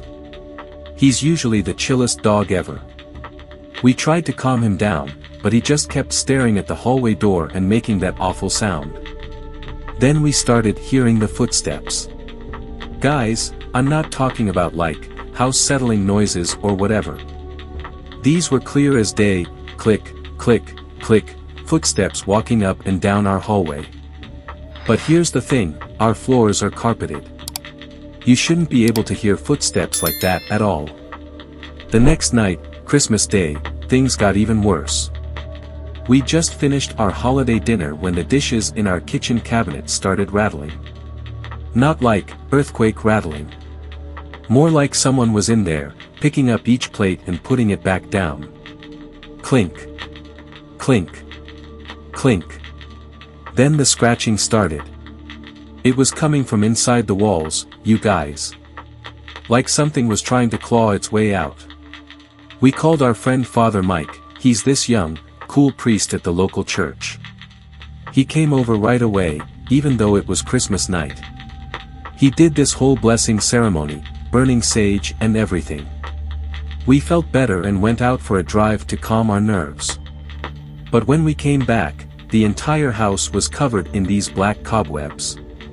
And I mean covered. Every single surface, the walls, the ceiling, our Christmas tree, everything, was draped in these thick, black strands. Remember, we'd only been gone for like an hour, and the house had just been cleaned for the blessing. Our neighbor, this old guy named Jack who's lived on the street forever, came over when he saw us freaking out on the front lawn. He took one look at those black cobwebs and went pale. Said he'd never seen anything like it in his 40 years living there. But then he told us something that made my blood run cold. Apparently, Mrs. Patterson wasn't just any old lady. She never celebrated any holidays, not even Christmas. People would see her walking around her garden at night, mumbling to herself. And get this, the day she died, all the streetlights on our block went out at exactly midnight. Father Mike later told us that while he was blessing the house, he felt something off. He said sometimes spirits can get trapped between worlds, especially if they have unfinished business. But he also warned us that not all spirits are lost souls, some are something much darker. We moved out the next day. Left most of our stuff behind. Currently crashing at my parents' place while we figure out our next move. The rental company tried to charge us for breaking the lease, but after Father Mike wrote them a letter explaining what happened, they let us out of it. Here's the creepiest part though, last week, I drove by the house. There's a "for rent" sign in the front yard again. The rent's even cheaper now. Sometimes I wonder if Mrs. Patterson is still there, waiting for the next couple to move in. So yeah, guys, that's my story. Let me know in the comments if you've ever experienced anything similar.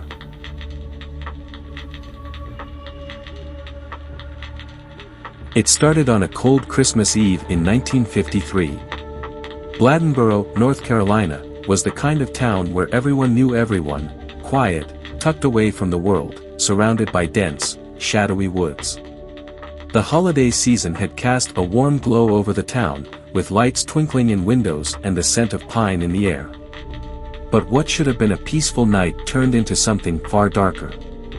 I was just a kid back then, no older than 12.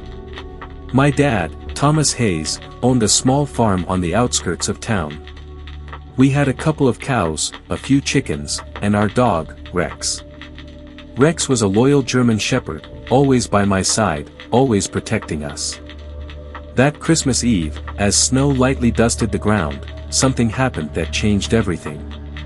I remember hearing it first, a low, guttural growl that seemed to vibrate through the walls of our house. It was around midnight, and I had been lying awake, too excited to sleep, thinking about the presents under the tree. Rex, who usually slept at the foot of my bed, bolted upright, ears perked, growling low in his throat.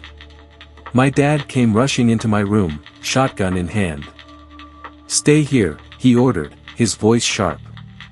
I wanted to protest, but the look in his eyes stopped me cold. I followed him to the window instead, peering out into the snowy darkness of the farm. The moonlight barely illuminated the yard, but I could make out a shadow moving, something big, sleek, and unnervingly fast. Then, we heard it, a sharp yelp from Rex. My dad flung the door open, and we ran outside.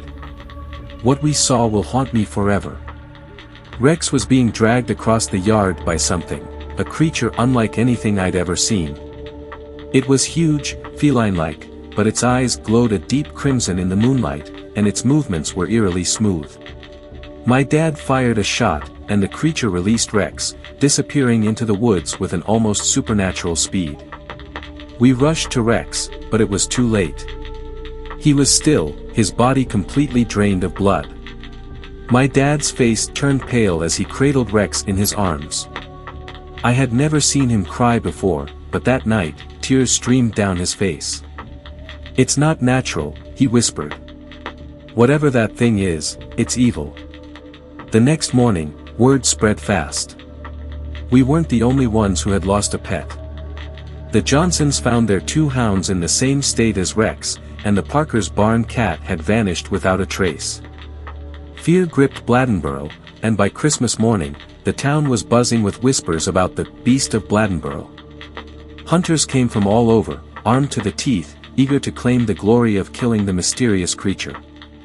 They scoured the woods day and night, but the beast remained elusive. Each morning brought more stories, livestock slaughtered, pets missing, and the occasional glimpse of those glowing red eyes.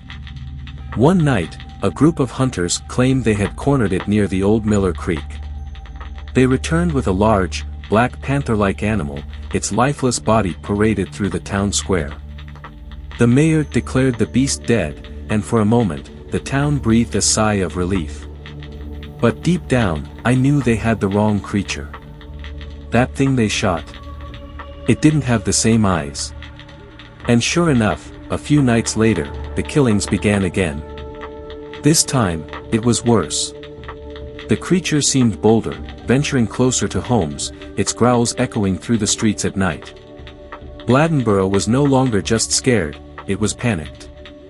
The terror reached its peak one evening when Mrs. Harper, an elderly widow who lived alone, disappeared. Her house was found in shambles, the door ripped off its hinges, and blood smeared across the floor. But there was no body, just claw marks leading out into the woods. To this day, I can't explain what happened in Bladenborough. The attacks eventually stopped, just as suddenly as they had begun, leaving behind a shaken, hollowed-out town. Some say the creature moved on, others believe it was never real to begin with, just the product of mass hysteria. But I know what I saw. Years later, Bladenborough started hosting an annual festival in honor of the legend, turning the tragedy into a tourist attraction. People laugh and tell ghost stories about the Beast of Bladenborough, but for those of us who were there, it's no laughing matter.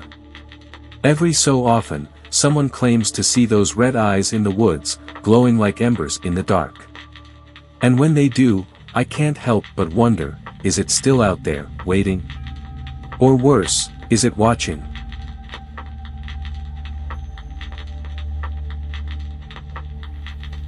Christmas was supposed to be a time of warmth and joy, but that year, it brought something else, something far darker. My name is Jake, and this is the story of the Christmas I'll never forget. It all started in a small, snow-covered town nestled deep in the heart of Tennessee, where whispers of an ancient urban legend began to resurface. Growing up, we'd all heard tales of the Vampus cat, a terrifying creature that prowled the outskirts of town. The old-timers claimed it was a cougar-like beast, half woman and half cat, with glowing yellow eyes that could pierce through the darkest night.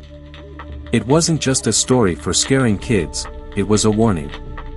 They said the Vampus cat reeked of skunk and wet dog, and wherever that smell lingered, trouble wasn't far behind.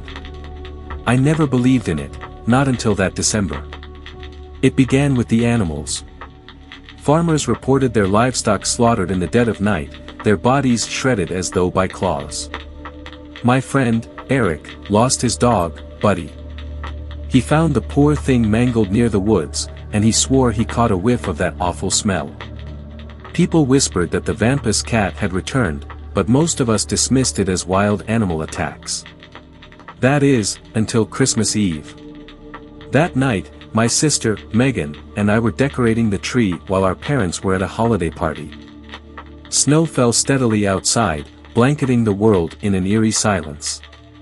The house felt cozy, with the scent of pine and gingerbread filling the air. Then, we heard it, a low, guttural growl from outside the living room window. Megan froze, her hand halfway to the tree with an ornament. "Did you hear that?" she whispered. I nodded, my stomach twisting into knots. Slowly, I moved to the window and peered out. The yard was empty, just an expanse of white snow reflecting the glow of Christmas lights. But then I saw them, tracks. They were massive, feline-like prints leading from the woods straight to our porch. "Stay here," I told Megan, grabbing the baseball bat I kept by the door. My heart pounded as I stepped outside, the cold air biting at my face. The tracks were fresh, and that's when I smelled it. The stench was overwhelming, like a mix of rotting garbage and wet fur. I gagged, my breath fogging in the icy air. Something moved in the shadows near the edge of the woods. I squinted, trying to make it out. That's when I saw her, the Vampus cat. She stood on two legs, her body covered in matted fur, her face a grotesque blend of human and feline features. Her eyes glowed like twin lanterns, and her claws gleamed in the moonlight. I stumbled back, dropping the bat. She let out a blood-curdling screech that echoed through the night. Behind me, Megan screamed, and I turned to see her standing in the doorway, frozen in fear. The creature lunged toward her, moving with an unnatural speed. "Get inside!" I yelled, grabbing Megan and slamming the door shut just as the vampus cat reached the porch. The wood splintered under her claws as she raked them across the door, and her growls shook the walls. We bolted upstairs, locking ourselves in the bathroom. My hands trembled as I dialed 911, but the line was dead. The creature's growls grew louder, and then we heard the sound of glass shattering. She was inside. "What do we do?" Megan whispered, tears streaming down her face. I didn't have an answer. The only thing I could think of was the hunting tool Dad kept in his closet. "Stay here," I said, trying to sound braver than I felt. Creeping into the hallway, I moved as quietly as I could. The house was dark, the power out. I could hear her, the heavy thud of her footsteps, the sniffing as she searched for us. The stench was unbearable now, making it hard to breathe. I reached the bedroom and found the hunting tool, loading it with shaking hands. Just as I turned to leave, she appeared in the doorway, her glowing eyes locking onto mine. For a moment, we both froze. Then she charged. I fired, the loud noise echoing through the house.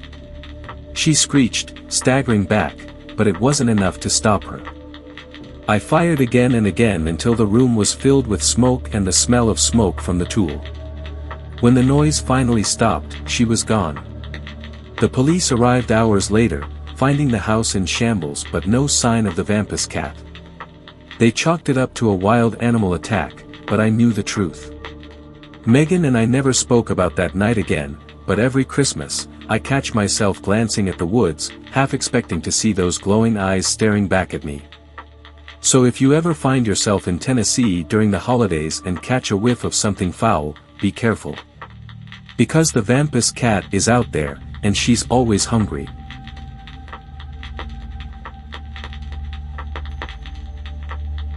The snow crunched beneath my boots as I stepped onto the desolate street, the faint glow of Christmas lights flickering in the distance.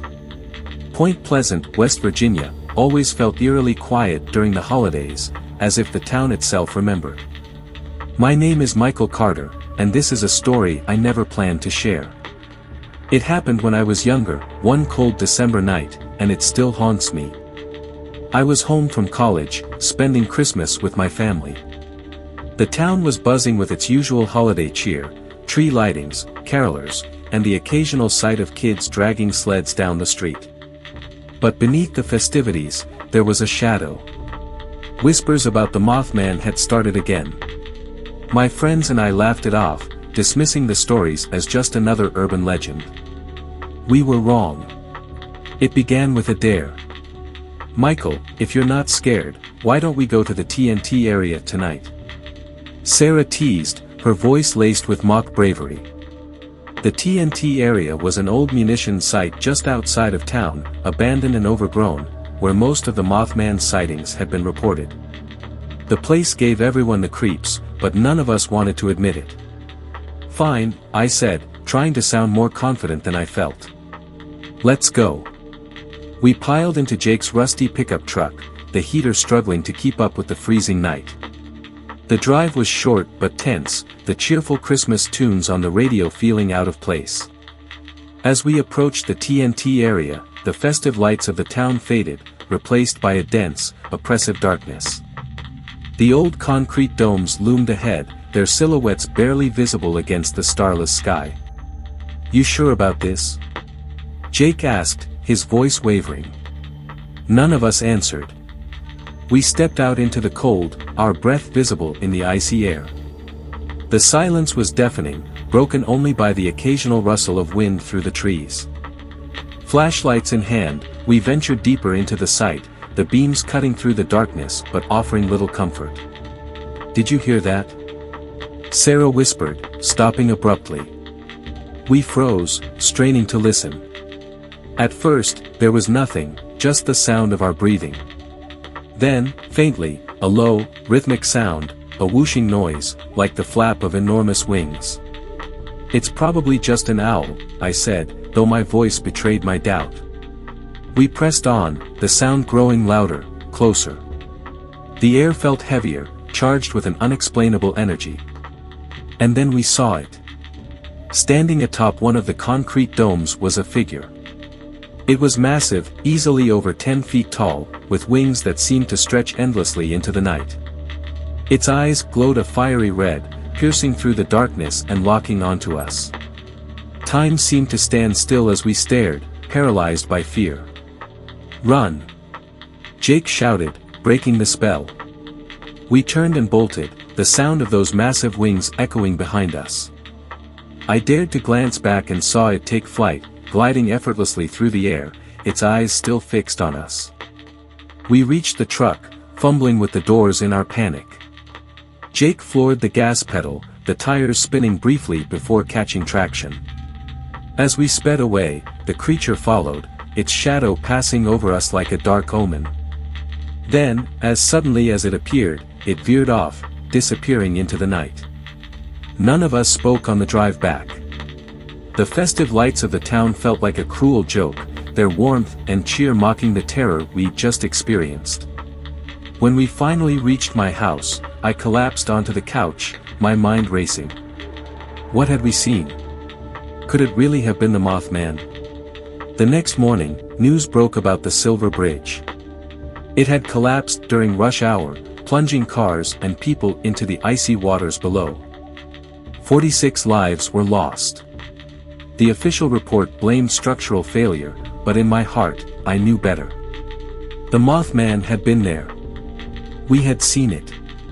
Even now, years later, I can't shake the memory. Every Christmas, as the snow falls and the lights twinkle, I think of that night. The Mothman isn't just a legend. It's a warning, a harbinger of something we may never fully understand. And if you ever find yourself in Point Pleasant, tread carefully. Some stories aren't meant to be dismissed. So, as you drift off to sleep tonight, remember this: the world is full of mysteries, and not all of them are harmless. Sweet dreams, if you can.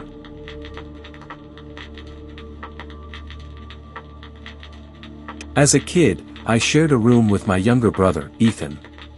It was a cozy little room tucked in the back of our house, filled with mismatched furniture and glowing string lights we had put up to make it feel more festive for Christmas. That year, the snow had piled up so high outside that it muffled all the sounds of the world, leaving only the creaks of the old house and the occasional gust of wind to break the silence. It must have been well past midnight when I stirred in my sleep. A faint tickling sensation brushed against the soles of my feet, exposed at the end of the blanket. Groggy and irritated, I mumbled, "Ethan, knock it off." The tickling stopped, and I rolled over, eager to drift back into my dreams. Moments later, the sensation returned, this time firmer, more deliberate. My irritation flared, and I snapped, "Ethan, stop it, or you're gonna regret it." My voice cut through the stillness of the room, harsh and loud. That's when I heard it, the unmistakable creak of the bedroom door opening. My heart froze as Ethan's voice called out from the doorway, groggy and confused. "Why are you yelling? What's your problem?" I sat up so quickly that my head spun. My brother was standing there in his Christmas pajamas, rubbing his eyes. He'd been in the hallway, not in the room with me. A chill ran down my spine, sharper than the icy draft that sneaked in through the old windows. I stared at him, then at the bed, then at the space under it, where shadows pooled like ink. Were you just here?" I stammered, though I already knew the answer. Ethan shook his head, clearly annoyed. "No. I was getting water. Go to sleep." He turned and padded back toward the kitchen, leaving the door slightly ajar. The room felt heavier after he left, the kind of weight that presses against your chest and makes it hard to breathe. I stayed perfectly still, ears straining for any sound beyond the faint hum of the heater and the distant ticking of the living room clock. But the silence was oppressive, and the shadows seemed to creep closer, emboldened by the flickering of the string lights. Unable to shake the unease, I decided to turn on the bedside lamp. The warm glow should have been comforting, but instead, it seemed to deepen the contrast between the light and the darkness, casting long, eerie shadows across the room. I tried to tell myself it was nothing, a trick of my half-asleep brain. But then, from the corner of my eye, I saw it. The blanket at the foot of my bed shifted, just slightly, as if something underneath it had moved. My breath hitched, and my hands clenched the edge of the mattress. "Ethan?"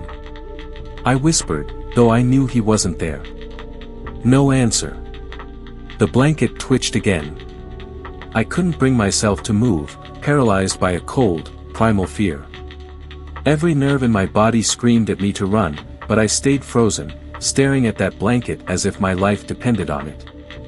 Slowly, ever so slowly, the fabric lifted, revealing nothing. Just the empty space under the bed. Relief washed over me, but it was short-lived. A soft, almost imperceptible giggle drifted through the room, coming from everywhere and nowhere at once. It was light and childlike, but there was something off about it, something that made my skin crawl. "Who's there?" I demanded, my voice trembling. The giggle faded, replaced by silence so thick it felt alive. I reached for my phone on the nightstand, desperate for some source of comfort. The screen lit up, illuminating the room for a brief moment. Nothing. No one. I forced myself to lie back down, pulling the blanket up to my chin. Sleep was impossible, but I squeezed my eyes shut anyway, praying for the night to end. Minutes felt like hours, and the darkness seemed to stretch on forever. The faint glow of dawn was the only thing that finally eased the suffocating tension. When Ethan woke up, I told him what had happened. He laughed it off, calling me paranoid, but there was a flicker of unease in his eyes. That day, I avoided the room as much as I could, staying close to my family in the warm, bustling living room. But as night fell, the fear crept back in. Even now, years later, I can't explain what happened that night. I don't know what tickled my feet, what giggled in the darkness, or why the room felt so impossibly heavy. But every Christmas, when the snow piles up and the world goes quiet, I find myself thinking about it, wondering if it's still there, waiting for someone else to share its little game.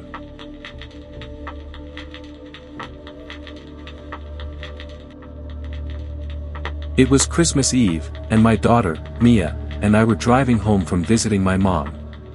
The roads were icy, the kind that make you grip the steering wheel so tight your knuckles turn white. Mia was in the back seat, humming along to some Christmas carol on the radio. She's only 8, and her voice is sweet, like she doesn't have a care in the world. I wish I could say the same. The crash came out of nowhere. A fire truck, speeding through an intersection, didn't see us. The sound of metal crunching and glass shattering was deafening. Everything went black for a second. When I opened my eyes, I couldn't move. The car was completely totaled. My husband, Tom, was slumped over in the passenger seat, and I just knew. I knew he was gone. I started screaming for Mia, but I couldn't see her. The back seat was crumpled in, and it was so dark. Paramedics swarmed the scene, pulling me out of the wreckage. I kept shouting, "My daughter! Where's Mia?" They looked at me like I was crazy.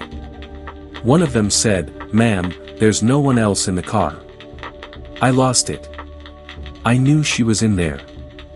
I saw her shoe on the floorboard as they dragged me away. It took them almost an hour to find her. Her tiny body was wedged under the collapsed seat. When they pulled her out, she wasn't breathing. I thought I was going to lose her too. The paramedics worked on her for what felt like forever.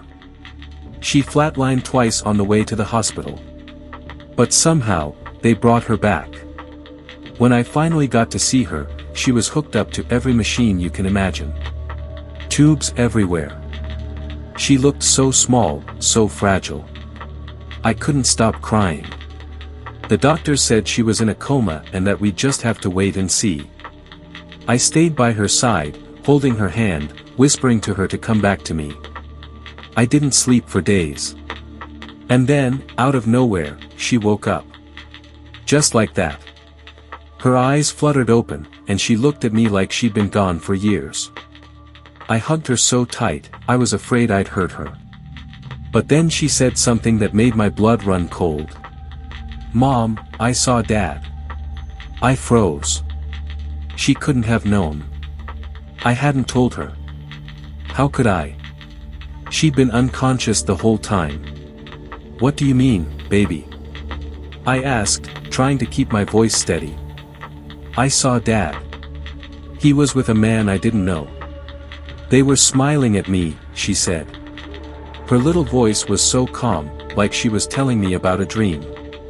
"And there was a little boy too. He said he was my brother." My heart stopped. A brother? I'd never told Mia about the baby I lost years ago. How could she know? "What did he look like?" I whispered. She smiled faintly. "He looked like me, but a little older. He said he's been waiting to meet me." I couldn't breathe. Tears streamed down my face, but Mia just kept talking. "Dad said he's okay, Mom. He said not to be sad. And the boy said he'll be with us at Christmas, even if we can't see him." I didn't know what to say. I just held her close, my mind racing. Was it the coma? A dream? Or was there something else, something I couldn't explain? That night, when we finally got home, I couldn't sleep. I sat in the living room, staring at the Christmas tree. The lights twinkled softly, but the house felt different. Empty. And then, out of the corner of my eye, I saw it. A shadow. Small, like a child. It darted past the hallway. I told myself I was imagining things, but then Mia called out from her room. "Mom, he's here." My blood turned to ice. I ran to her room, but it was empty. She was sitting up in bed, smiling. "He said he's happy we're together," she said. "And Dad's watching us too." I didn't sleep at all that night. I couldn't shake the feeling that we weren't alone. And honestly, I'm not sure we ever will be again.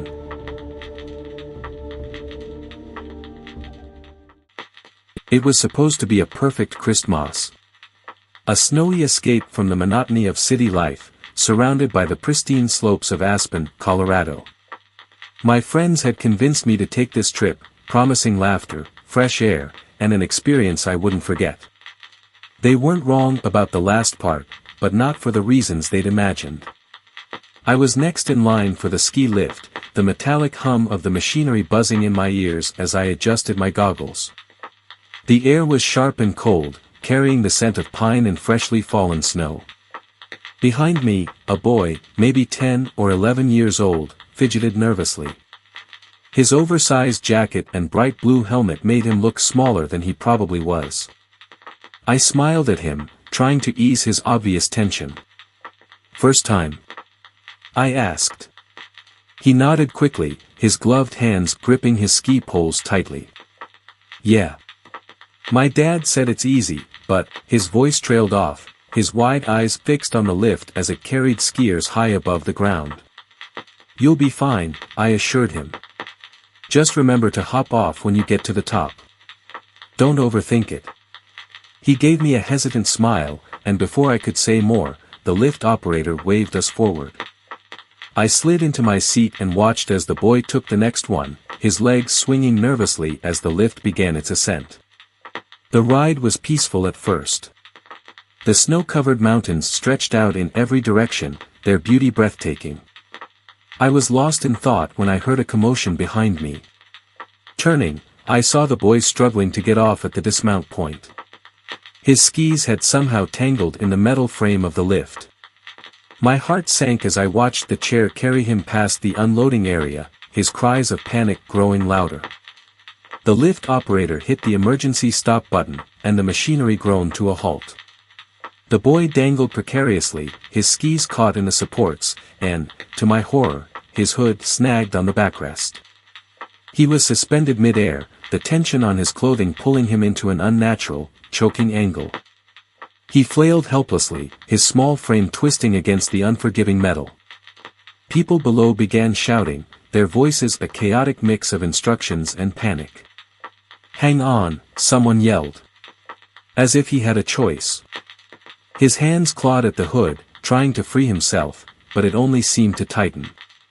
The snow beneath him was a dizzying drop, far too high for him to risk letting go. The scene felt like it stretched on forever, though it could only have been minutes. Every second felt like an eternity as I watched the boy's struggles grow weaker. My stomach churned, a sickening cocktail of fear and helplessness. Finally, 2 ski patrol workers arrived with a ladder and a safety harness. They moved quickly, their faces grim as they worked to reach him. One climbed up, cutting through the fabric of his hood, while the other steadied the ladder against the swaying lift. With a final effort, they freed him, lowering him gently to the ground. The boy was alive, gasping for air and trembling, but alive. The crowd cheered, a collective exhale of relief, but the image of his dangling body was burned into my mind. I couldn't shake it, even as the day went on and people returned to their skiing. It wasn't just the near tragedy that haunted me, it was the way the mountains, the snow, the lift, all of it seemed indifferent to the boy's suffering. As if the landscape itself had been watching, waiting for its next victim.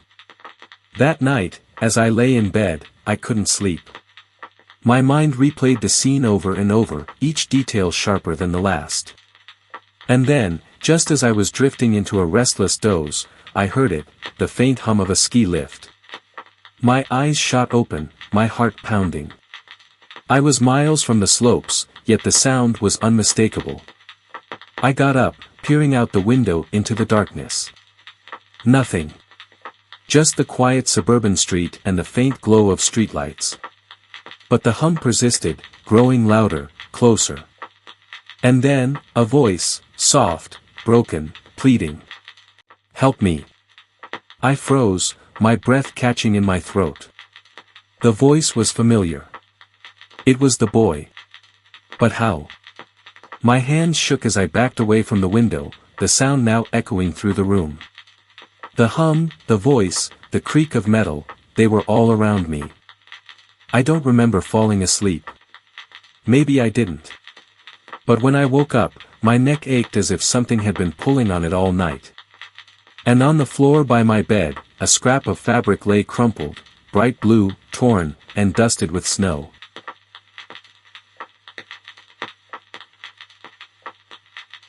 It was Christmas Eve, and I was on a flight that would change the way I saw the world forever. The Airbus A320 was packed with families, couples, and solo travelers, all eager to reach their destinations. The festive spirit was palpable, with whispers of holiday plans and laughter filling the cabin. Our flight was set to depart from Chicago, heading to New York, and I couldn't shake the excitement of spending Christmas in the heart of the city. The first sign that something was off came shortly after takeoff. The captain's voice crackled over the intercom, announcing that heavy snowstorms in New York were causing delays. We would need to circle for a while to await clearance. Minutes turned into an hour, and then 2. The atmosphere in the cabin grew tense. Outside, the snow whipped past the windows, a blinding, endless white. Then came the announcement that sealed our fate: we were turning back to Chicago. 5 hours of waiting in Chicago felt like an eternity. The airport staff did their best to reassure us, but the storm outside was relentless. As we finally reboarded, there was an air of uneasy hope. We were going to try again. This time, the captain promised, we'd make it to New York. The second leg of the journey started smoothly. The turbulence was mild, and most passengers were lulled into a false sense of security. I glanced around the dimly lit cabin, some were dozing off, while others distracted themselves with movies or books. I decided to close my eyes, hoping to sleep away the anxiety. That's when I noticed something strange. The cabin lights flickered briefly, and a strange static noise filled my ears. I brushed it off as interference from my headphones, but then I heard it again. This time, it was clearer, a faint whisper. I looked around, but no one else seemed to notice. The voice, if it could be called that, was unintelligible, like a distorted recording played backward. I shivered and tried to convince myself it was my imagination. Hours passed, and we finally neared New York. The relief was short-lived. The captain's voice, now tinged with stress, announced that Heathrow Airport was still snowed in. We couldn't land. Instead, we were being diverted to Bournemouth, a smaller airport over 90 miles away. Groans and frustrated murmurs filled the cabin. I stared out the window, the snowstorm now a swirling vortex that seemed almost alive. As we descended toward Bournemouth, the whispers returned. This time, they were louder, more insistent. I couldn't ignore them anymore. They seemed to come from the vents, the overhead compartments, even the seats themselves. My pulse quickened as I realized others were hearing them too. Passengers looked around, wide-eyed, murmuring to each other. A child's cry pierced the air, and panic rippled through the cabin. Then, the lights went out. The plane was plunged into darkness, save for the occasional flash of lightning illuminating the storm outside. The whispers turned into guttural growls, and the temperature in the cabin dropped sharply. I could see my breath misting in front of me. People screamed, and the flight attendants struggled to maintain order. I gripped my armrests, my knuckles white, as the plane jolted violently. It felt as though something, or someone, was trying to tear it apart from the inside. When the lights flickered back on, the cabin was in disarray. Luggage had fallen from the overhead bins, and passengers huddled together, trembling. But the most chilling sight was the empty seats. Rows that had been occupied moments ago were now vacant, their occupants gone without a trace. I counted at least a dozen missing. My heart pounded as I realized no one had seen them leave. It was as if they had simply vanished. The whispers were gone, replaced by an eerie silence. The captain announced that we were moments from landing, but his voice sounded strained, almost robotic. The descent felt interminable, every second stretched thin by the oppressive fear that gripped us all. When we finally touched down, the relief was overwhelming, but it was short-lived. As we taxied to the gate, I noticed something peculiar. The airport was deserted. Not a single light was on, and the runways were blanketed in untouched snow. It was as if no one had been expecting us. The plane came to a halt, and the doors remained closed. The flight attendants, usually so composed, looked just as terrified as the rest of us. One of them tried the intercom, but it only emitted static. Then, the whispers returned, louder and more menacing than ever. The lights flickered one final time, and when they stabilized, the cabin was empty. Everyone was gone. Everyone except me. I stumbled to the cockpit, desperate for answers. The captain and co-pilot were slumped over their controls, their faces pale and lifeless. The windows of the cockpit were fogged, but I could make out shapes moving outside, shadowy figures circling the plane. They were waiting. I don't remember how I got off the plane. The next thing I knew, I was standing on the tarmac, the icy wind biting at my skin. The plane behind me was dark and silent, a monolith in the snow. I turned and walked toward the terminal, hoping to find someone, anyone, but the building was empty. My footsteps echoed in the vast, hollow space. I found a bench and sat down, clutching my head in my hands. Hours later, rescue teams arrived. They found me alone, shivering and incoherent. The plane was empty, and no records of the passengers could be found. To this day, I can't explain what happened on that flight.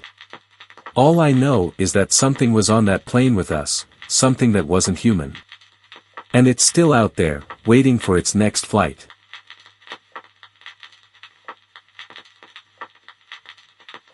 It was supposed to be a fun night, a night of wonder and amazement at the heart of New York City. The traveling circus had pitched its tents in Central Park, promising thrills and jaw-dropping performances. I had always loved the circus, the bright lights, the smell of popcorn, the sense that anything could happen. But that night, something did happen, something no one could have imagined. I remember the crowd's excited chatter as we waited for the next act. The ringmaster, dressed in his glittering red coat and top hat, stepped into the spotlight, his voice booming through the tent. "Ladies and gentlemen, prepare yourselves for the king of the jungle. The magnificent Bengal tiger." The applause was deafening as the massive beast was led into the ring, its striped coat glistening under the lights. At first, everything seemed under control. The tiger's trainer, a wiry man with a whip and a nervous smile, guided it through a series of tricks. The audience was mesmerized. But then, something went wrong. The tiger's ears flattened, its tail lashed, and it let out a low, guttural growl. The trainer froze, his whip trembling in his hand. Before anyone could react, the tiger bolted, not towards the trainer, but straight into the crowd. Chaos erupted. People screamed and scattered, toppling chairs and trampling over each other in their desperate attempt to escape.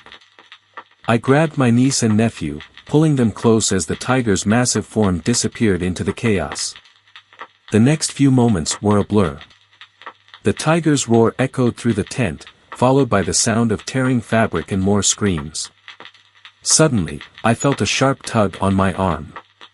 My nephew, Max, was gone. My heart dropped as I turned to see the tiger, its eyes locked on Max, who stood frozen just a few feet away. "Max, run!" I shouted, but it was too late.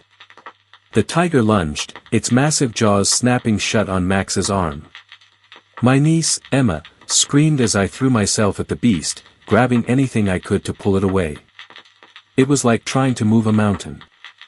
The tiger's growl vibrated through my chest, and for a moment, I thought we were all going to die. Then, out of nowhere, a deafening crack split the air. The tiger released Max and recoiled, a dart protruding from its flank. The circus's emergency response team had arrived, armed with tranquilizer guns. The tiger stumbled, its movements growing sluggish before it finally collapsed. Max was bleeding but conscious, his face pale as a ghost. Emma clung to me, sobbing uncontrollably. Paramedics rushed in, tending to Max and the other injured. The ringmaster stood off to the side, his face ashen as he barked orders into a phone. In the days that followed, the incident made headlines. The circus's parent company issued a statement, admitting that the tiger's cage had been improperly secured. They promised a full investigation and tighter safety measures, but for me, it was too little, too late. That night changed me. I can't close my eyes without seeing the tiger's piercing gaze, hearing the screams, feeling the helplessness. Max and Emma are recovering, but the scars, both physical and emotional, will remain. So if you ever find yourself at a circus, staring into the eyes of a caged predator, remember this: the bars may seem strong, but they're only as reliable as the humans who secure them. And sometimes, those humans make mistakes. Deadly ones.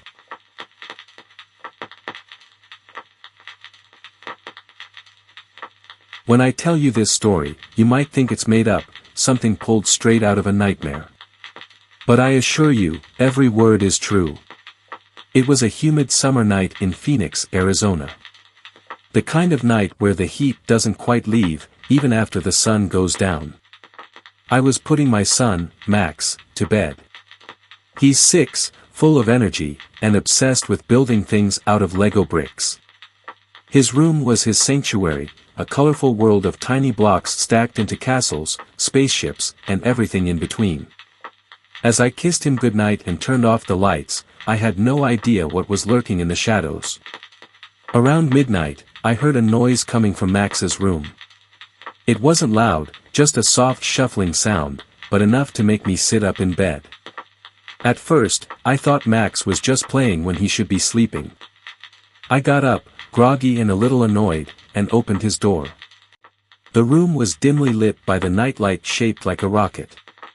At first glance, everything seemed normal. Max was fast asleep, his little body curled up under his dinosaur blanket. But then, my eyes landed on his Lego castle. It was on the floor by the window, where he always left it. And wrapped around it was something that made my blood run cold. A massive snake. It was coiled tightly around the castle, its thick body crushing the colorful bricks. The snake's head was lifted, its tongue flicking the air as if it could sense me standing there. I froze. My heart pounded so loudly I thought it might wake Max. The snake's dark eyes seemed to meet mine, and for a second, I couldn't move. Finally, I snapped out of it. I backed out of the room and closed the door, my hands trembling. My mind raced. How did it get in? What kind of snake was it? And most importantly, how do I get it out without waking Max or, God forbid, getting anyone hurt? I grabbed my phone and frantically searched for someone who could help. That's when I found Mike Harrison, a local snake wrangler with a reputation for handling the biggest, meanest reptiles Arizona had to offer. I called him, barely able to get the words out. To my relief, he said he'd be there in 20 minutes. Those 20 minutes felt like an eternity. I stood outside Max's door, listening for any sound, praying the snake wouldn't move. When Mike arrived, he was calm, almost too calm. He had a rugged look about him, with a weathered face and a thick southern drawl. He carried a long pole with a hook on the end and a large sack slung over his shoulder. "All right, ma'am, let's see what we're dealing with," he said. I opened the door as quietly as I could, and we both stepped inside. Mike's eyes widened when he saw the snake. "Well, that's a beauty," he whispered. I didn't share his appreciation. Mike got to work immediately. He moved slowly, every step deliberate. He used the hook to gently nudge the snake, trying to coax it off the Lego castle. The snake hissed, its body tightening around the bricks. I held my breath, my hands gripping the doorframe so hard my knuckles turned white. "Don't worry," Mike said softly. "I've got this." It took what felt like forever, but Mike finally managed to get the snake into his sack. As he tied it shut, he turned to me with a grin. "It's a boa constrictor.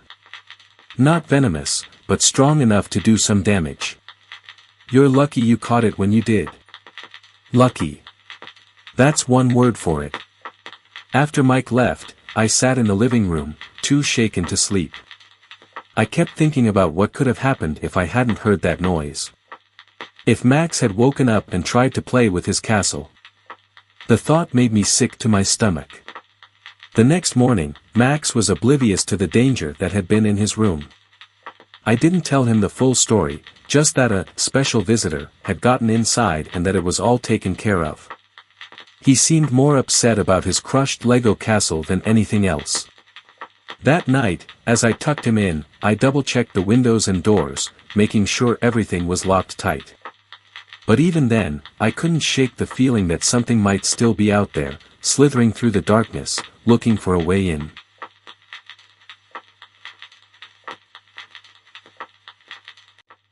I never thought my evening commute would turn into the most horrifying experience of my life. My name is Natalie Garrett, and I'm a 43-year-old paralegal living in Chicago. Every day, I take the same train home from work, the 6:15 Red Line. It's usually crowded, filled with the hum of tired conversations and the faint screech of the train's wheels on the tracks. But that day was different. It was a chilly October evening, the kind where the wind cuts through your coat like a knife. I was late leaving the office, rushing down the steps of the station as the familiar roar of the approaching train echoed through the tunnel. My heels clacked against the concrete as I pushed past a group of teenagers and darted toward the platform edge. The train's doors slid open, releasing a wave of warm, stale air. I hesitated for a moment. Something about the train felt off. The lights inside flickered erratically, casting eerie shadows on the passengers' faces. My heart raced, but I shook off the unease and stepped toward the doors. Just as my foot hovered over the gap, I changed my mind. Maybe it was the flickering lights or the strange silence that had fallen over the platform, but I decided to wait for the next one. I took a step back. That's when it happened. The doors snapped shut, faster than I'd ever seen before. My coat got caught. I yanked at the fabric, but the grip was unyielding. Panic surged through me as the train lurched forward, dragging me along the platform. I screamed, but the sound was drowned out by the screeching wheels.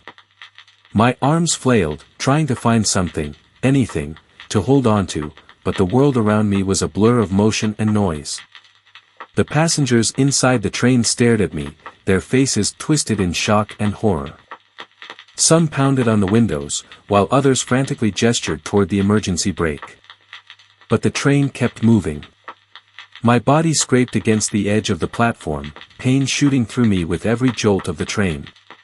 And then, as if by some miracle, a man inside the train managed to wedge his fingers into the door. Others joined him, prying and pulling with desperate strength.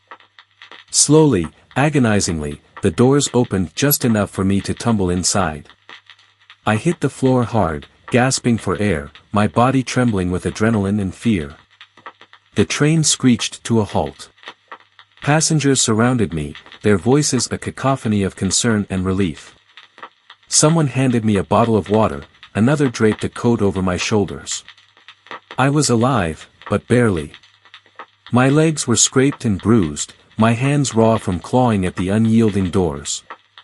But the worst part wasn't the physical pain, it was the feeling that something malevolent had been watching me, that the train itself had tried to claim me. Later that night, as I lay in my bed, bandaged and shaken, I couldn't shake the memory of the train. The flickering lights, the way the doors had snapped shut so quickly, the unrelenting force that had dragged me along the platform, it all felt deliberate, as if the train had a mind of its own. I'd heard urban legends about haunted trains before, but I'd never believed them. Now, I wasn't so sure. The next morning, I decided to take a different route to work. As I waited for the bus, I glanced at my phone, scrolling through the local news. My breath caught in my throat when I saw the headline, "Red Line Train Malfunctions, Nearly Causes Fatal Accident." The article mentioned me, described the harrowing event in clinical detail. But what stood out was a line buried near the end, "This is the third reported malfunction on the Red Line this month." Third malfunction. My hands trembled as I scrolled further, finding articles about other incidents. A man who'd been trapped in the doors and dragged several feet before being freed. A woman who claimed she'd heard whispers coming from the train walls, only to faint when the lights went out. A child who swore he saw a shadowy figure standing at the end of the car, even though the security footage showed nothing. I couldn't ignore the pattern. Something was wrong with that train. Something unnatural. Even now, weeks later, I can't bring myself to set foot on the Red Line. Every time I hear the distant rumble of a train, my heart races, and I'm transported back to that night. I survived, but I'm haunted by the thought that others might not be so lucky. So if you ever find yourself in Chicago, waiting for the Red Line, pay attention. Watch the lights, listen to the sounds, and trust your instincts. Because sometimes, the most ordinary things can hide the darkest secrets. And sometimes, the train doesn't take you where you want to go, it takes you where it wants.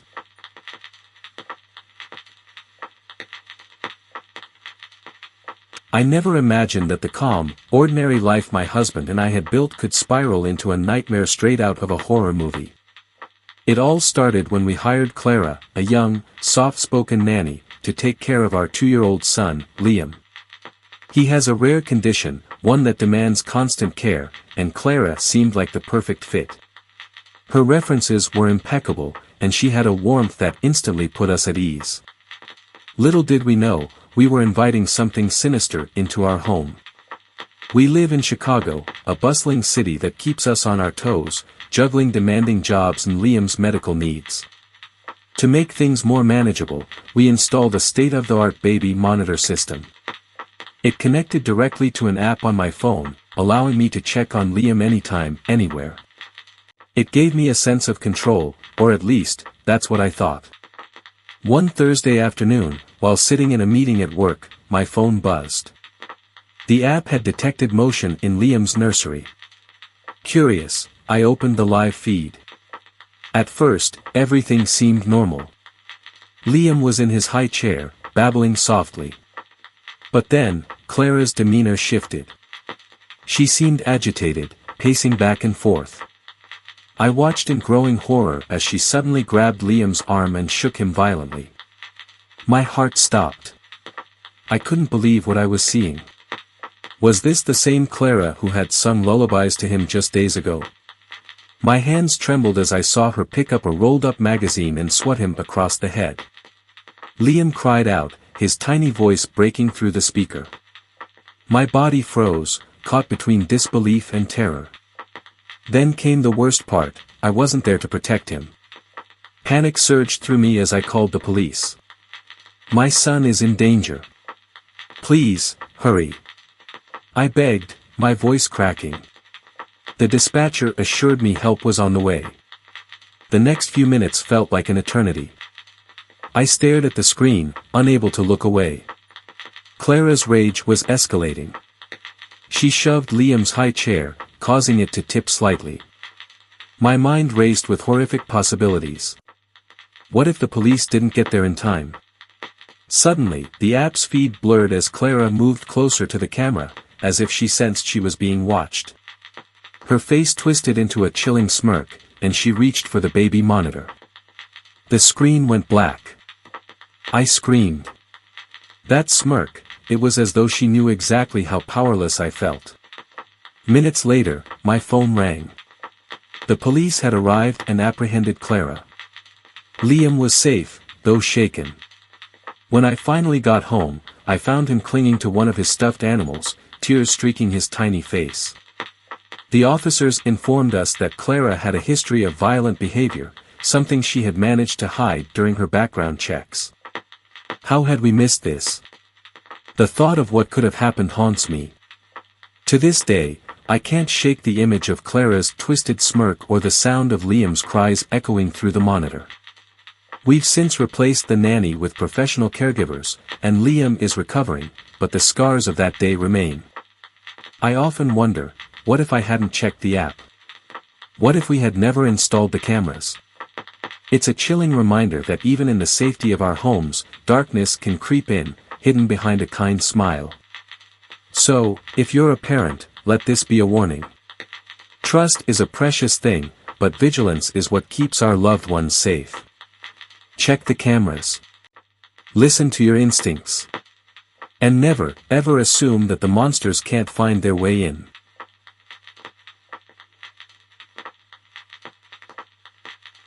I've never shared this story before.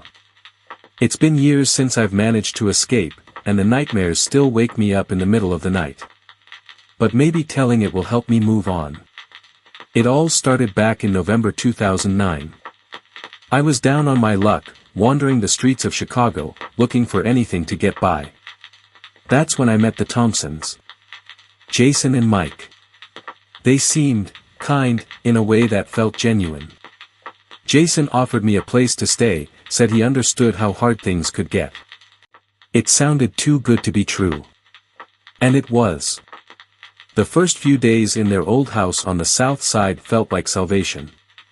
Warm meals, a bed, even a shower. Mike didn't talk much, but Jason had this way of making you feel like you owed him. By the end of the week, he asked if I'd help out around the house. Just small chores. I didn't mind, it felt fair. But things changed quickly. One night, Jason came home drunk. He started yelling about money, how I wasn't pulling my weight. Before I could say a word, he grabbed my arm, squeezing so hard I thought it would snap. Mike stood in the doorway, watching. He didn't say anything, just stared. That was the first time I realized I wasn't their guest. I was their prisoner. The next morning, Jason threw a plastic bag at me. Inside was a ragged hoodie and some torn jeans. "You're going out today," he said. "Bring back cash, or don't bother coming back at all." I tried to argue, but he slapped me so hard my vision blurred. Mike handed me a cardboard sign that read, "Hungry. Please help." For the next 7 years, I lived a nightmare. Every morning, they'd drop me and another guy, Peter, in different parts of the city. We'd beg for money, sometimes even break into houses to steal jewelry or electronics. Whatever we brought back, Jason and Mike would take it all. If they thought we were holding out on them, the punishments were brutal. Peter once came back with only a handful of coins. Jason locked him in the basement for 3 days without food. Peter and I tried to escape countless times.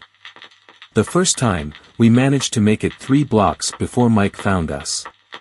He dragged us back by our hair, threw us into the living room, and made us watch as he burned our shoes. "You think you can leave?" Jason sneered. "You belong to us." One night, Peter whispered a plan. "Next time they're both out, we'll run. Head straight to the police." But when the opportunity came, I hesitated. The fear had eaten away at my courage. Peter went alone. I never saw him again. Jason told me Peter had been hit by a car, but I didn't believe him. I still don't. By July of last year, I was a shell of myself. Thin, broken, hopeless. But something shifted. A neighbor, an older woman named Mrs. Carter, started noticing the bruises. One day, she slipped me a note while I was cleaning the front porch. "If you need help, knock on my door tonight." I almost didn't go. The risk was too great. But that night, after Jason passed out drunk and Mike was nowhere to be seen, I took a chance. Mrs. Carter didn't ask questions. She called the police, and within an hour, the nightmare was over. Jason and Mike were arrested, but the scars they left, both physical and emotional, remain. The police never found Peter. Sometimes, I wonder if he's out there somewhere, or if he's just another victim lost to the Thompsons' cruelty. I tell this story not to scare you, but to remind you that monsters are real. They don't always hide in the shadows, sometimes, they offer you a warm meal and a place to stay. Be careful who you trust. And if you ever feel trapped, don't lose hope. There's always a way out, even if it's through the kindness of a stranger.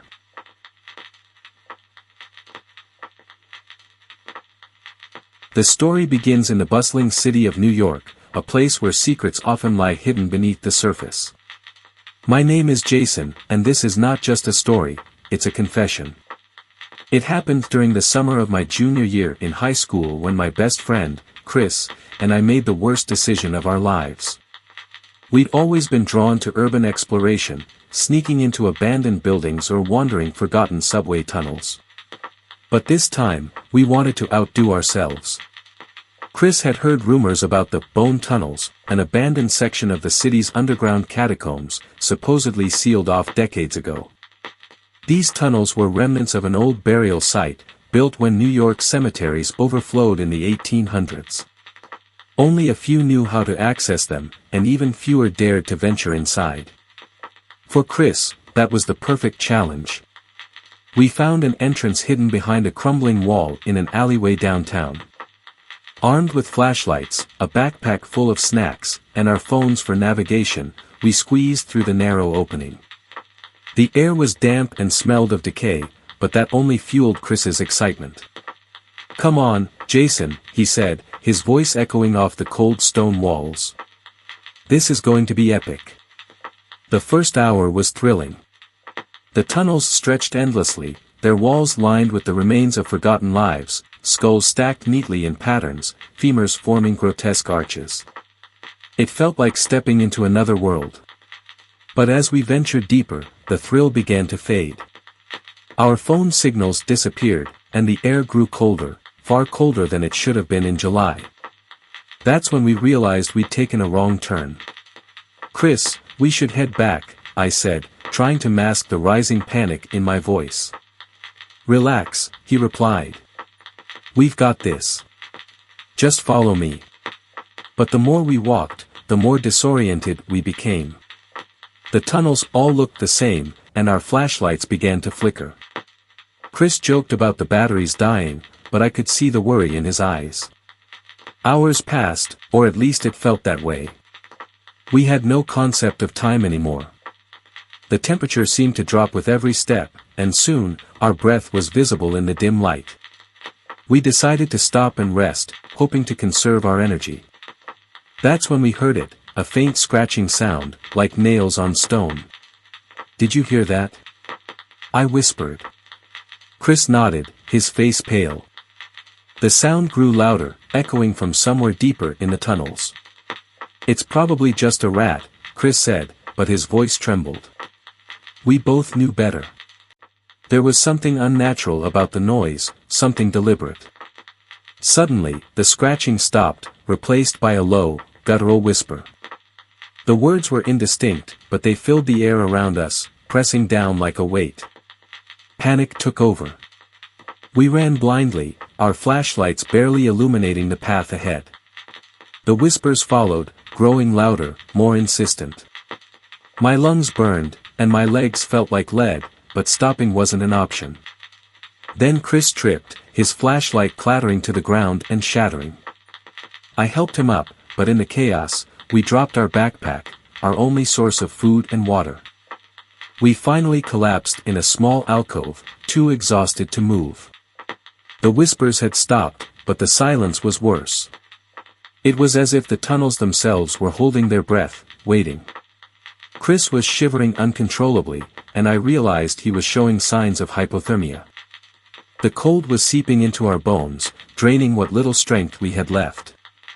Desperation set in. I screamed for help, my voice echoing endlessly. That's when we saw it, a faint light in the distance. At first, we thought it was a rescue team, but as it approached, we realized it wasn't coming from a flashlight. The light was pale, almost ghostly, and it flickered like a dying flame. "Who's there?" I called out, my voice cracking. There was no response, just the sound of footsteps, slow and deliberate. Then the figure emerged, a man dressed in tattered clothing, his face obscured by shadows. He didn't speak, didn't acknowledge us. Instead, he pointed deeper into the tunnels, his hand trembling. "No way," Chris muttered. "We're not going that way." But the man didn't move. He just stood there, pointing. Against my better judgment, I grabbed Chris's arm and followed the figure. Every step felt like a mistake, but we were out of options. The man led us to a massive, iron door covered in rust and strange symbols. Without a word, he pushed it open, revealing a narrow passageway. "This has to be the way out," I said, trying to convince myself as much as Chris. But when we turned to thank the man, he was gone. We stumbled through the passage, and after what felt like an eternity, we saw daylight. Rescue teams were waiting, their dogs barking excitedly. They told us we'd been missing for 3 days. We were rushed to the hospital, suffering from severe hypothermia and dehydration. Chris and I never spoke about the man or the whispers. But sometimes, late at night, I hear that scratching sound in my dreams. And I can't help but wonder, did we really escape, or did we just find another part of the nightmare?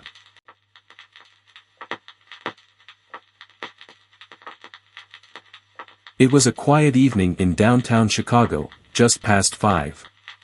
The streets were alive with the hum of traffic and the chatter of pedestrians.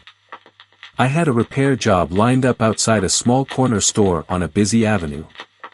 The owner had called me to fix one of the outdoor refrigerators. It was a routine job, nothing I hadn't done 100 times before. The sun was dipping low, casting long shadows across the street. As I crouched next to the fridge, tools in hand, I heard the faint jingle of a dog's collar. A large dog was tied to the iron railing just a few feet away. Its owner had gone inside the store, leaving it unattended. The dog, a muscular pit mix, sat still, its dark eyes following my every move. I told myself it was just curious. I'd always been good with animals. But there was something unsettling in its gaze, a tension in its posture that made the hair on the back of my neck stand up. Suddenly, without warning, the dog lunged. Its growl was guttural, almost otherworldly. I barely had time to register the movement before it was on me. The force knocked me backward, my tools scattering across the pavement. Its teeth sank into my face with a pain so intense it felt like fire ripping through my skin. I screamed, thrashing wildly, but the dog's grip was unrelenting. I could feel its hot breath against my cheek, its jaws tightening as if it wanted to rip me apart. People were shouting. I heard the door of the store slam open, the startled cries of bystanders. "Get it off him," someone yelled. A man tried to pull the dog away, but it wouldn't let go. Another person grabbed a metal rod from the nearby dumpster and struck the dog's back. It finally released me, but not before tearing a chunk from my lip. Blood poured down my face, pooling on the ground. My vision blurred as the world around me spun in chaos. The owner of the dog emerged from the store, a bag of groceries in hand. His face went pale as he saw the scene. "What the hell happened?" he stammered, dropping his bag. Someone shoved him aside, shouting, "Call 911." The ambulance arrived quickly, but those moments felt like an eternity. Paramedics loaded me onto a stretcher, their voices calm but urgent. As they wheeled me away, I caught a glimpse of the dog. It sat quietly now, its head tilted as if confused by the commotion. The police arrived shortly after, taking statements and trying to determine what had caused the attack. Was it the dog's temperament? Was it protecting its territory? Or was there something else, something darker at play?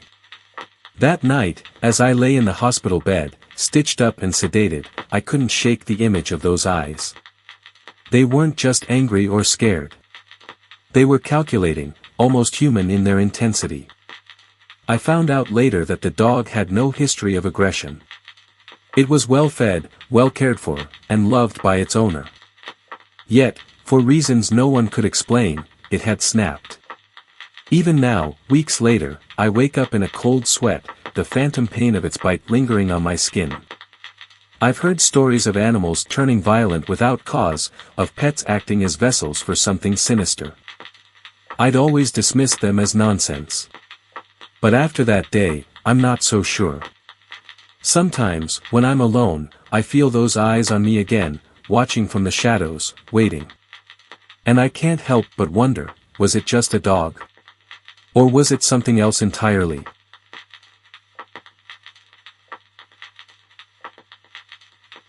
It was supposed to be a peaceful getaway. My husband, Jack, and I had decided to escape the daily grind and immerse ourselves in nature for the weekend. We weren't the outdoorsy type, but something about the idea of camping in Yosemite National Park felt right. The towering trees, the crisp mountain air, and the promise of quiet nights under the stars. It sounded perfect. We arrived late in the afternoon, the sun casting a golden hue over the forest. After setting up our tent and gathering some firewood, we settled down with a warm cup of coffee, feeling the weight of the city melt away. The only sounds were the gentle rustling of leaves in the breeze and the distant calls of birds. For a moment, everything felt peaceful, almost too peaceful. As the sun dipped below the horizon, the temperature dropped quickly. The night grew still, the kind of stillness that wraps around you like a thick blanket, making you feel like the forest is holding its breath. Jack had fallen asleep beside me, but I couldn't shake the feeling that something was off. I lay there in the darkness, staring at the ceiling of the tent, listening to the faint noises of the wilderness. Suddenly, I heard something, a low, deep sound that seemed to vibrate through the ground. My heart skipped a beat. It wasn't the usual sounds of night creatures, this was something different. The noise came again, closer this time, followed by heavy footsteps, each thud of the ground resonating in my chest. I shook Jack awake. "Jack, wake up. Something's out there," I whispered, my voice trembling. He groggily turned toward me, still half asleep. "What is it?" he mumbled. I think it's a bear." I grabbed the flashlight, my hands shaking, and turned it on. The beam cut through the darkness, but all I could see were the trees swaying in the wind. Then, I heard it again, the unmistakable sound of something massive moving through the forest. "Stay quiet," I whispered, my voice barely a breath. Jack's eyes went wide as the realization hit him. The noise grew louder, closer, until it was almost upon us. I could hear the heavy, labored breathing of something big, something powerful. And then, in the flickering light of the flashlight, I saw them.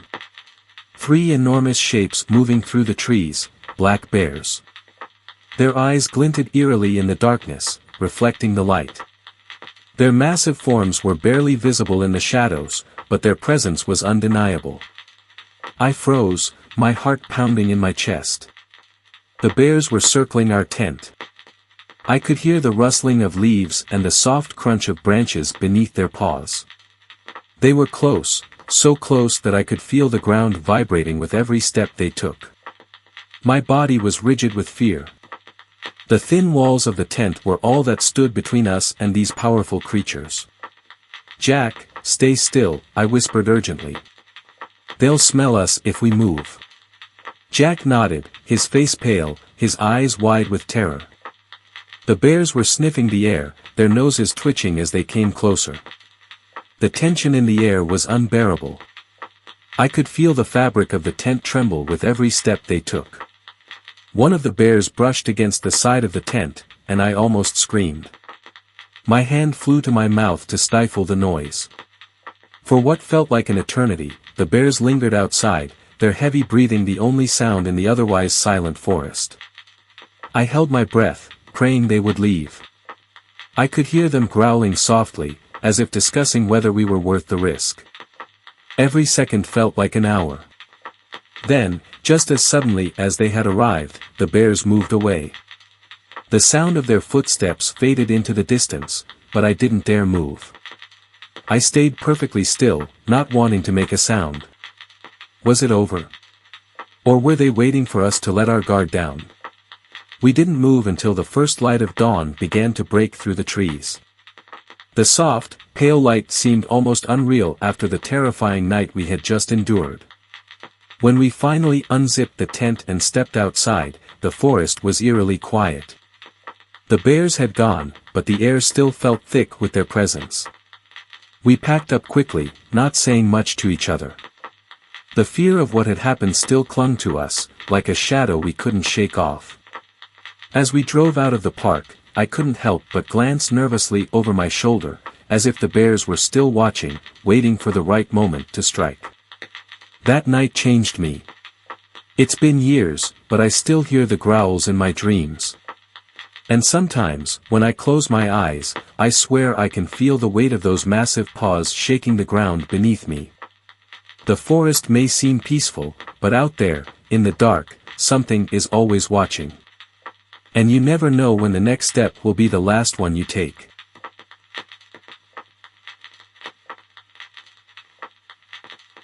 There are places that hold on to their darkness, where the very air seems thick with forgotten memories. Walker's Tunnel in rural Colorado is one such place. I know because I was there in 1985, investigating what the locals called the Cursed Passage. As a paranormal researcher, I'd heard countless ghost stories, but none quite like this. The tunnel's history reads like a horror novel.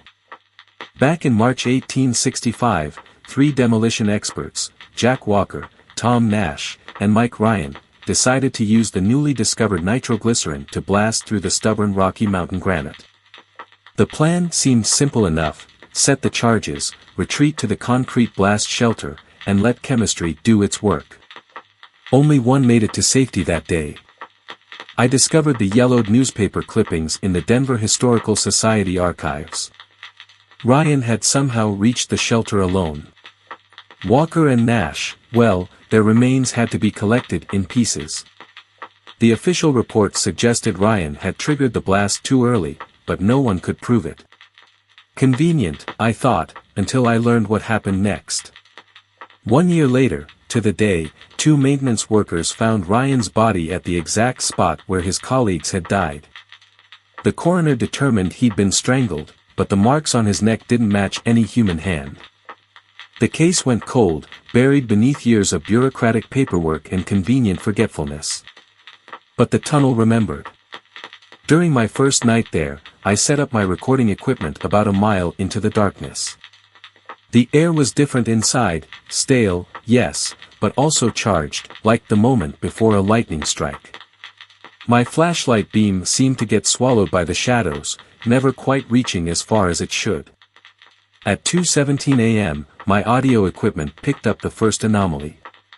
It started as a whisper, barely distinguishable from the natural echo of dripping water. Then it grew clearer, a man's voice, choked with panic, "Jack. Tom. Oh God, what have I done?" I played it off as acoustics, a trick of the wind. That's what any rational person would do. But then the temperature dropped 20 degrees in seconds, and my flashlight began to flicker. That's when I heard the screams. They weren't echoes from the past, they were immediate, present, surrounding me in the suffocating darkness. Multiple voices overlapped, creating a horrifying chorus of agony. I recognized them from the historical accounts, the 13 workers who died in the gas explosion of 1868, when the water pumping station collapsed. Through my camera's night vision display, I saw something that still haunts my dreams, figures moving through the solid rock walls, their forms twisted and broken, their faces frozen in eternal screams. They were reaching out, not toward me, but toward something behind me. I ran. The next day, I did what the historical record said had finally brought peace to Walker's Tunnel over a century ago. With the help of modern ground-penetrating radar, I located 2 previously undiscovered bodies sealed within the tunnel walls, workers who had been listed as missing after the 1868 collapse. Once they were properly buried alongside their colleagues, the screams stopped. The temperature normalized. The tunnel became just a tunnel again. But sometimes, on particularly quiet nights, locals say you can still hear whispers echoing from deep within the mountain. They say it's Mike Ryan, eternally searching for forgiveness from the colleagues he betrayed, forever walking the dark passage where his guilt finally caught up with him. I don't do paranormal research anymore. Some places, I've learned, don't just record tragedy, they feed on it, growing stronger with each dark deed committed within their bounds. Walker's Tunnel taught me that some stories are better left untold, some secrets better left buried in the dark. But I still wake up some nights, my ears ringing with phantom screams, wondering if anyone else has heard them too. And I know, somewhere in those Colorado mountains, 3 demolition experts are still there, endlessly reliving their final moments in the darkness of Walker's Tunnel.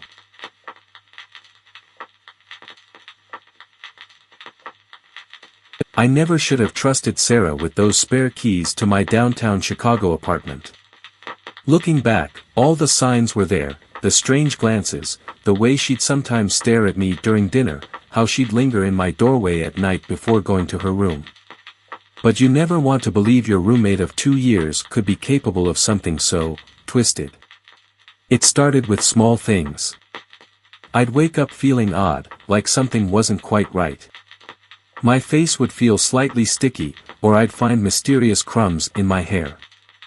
I blamed it on my own bad habits at first, maybe I'd forgotten to wash my face before bed, or perhaps I was eating late-night snacks in my sleep. We all try to rationalize the inexplicable, don't we? But then I installed that nanny cam. Not because I suspected Sarah, God, no. I was worried about my cat, Midnight, who'd been acting strange lately. He'd stopped sleeping in my room, something he'd done religiously since I adopted him. Now I know why. The footage from that first night still haunts me. It was 3:27 a.m. when my bedroom door slowly creaked open. The infrared camera captured Sarah's silhouette, standing there, watching me sleep for what felt like an eternity. Then she moved, so deliberately, so purposefully, toward my bed. She was carrying something. A bag. I watched in horror as she began her ritual, carefully placing potato chips on my forehead, arranging them in some sort of pattern. Then came the peanut butter, which she delicately spread across my cheeks. M&Ms followed, precisely positioned around my mouth. All while I slept, blissfully unaware, thanks to the sleeping pills she'd been slipping into my evening tea. But the true horror wasn't in the food. No, it was her expression, the look of pure satisfaction on her face as she defiled my unconscious form. She would whisper things, terrible things, about making me her canvas and how beautiful I looked covered in her art. The final night, the night everything came to a head, I pretended to take my tea but poured it down the drain instead. I lay in bed, heart pounding, waiting. She came, as usual, but this time was different. After arranging her usual artwork on my face, she did something that made my blood run cold. She started to unzip her pants. The warm liquid hitting my mattress jolted me into action. I sprang up, sending her artwork flying everywhere. Sarah didn't scream. She didn't run. She just smiled. "Now you're perfect," she whispered, her eyes reflecting something inhuman in the darkness. I ran out of the apartment, down 12 flights of stairs, not daring to wait for the elevator. I spent the night in my car, shaking, calling the police, and trying to understand how someone I thought I knew could do something so deranged. They arrested her the next day. The police found journals in her room, dozens of them, filled with detailed drawings of faces covered in food, along with rambling entries about marking her territory and claiming her sleeping beauty. Some of the entries dated back years before she met me. I wasn't her first canvas, just her latest. I moved out immediately, found a studio apartment in Lincoln Park where I live alone now. I've installed security cameras, changed my locks 3 times, and I never, ever drink tea before bed. But sometimes, late at night, when I'm drifting off to sleep, I swear I can feel crumbs on my face and hear that whisper, "Now you're perfect." Sarah's in a facility now, getting the help she needs. But I've heard she's responding well to treatment, too well, according to some nurses. And sometimes, I get letters from different addresses, always empty except for a single potato chip and a peanut butter smear. I don't sleep much these days.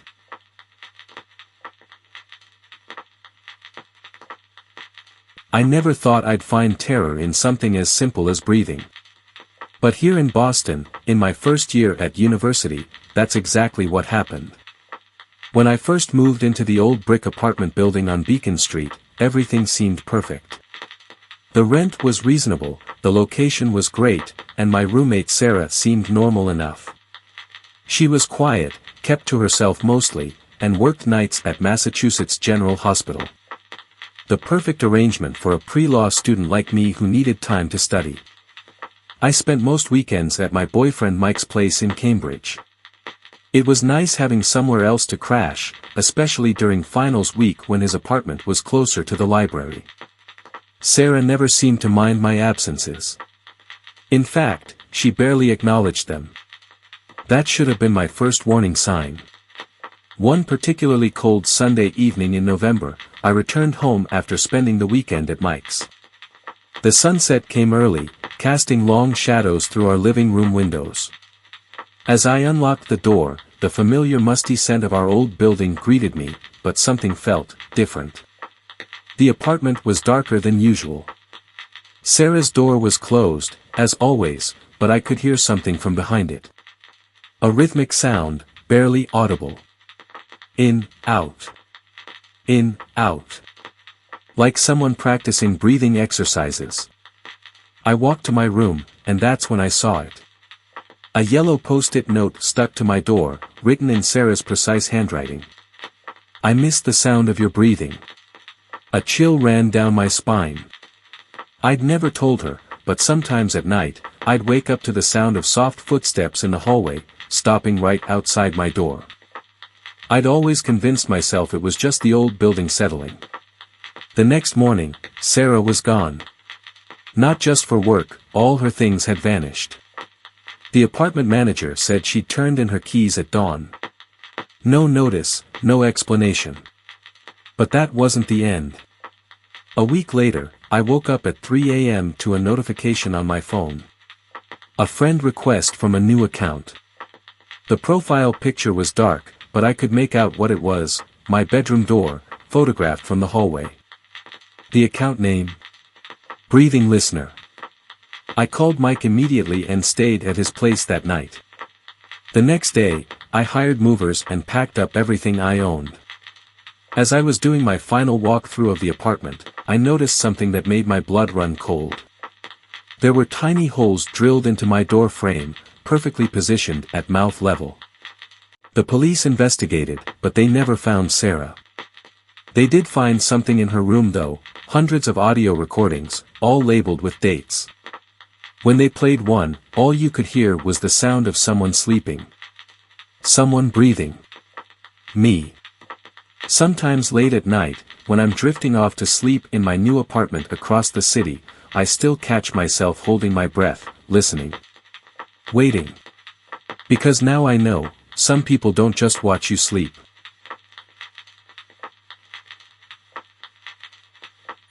It was just another freezing December night in Chicago. The kind where your breath turns to ice before it even leaves your mouth. I'd been at a friend's party in Lincoln Park, maybe had one too many, and decided to call an Uber around 2 a.m. The streets were empty, save for the occasional gust of wind throwing newspaper scraps against the brownstones. I huddled in the doorway, watching my phone screen through numbing fingers. The app showed my driver, Marcus, was 5 minutes away in a black Toyota Camry. Just then, a dark sedan pulled up to the curb. Without thinking twice, I rushed from the doorway's shelter and jumped into the back seat, grateful to escape the cold. The interior was warm but had a strange smell, something metallic, almost like copper. The driver, a large man with broad shoulders, didn't turn around or say anything. He just started driving. I figured he was just one of those quiet types, you get them sometimes in ride shares. I pulled out my phone to check our route, more out of habit than anything else. That's when I saw it. "Hey, your Uber is outside." A new message from Marcus. My blood turned colder than the winter air outside. I looked up slowly, trying to keep my breathing steady. We were heading west, away from my apartment in Lakeview. The streets were becoming less familiar with each turn. The driver still hadn't said a word, his eyes fixed straight ahead, visible only as occasional glints in the rearview mirror. "Excuse me," I managed to squeak out, my voice betraying my fear. "I think there's been a mistake." No response. "Sir. This isn't my Uber, is it?" The driver finally spoke, his words heavily accented and barely audible.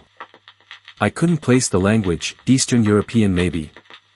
He gestured at his phone mounted on the dashboard, which I now noticed was running some kind of navigation app one didn't recognize. My mind raced through all the horror stories I'd heard about fake ride-share drivers. About people who were never seen again after getting into the wrong car. About bodies found in the Chicago River months later. We turned onto a dimly lit street lined with warehouses. My hand crept toward the door handle, calculating my chances of surviving a roll onto the pavement at 40 miles per hour. Better than the alternative, I thought. Just as I was about to make my desperate escape, the driver pulled up to a familiar intersection. He turned around for the first time, pointing at his phone and then at a building across the street. It was my apartment building. Relief flooded through me as I realized what had happened. He wasn't a predator, he was just a regular taxi driver who didn't speak English and had seen someone who looked cold waiting for a ride. He'd wanted to help. I thanked him profusely, probably confusing him further, and practically threw some cash onto the front seat before stumbling out into the night.